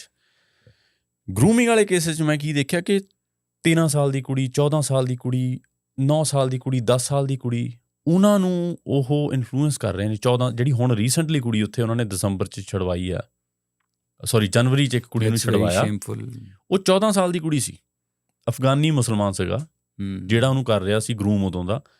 ਤੇ ਉਹ ਕੁੜੀ ਦੇ ਦਿਮਾਗ 'ਚ ਉਹਨੇ ਇੰਨਾ ਜਾਲ ਬੁਣਿਆ ਹੋਇਆ ਸੀ, ਕੁੜੀ ਆਪਣੇ ਪੇਰੈਂਟਸ ਦੇ ਨਾਲ ਨਹੀਂ ਰਹਿੰਦੀ ਸੀ, ਉਹਦੇ ਨਾਲ ਹੀ ਰਹਿੰਦੀ ਸੀ। ਸੋ ਉਹ ਚੀਜ਼ ਨੂੰ ਕਿਵੇਂ ਆਪਣੇ, ਮੈਨੂੰ ਇਹੀ ਬਾਰ-ਬਾਰ ਸਵਾਲ ਮੇਰੇ ਦਿਮਾਗ 'ਚ ਆਉਂਦਾ ਸੀ ਕਿ ਤੂੰ ਕਿਵੇਂ ਜਸਟੀਫਾਈ ਕਰ ਸਕਦਾ ਯਾਰ, ਤੂੰ ਕਰ ਲਾ ਜੋ ਕਰਨਾ। ਪੀਡੋਫੀਲੀਆ ਵੀ ਜੋ ਤੂੰ ਕਰਨਾ ਕਰ ਲਾ, 22 ਸਾਲ ਦੀ ਨਾਲ ਕਰ ਲਾ ਨਾ, ਤੂੰ ਯਾਰ 12 ਸਾਲ ਦੀ ਨਾਲ ਕਰ ਰਿਹਾ।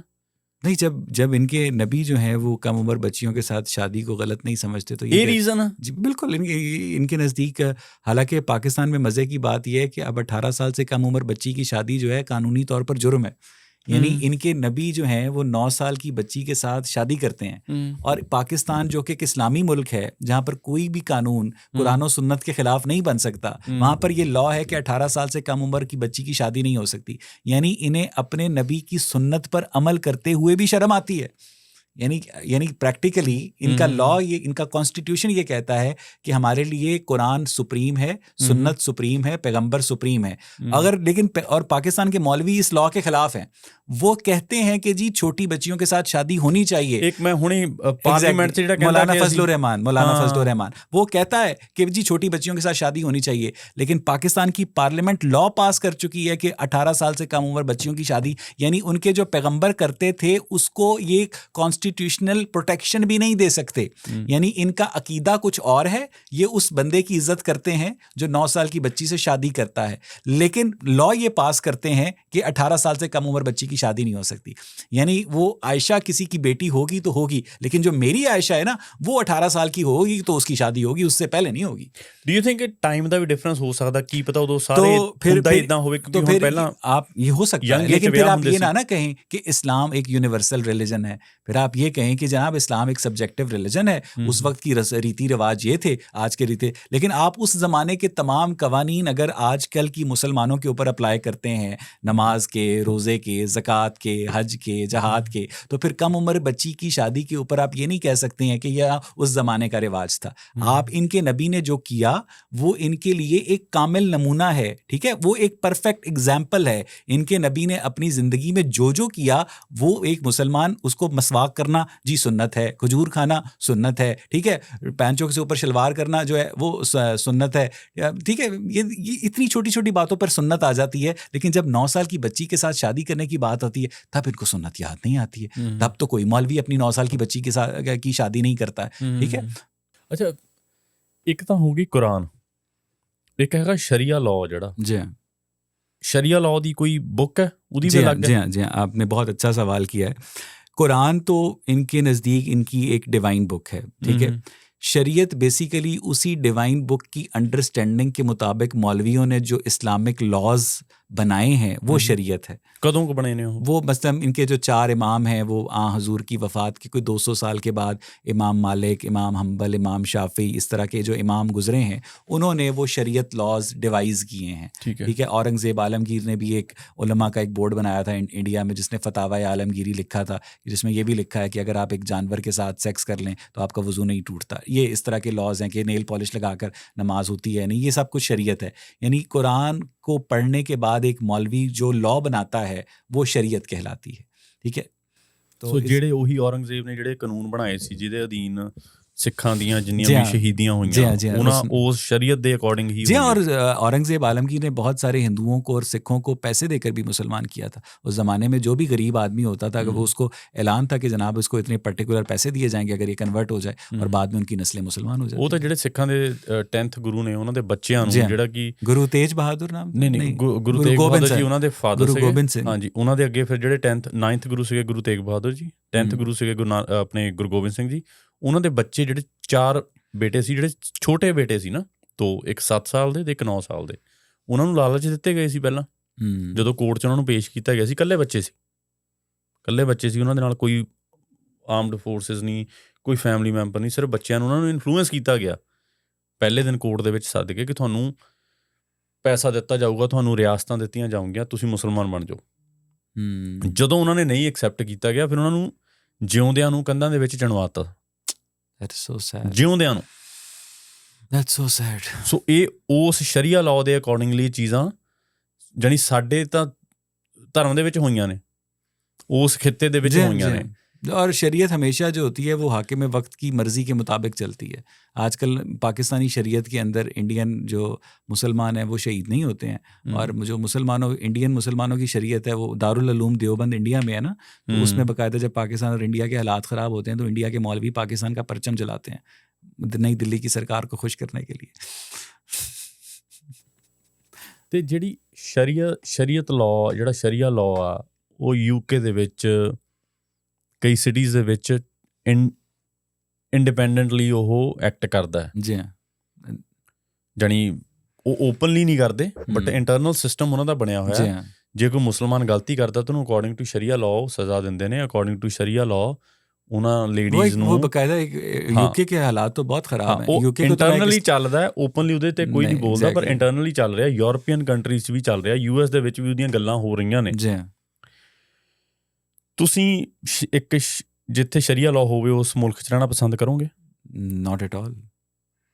ਜਿਵੇਂ ਤੁਸੀਂ ਹੁਣ ਬੋਲ ਰਹੇ ਹੋ ਇੱਥੇ US ਦੇ ਵਿੱਚ ਰਹਿ ਕੇ ਤੁਹਾਨੂੰ ਬੋਲਣ ਦੀ ਆਜ਼ਾਦੀ ਹੈ, ਜੇ ਸ਼ਰੀਆ ਕੰਟਰੀ ਦੇ ਵਿੱਚ ਤੁਸੀਂ ਹੁੰਦੇ ਮੈਂ ਜ਼ਿੰਦਾ ਨਹੀਂ ਰਹਿ ਸਕਦਾ, ਮੇਰੀ ਗਰਦਨ ਮਾਰ दी जाएगी, फांसी दे दी जाएगी। ਮੇਰੇ ਨਾਲ ਕੀ ਸਲੂਕ ਹੁੰਦਾ ਜਿਹੜਾ ਇੰਟਰਵਿਊ ਲੈ ਰਿਹਾ?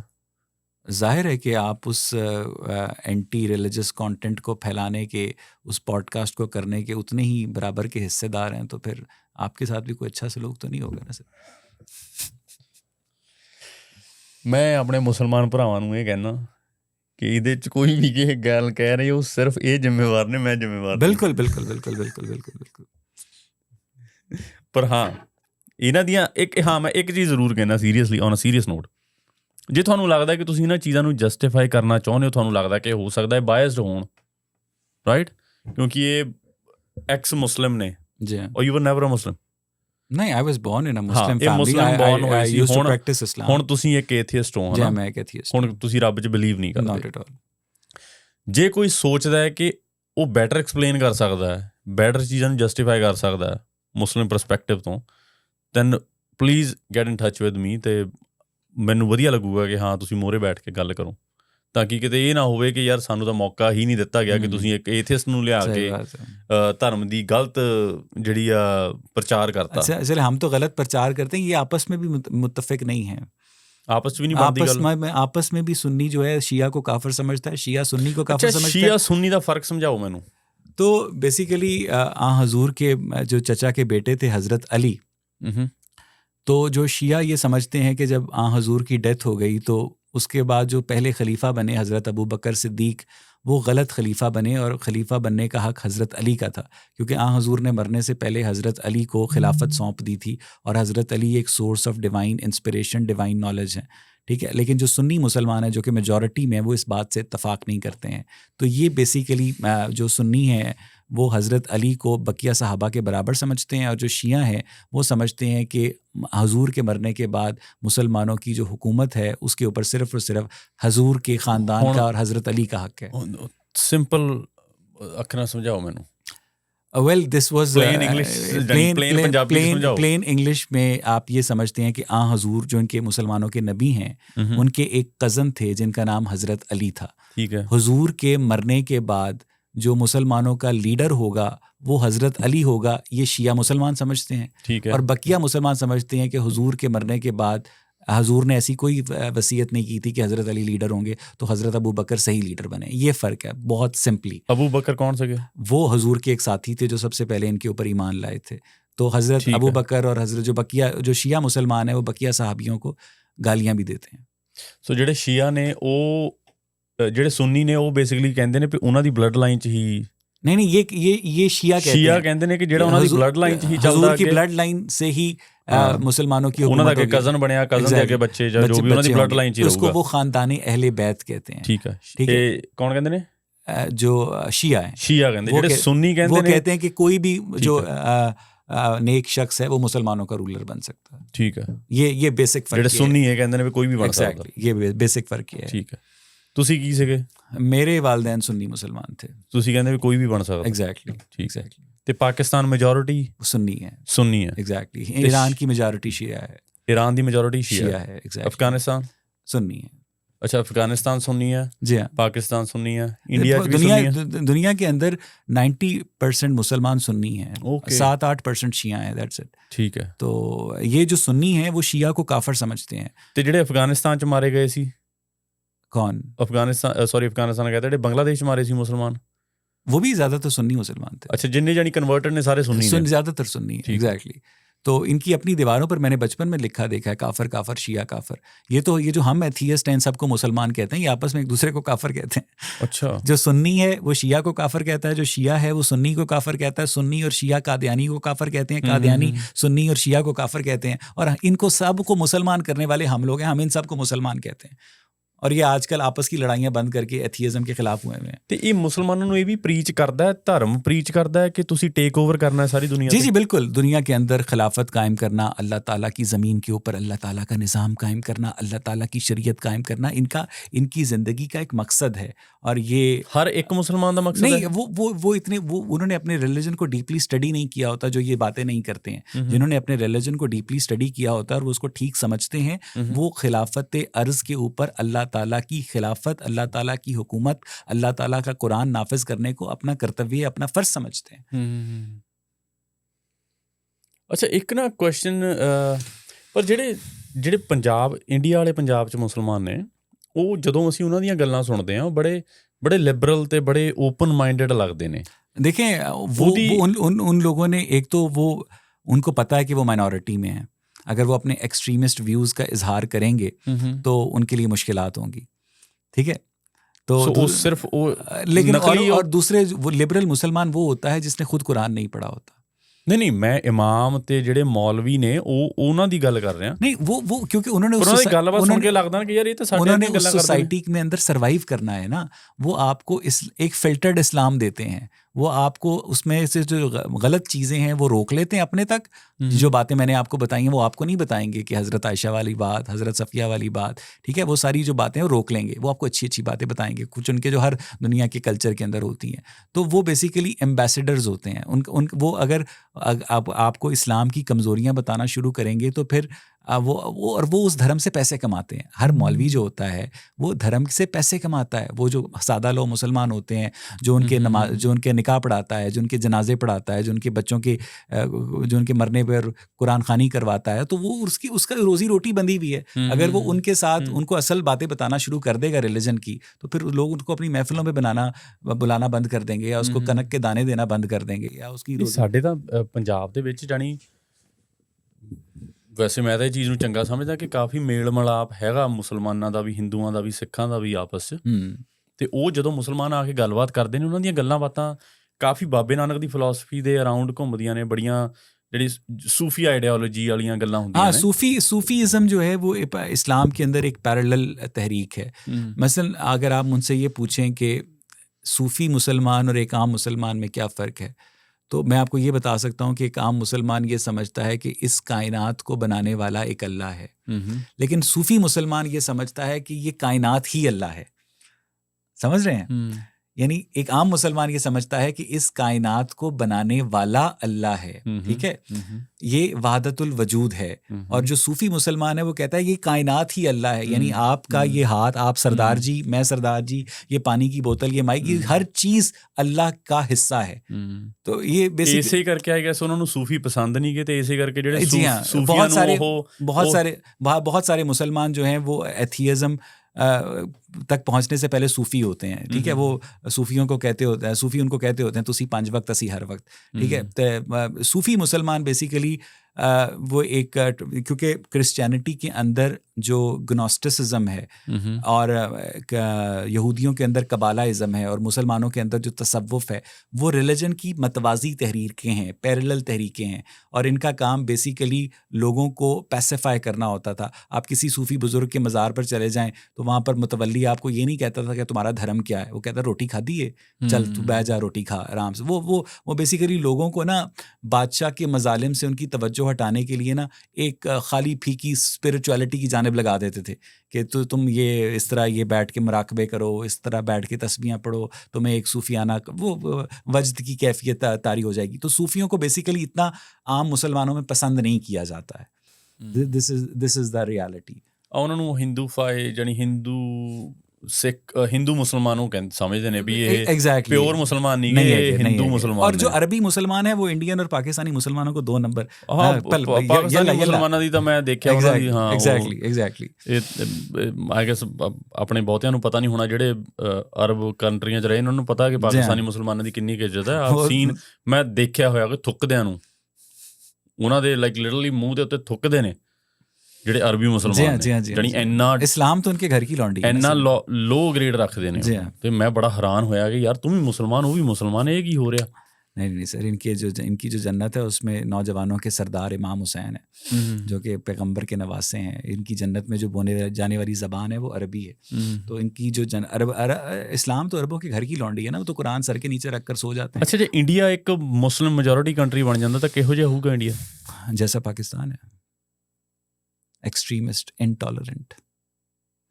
मज़े की बात यह है कि जो जमात इस्लामी पाकिस्तान है उसको इस्लाम चाहिए, लेकिन जो जमात इस्लामी हिंद है उसको सेकुलरिज्म चाहिए, क्योंकि इंडिया के अंदर मुसलमानों का सर्वाइव करने का जो रास्ता है वो सेकुलरिज्म है कि तुम्हारा धर्म तुम्हारा धर्म, मेरा धर्म मेरा धर्म। लेकिन वही जमात इस्लामी जो मौलाना मौदूदी ने बनाई थी पाकिस्तान के अंदर कहती नहीं, सिर्फ और सिर्फ इस्लामी निज़ाम चलेगा। यानी ये लोग पॉलिटिकल टेम्परेचर देखने के बाद अपना एजेंडा सेट करते हैं। जे तुहानूं दुबारा जन्म लैण दा मौका मिले तो तुहानूं 2 ऑप्शन दित्तियां जाण के जां पाकिस्तान वाला पंजाब जां इंडिया वाला पंजाब, किधर जम्मोगे? मुझे लगता है कि मैं जहाँ पैदा हुआ था मैं वहीं पैदा होना चाहूँगा, क्योंकि मुझे वो सारी स्ट्रगल, वो मेंटल जर्नी बहुत पसंद है। दोबारा फिर उधर चलो? मैं वहीं पैदा होना चाहूँगा। देशप्रस्त हूँ? नहीं, मैं देशप्रस्त नहीं हूँ, क्योंकि मुझे लगता है कि उसके बाद मेरी जो इंटरनल वायरिंग है और मेरा जो यूएस तो मान लो डिपोर्ट कर दें तो तुहानूं 2 ऑप्शंस देण कि either you go to Punjab in India, Punjab in Pakistan. Pakistan में तो मैं मारा जाऊँगा, तो फिर मुझे जाहिर है मैं इंडिया की ऑप्शन चूज़ करूँगा। पाकिस्तान में तो मैं जिंदा रह इंडिया नहीं मारूंगा। मुझे लगता है अभी सलीम वास्तव पर हमले के बाद लगता है कि इंडिया में भी मार देंगे, लेकिन मैं इंडियन गवर्नमेंट से दरख्वास्त करूंगा कि विशाल सिक्योरिटी दे दो।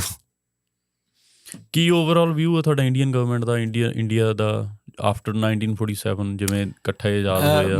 मुझे लगता है कि इंडियन गवर्नमेंट्स ने इन जनरल इंडिया के मुसलमानों के साथ बहुत अच्छा सलूक किया, और उनके जो सेपरेट लॉज बनाने के बाद उन्होंने उनको बहुत प्रोटेक्शन दी और बहुत लेकिन मुसलमानों ने उस तरह से इंडियन गवर्नमेंट के अच्छे कामों को रेसिप्रोकेट नहीं किया। और इस वक्त अगर नई दिल्ली सरकार भारत के मुसलमानों के ऊपर कोई सख्ती करती है या इंडिया की हिंदू मेजॉरिटी उनके साथ कोई गलत सलूक करती है, तो वो इंडियन मुसलमानों की अपनी हरकतों का रिएक्शन है, उनकी अपनी हरकतों का रद्द अमल है।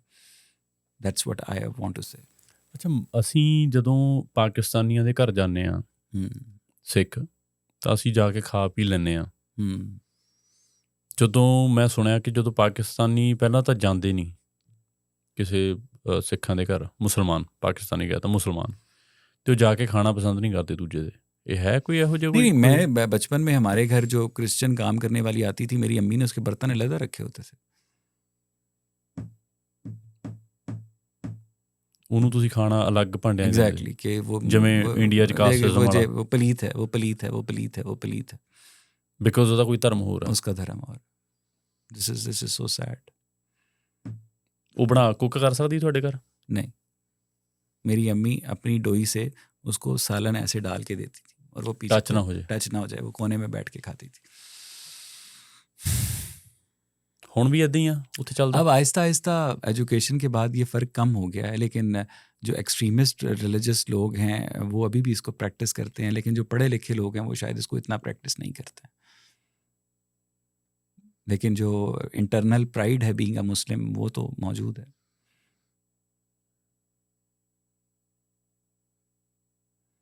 और मैं इस पॉडकास्ट के इख्तिताम पर आपको एक नज़म सुनाना चाहूँगा। जब मैंने पीके फ़िल्म देखी थी तो मैंने वो नज़म सिगरेट की पन्नी पे लिखी थी, और उस नज़म का उन्वान था सैयद राम टॉम सिंह। सैयद राम टॉम सिंह, यानी इसमें सिखिज़म भी है, इसमें हिंदुइज़म भी है, इसमें क्रिश्चियनिटी भी है और इसमें इस्लाम भी है। तो मुझे पता है कि उसमें उर्दू के मुश्किल अल्फाज होंगे, लेकिन ऑडियंस के लिए मैं सुना देता हूँ कि माद्दा मनविया की रतूबतों में कुल बुलाते हयातियाती जरसू में, लाखों की तादाद में और सफ़ेद लिबास में उस गौहर माद्दा को पाने की सही करते हैं जो अपने उशाक से बिछड़ने की सूरत में लहू रोता है, जो ना सिर्फ नाम ले बल्कि बढ़कर थाम ले उस माद्दे पे गौहर आमादा अदगाम होता है, जो ज़िंदगी का आगाज़ होता है सुपुर्दगी का अंजाम होता है। माद्दे की ज़ात होती है न गौहर पात रखता है, शनाख्त के खाने में आगही कातिब हालात रखता है। 3/4 साल में साअतों के ख़याल में सैयद राम टॉम सिंह सफ़रे ज़िंदगी की बुनियाद रखता है। अज़ान की आवाज़ राम को अच्छी नहीं लगती और वाइन के कतरों पे सैयद सटपटाता है। टॉम को सेंटा क्लॉज सिख मालूम होता है और सिंह की करपान सैयद को लोहे का चांद लगती है। असबियत तुलू होती है, इंसानियत मांद पड़ती है। एक वजूद के एक इंसान के 4 टुकड़े होते हैं, हर टुकड़े के अपने रोने होते हैं, दुखड़े होते हैं। सैयद के तेल पे टॉम तिल मिलाता है और सिंह के खेल पे राम गुर्राता है। शनाख्त का हर हिस्सा खुद को कामिल कहलवाता है। आगही दम तोड़ देती है, जोहल मुस्कुराता है। जो कोई पढ़ने वाला तलाश को निकले, अमल की जीत हो और काश तो निकले। मेरे सैयद राम टॉम सिंह को लौटा दे, जहाँ से निकला है वहाँ का बता दे कि माद्दे की ज़ात होती है न गौहर पात रखता है, शनाख्त के खाने में आगही कातिब हालात रखता है। ਸੁਣਨੇ ਨੂੰ ਬਹੁਤ ਵਧੀਆ ਲੱਗੀ, ਪਰ ਮੈਨੂੰ ਸਮਝ ਕੁਝ ਨਹੀਂ ਆਇਆ। कोई गल नहीं। ਮੋਟਾ ਮੋਟਾ ਸਮਝ ਆਇਆ ਕਿ एग्जैक्टली दैट वाज ਲੋਕ ਕਿਵੇਂ ਡਿਵਾਈਡਡ ਨੇ ਨਾ। एग्जैक्टली ਕੀ ਹੋਰ ਥੋੜਾ ਸਿੰਪਲ ਉੱਚ ਸਮਝਾਓ ਤਾਂ ਪੰਜਾਬੀ कि एक बंदा जो ਮੋਟਾ ਉਹਦਾ ਥੀਮ ਦੱਸ ਦਿਓ जब अपने बाप के स्पर्म के अंदर होता है तो उस स्पर्म का कोई धर्म नहीं होता है। ठीक है, अगर उस स्पर्म के धर्म में जब वो पैदा हो जाता है तो फ़र्ज़ करें कि वो एक ऐसा इंसान है जिसका नाम सैयद राम टॉम सिंह है। ठीक है, जो सैयद है वो राम से लड़ रहा है, राम टॉम से लड़ रहा है, टॉम सिंह से लड़ रहा है। ठीक है, तो मैं चाहता हूँ कि तुम इन सारे धर्मों को भुला कर एक इंसान के ऊपर तवज्जो दो कि वो इंसान, उसकी जो डिफरेंट आइडेंटिटी है वो सिर्फ इसलिए है कि वो एक मखसूस वालिदैन के घर में पैदा हुए, लेकिन प्राइमरीली वो इंसान है और तुम उससे इंसान की बुनियाद पर प्यार करो, ना कि उसके धर्म की बुनियाद पर उससे नफरत करो। That's it. ਬਟ ਇੱਕ ਹੋਰ ਚੀਜ਼ ਨਾ, ਇੱਕ ਦਿਨ ਮੈਂ ਇੱਕ ਡਿਬੇਟ ਸੁਣਦਾ ਪਿਆ ਸੀ, ਉਹਦੇ 'ਚ ਇਹ ਗੱਲ ਹੋਈ ਸੀ ਕਿ ਜਿਹੜੇ ਹੁਣ ਜਿੱਦਾਂ ਤੁਸੀਂ ਸੂਫੀਆਂ ਦੀ ਗੱਲ ਕੀਤੀ ਨਾ, ਸਾਡੇ ਵੀ ਜਿਹੜਾ ਇੱਧਰ ਇੰਡੀਆ ਵਾਲੀ ਸਾਈਡ ਪੰਜਾਬ, ਉਹਦੇ 'ਚ ਵੀ ਕਾਫੀ ਮਜ਼ਾਰਾਂ ਪੁਰਾਣੀਆਂ ਜਦੋਂ ਮੁਸਲਮਾਨ ਛੱਡ ਕੇ ਗਏ ਨੇ, ਉਹ ਇੱਦਾਂ ਬਣੀਆਂ ਹੋਈਆਂ ਨੇ, ਪਿੰਡਾਂ ਵਾਲੇ ਪੂਜਦੇ ਨੇ, ਹਜੇ ਵੀ ਮੱਥਾ ਟੇਕਦੇ ਨੇ। ਸਾਡੇ ਪਿੰਡ ਵੀ ਹੈਗੀਆਂ ਨੇ, ਅਸੀਂ ਵੀ ਛੋਟੇ ਹੁੰਦੇ ਉੱਥੇ ਜਾਂਦੇ ਰਹੇ ਹਾਂ, ਅਸੀਂ ਵੀ ਮੱਥਾ ਟੇਕਦੇ ਰਹੇ ਹਾਂ, ਪਤਾ ਸਾਨੂੰ ਕੁਛ ਨਹੀਂ ਉੱਥੇ ਕੀ ਆ ਨਾ। ਸੋ ਉੱਥੇ ਮੱਥਾ ਟੇਕਣ ਨਾਲ ਸਾਡਾ ਕੋਈ ਧਰਮ ਭ੍ਰਿਸ਼ਟ ਨਹੀਂ ਹੋਇਆ, ਸਾਡਾ ਕੋਈ ਖਤਮ ਨਹੀਂ ਹੋਇਆ ਧਰਮ, ਜਾਂ ਮੇਰੀ ਕੋਈ ਆਸਥਾ ਨਹੀਂ ਟੁੱਟੀ ਡਿੱਗੀ, ਹੈ ਨਾ। ਪਰ ਮੈਂ ਇਹ ਸੁਣਿਆ, ਤੁਸੀਂ ਮੈਨੂੰ ਦੱਸਿਓ ਵੀ ਕਿੰਨੀ ਕੁ ਸੱਚ ਹੈ ਗੱਲ ਇਹ, ਕਿ ਇੱਕ ਮੁਸਲਮਾਨ ਗੁਰਦੁਆਰੇ ਜਾ ਕੇ ਮੱਥਾ ਟੇਕ ਸਕਦਾ? कभी भी नहीं, कभी not at all, over his dead body, not at all, ਬਿਲਕੁਲ ਵੀ ਨਹੀਂ, कभी नहीं, कभी नहीं, कभी नहीं, ਗੁਰੂ ਗ੍ਰੰਥ ਸਾਹਿਬ ਨੂੰ ਵੀ ਨਹੀਂ ਟੇਕ ਸਕਦਾ? not at ਬੁੱਤ all, ਨਹੀਂ ਹੈ? not at all, not at all। आप भूल जाएं उसको, तो बकिया मुसलमान काट देंगे। अच्छा, जी हाँ, वो सोच भी नहीं सकता कि वो किसी गैर मुस्लिम इबादत गाह में जाकर उस तरह से मिन्नत मांगे या माथा टेके। इस बात का फ़ख्र से ऐलान ज़रूर करता है कि हज़रत निज़ामुद्दीन औलिया के मज़ार पर हिंदू और सिख मन्नतें मांगने आते हैं और उनकी मुरादें पूरी होती हैं, इस बात पर फ़ख्र ज़रूर करता है। लेकिन ख़ुद कभी किसी गैर मुस्लिम शराइन के ऊपर जाकर या किसी गैर मुस्लिम मंदिर के ऊपर जाकर या गुरुद्वारे में जाकर वो ये माथा टेकना, मन्नत मांगना तसव्वुर भी नहीं कर सकता। प्रसाद ले सकता कड़ा? वो जो रिलीजियसली चार्ज्ड लोग होते हैं वो नहीं लेते हैं, लेकिन जो कहते हैं कि खाने का कोई धर्म नहीं होता वो खा लेते हैं। मैंने करतारपुर में दाल चावल मज़े से खाए थे।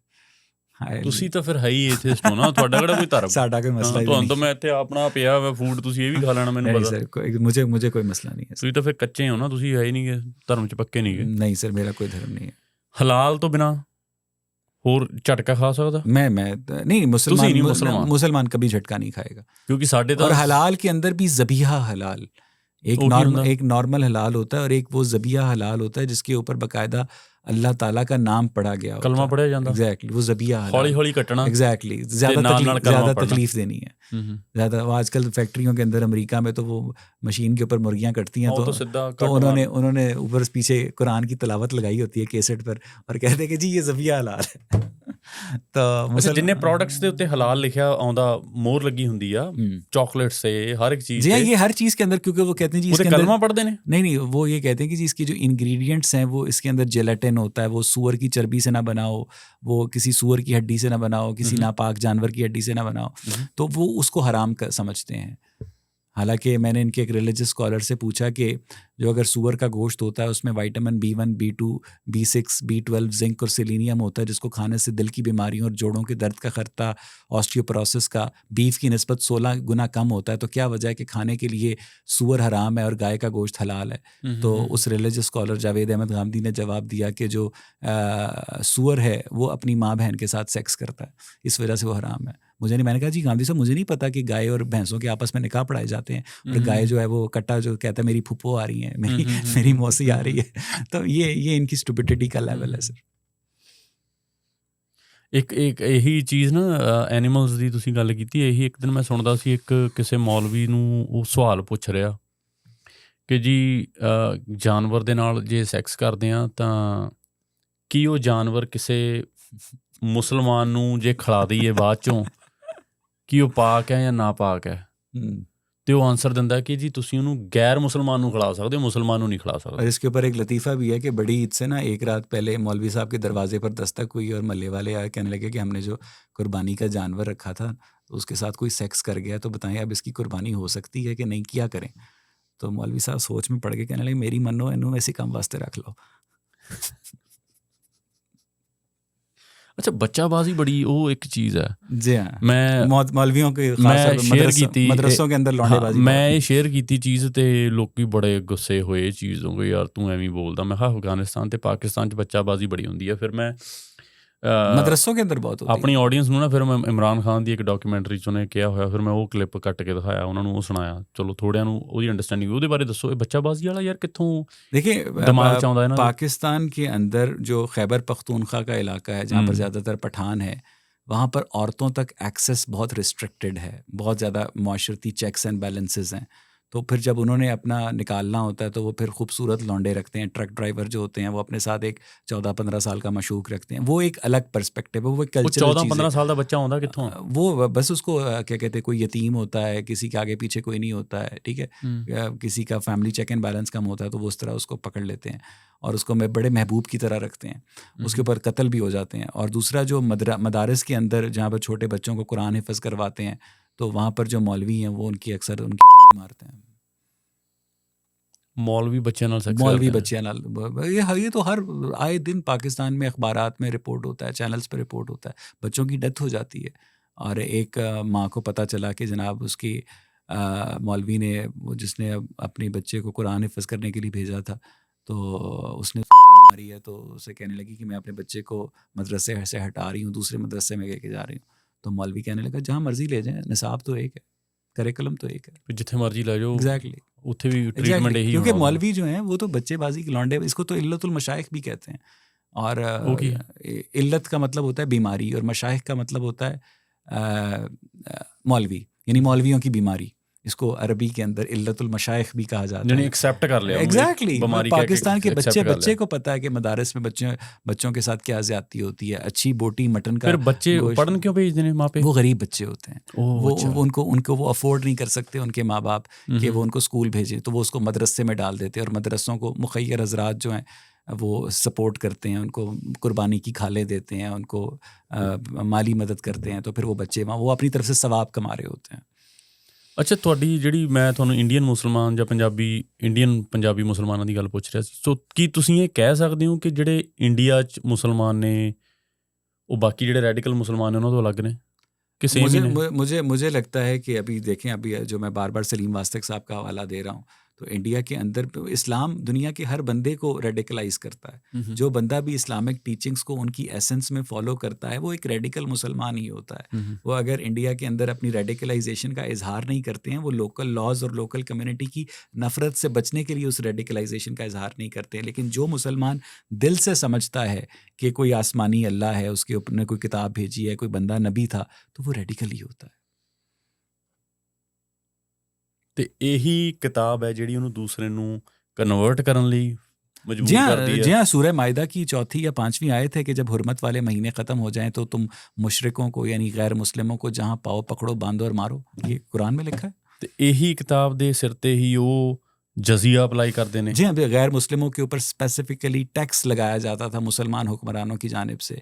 इनके हज़रत उमर बिन अब्दुल अजीज़ जो है एक उमवी खलीफा गुजरे हैं 717 ईस्वी से लेकर 719 ईस्वी के दरमियान। उन्होंने बाकायदा गैर मुस्लिमों के ऊपर ये पाबंदी लगाई हुई थी कि जो यहूदी होंगे वो इस रंग की टर्बन बांधेंगे, ठीक है, ताकि उनकी शनाख्त हो सके। उन पर बीइंग अ नॉन मुस्लिम जजिया टैक्स लगाया जाएगा।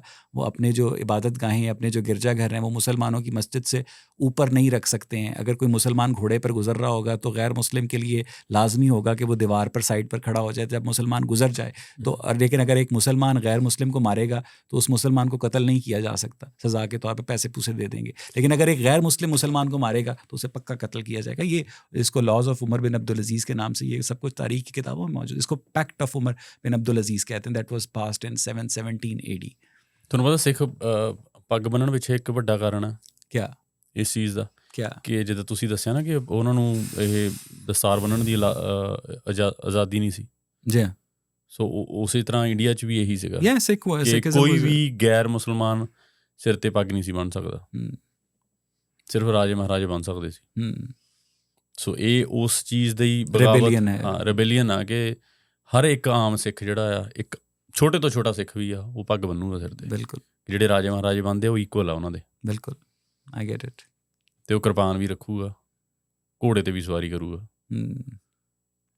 उस सरकार ਨੂੰ ਜਾਨੀ ਉਹਦਾ ਵਿਰੋਧ लेकिन आप जो मर्जी कर लें, आप घोड़े पर आसमानों पर नहीं जा सकते। ਚਲੋ ठीक है। कोई और गलबात? That's it। मैसेज कोई तुसी देना चाਹੁੰਦੇ? मैं सिर्फ ये कहना चाहूँगा कि मेरे लिए एक क्रॉस कल्चरल और क्रॉस बॉर्डर इंटरेक्शन का एक इंतहाई खूबसूरत मौका था और मुझे बात करके बहुत मज़ा आया। मुझे ऐसा लगा जैसे मैं अपने मेरी इनसे ये पहली मुलाकात है, लेकिन मुझे नहीं लगा कि ये मेरी इनसे पहली मुलाकात है। इतनी ज़्यादा फ्रैंकनेस, इतनी ज़्यादा स्पॉन्टेनियस गुफ्तगू, मुझे बहुत मज़ा आया। I really appreciate that. और मुझे लगता है कि इस तरह के इंटरेक्शन से जो पाकिस्तान और इंडिया के दरमियान गलत फहमियाँ हैं, मिसअंडरस्टैंडिंग्स हैं, वो कम होंगी। ਮੈਂ ਉਮੀਦ ਕਰਦਾ ਕਿ ਪਿਛਲੇ ਐਪੀਸੋਡ ਦੇ ਵਾਂਗ ਤੁਹਾਨੂੰ ਸਾਡਾ ਅੱਜ ਵਾਲਾ ਐਪੀਸੋਡ ਵੀ ਪਸੰਦ ਆਇਆ ਹੋਵੇਗਾ ਅਤੇ ਤੁਸੀਂ ਸਾਨੂੰ ਇਸੇ ਤਰ੍ਹਾਂ ਹੱਲਾਸ਼ੇਰੀ ਦਿੰਦੇ ਰਹੋਗੇ ਅਤੇ ਸਾਡੇ ਅਗਲੇ ਆਉਣ ਵਾਲੇ ਐਪੀਸੋਡ ਦੀ ਵੀ ਉਡੀਕ ਕਰੋਗੇ ਜੋ ਕਿ ਅਗਲੇ ਹਫਤੇ ਆ ਰਿਹਾ। ਅਤੇ ਆਪਣੇ ਪਰਿਵਾਰ, ਸੱਜਣਾ ਮਿੱਤਰਾਂ ਦੇ ਨਾਲ ਸਾਡਾ ਕੰਟੈਂਟ ਜ਼ਰੂਰ ਸ਼ੇਅਰ ਕਰਿਓ। ਧੰਨਵਾਦ।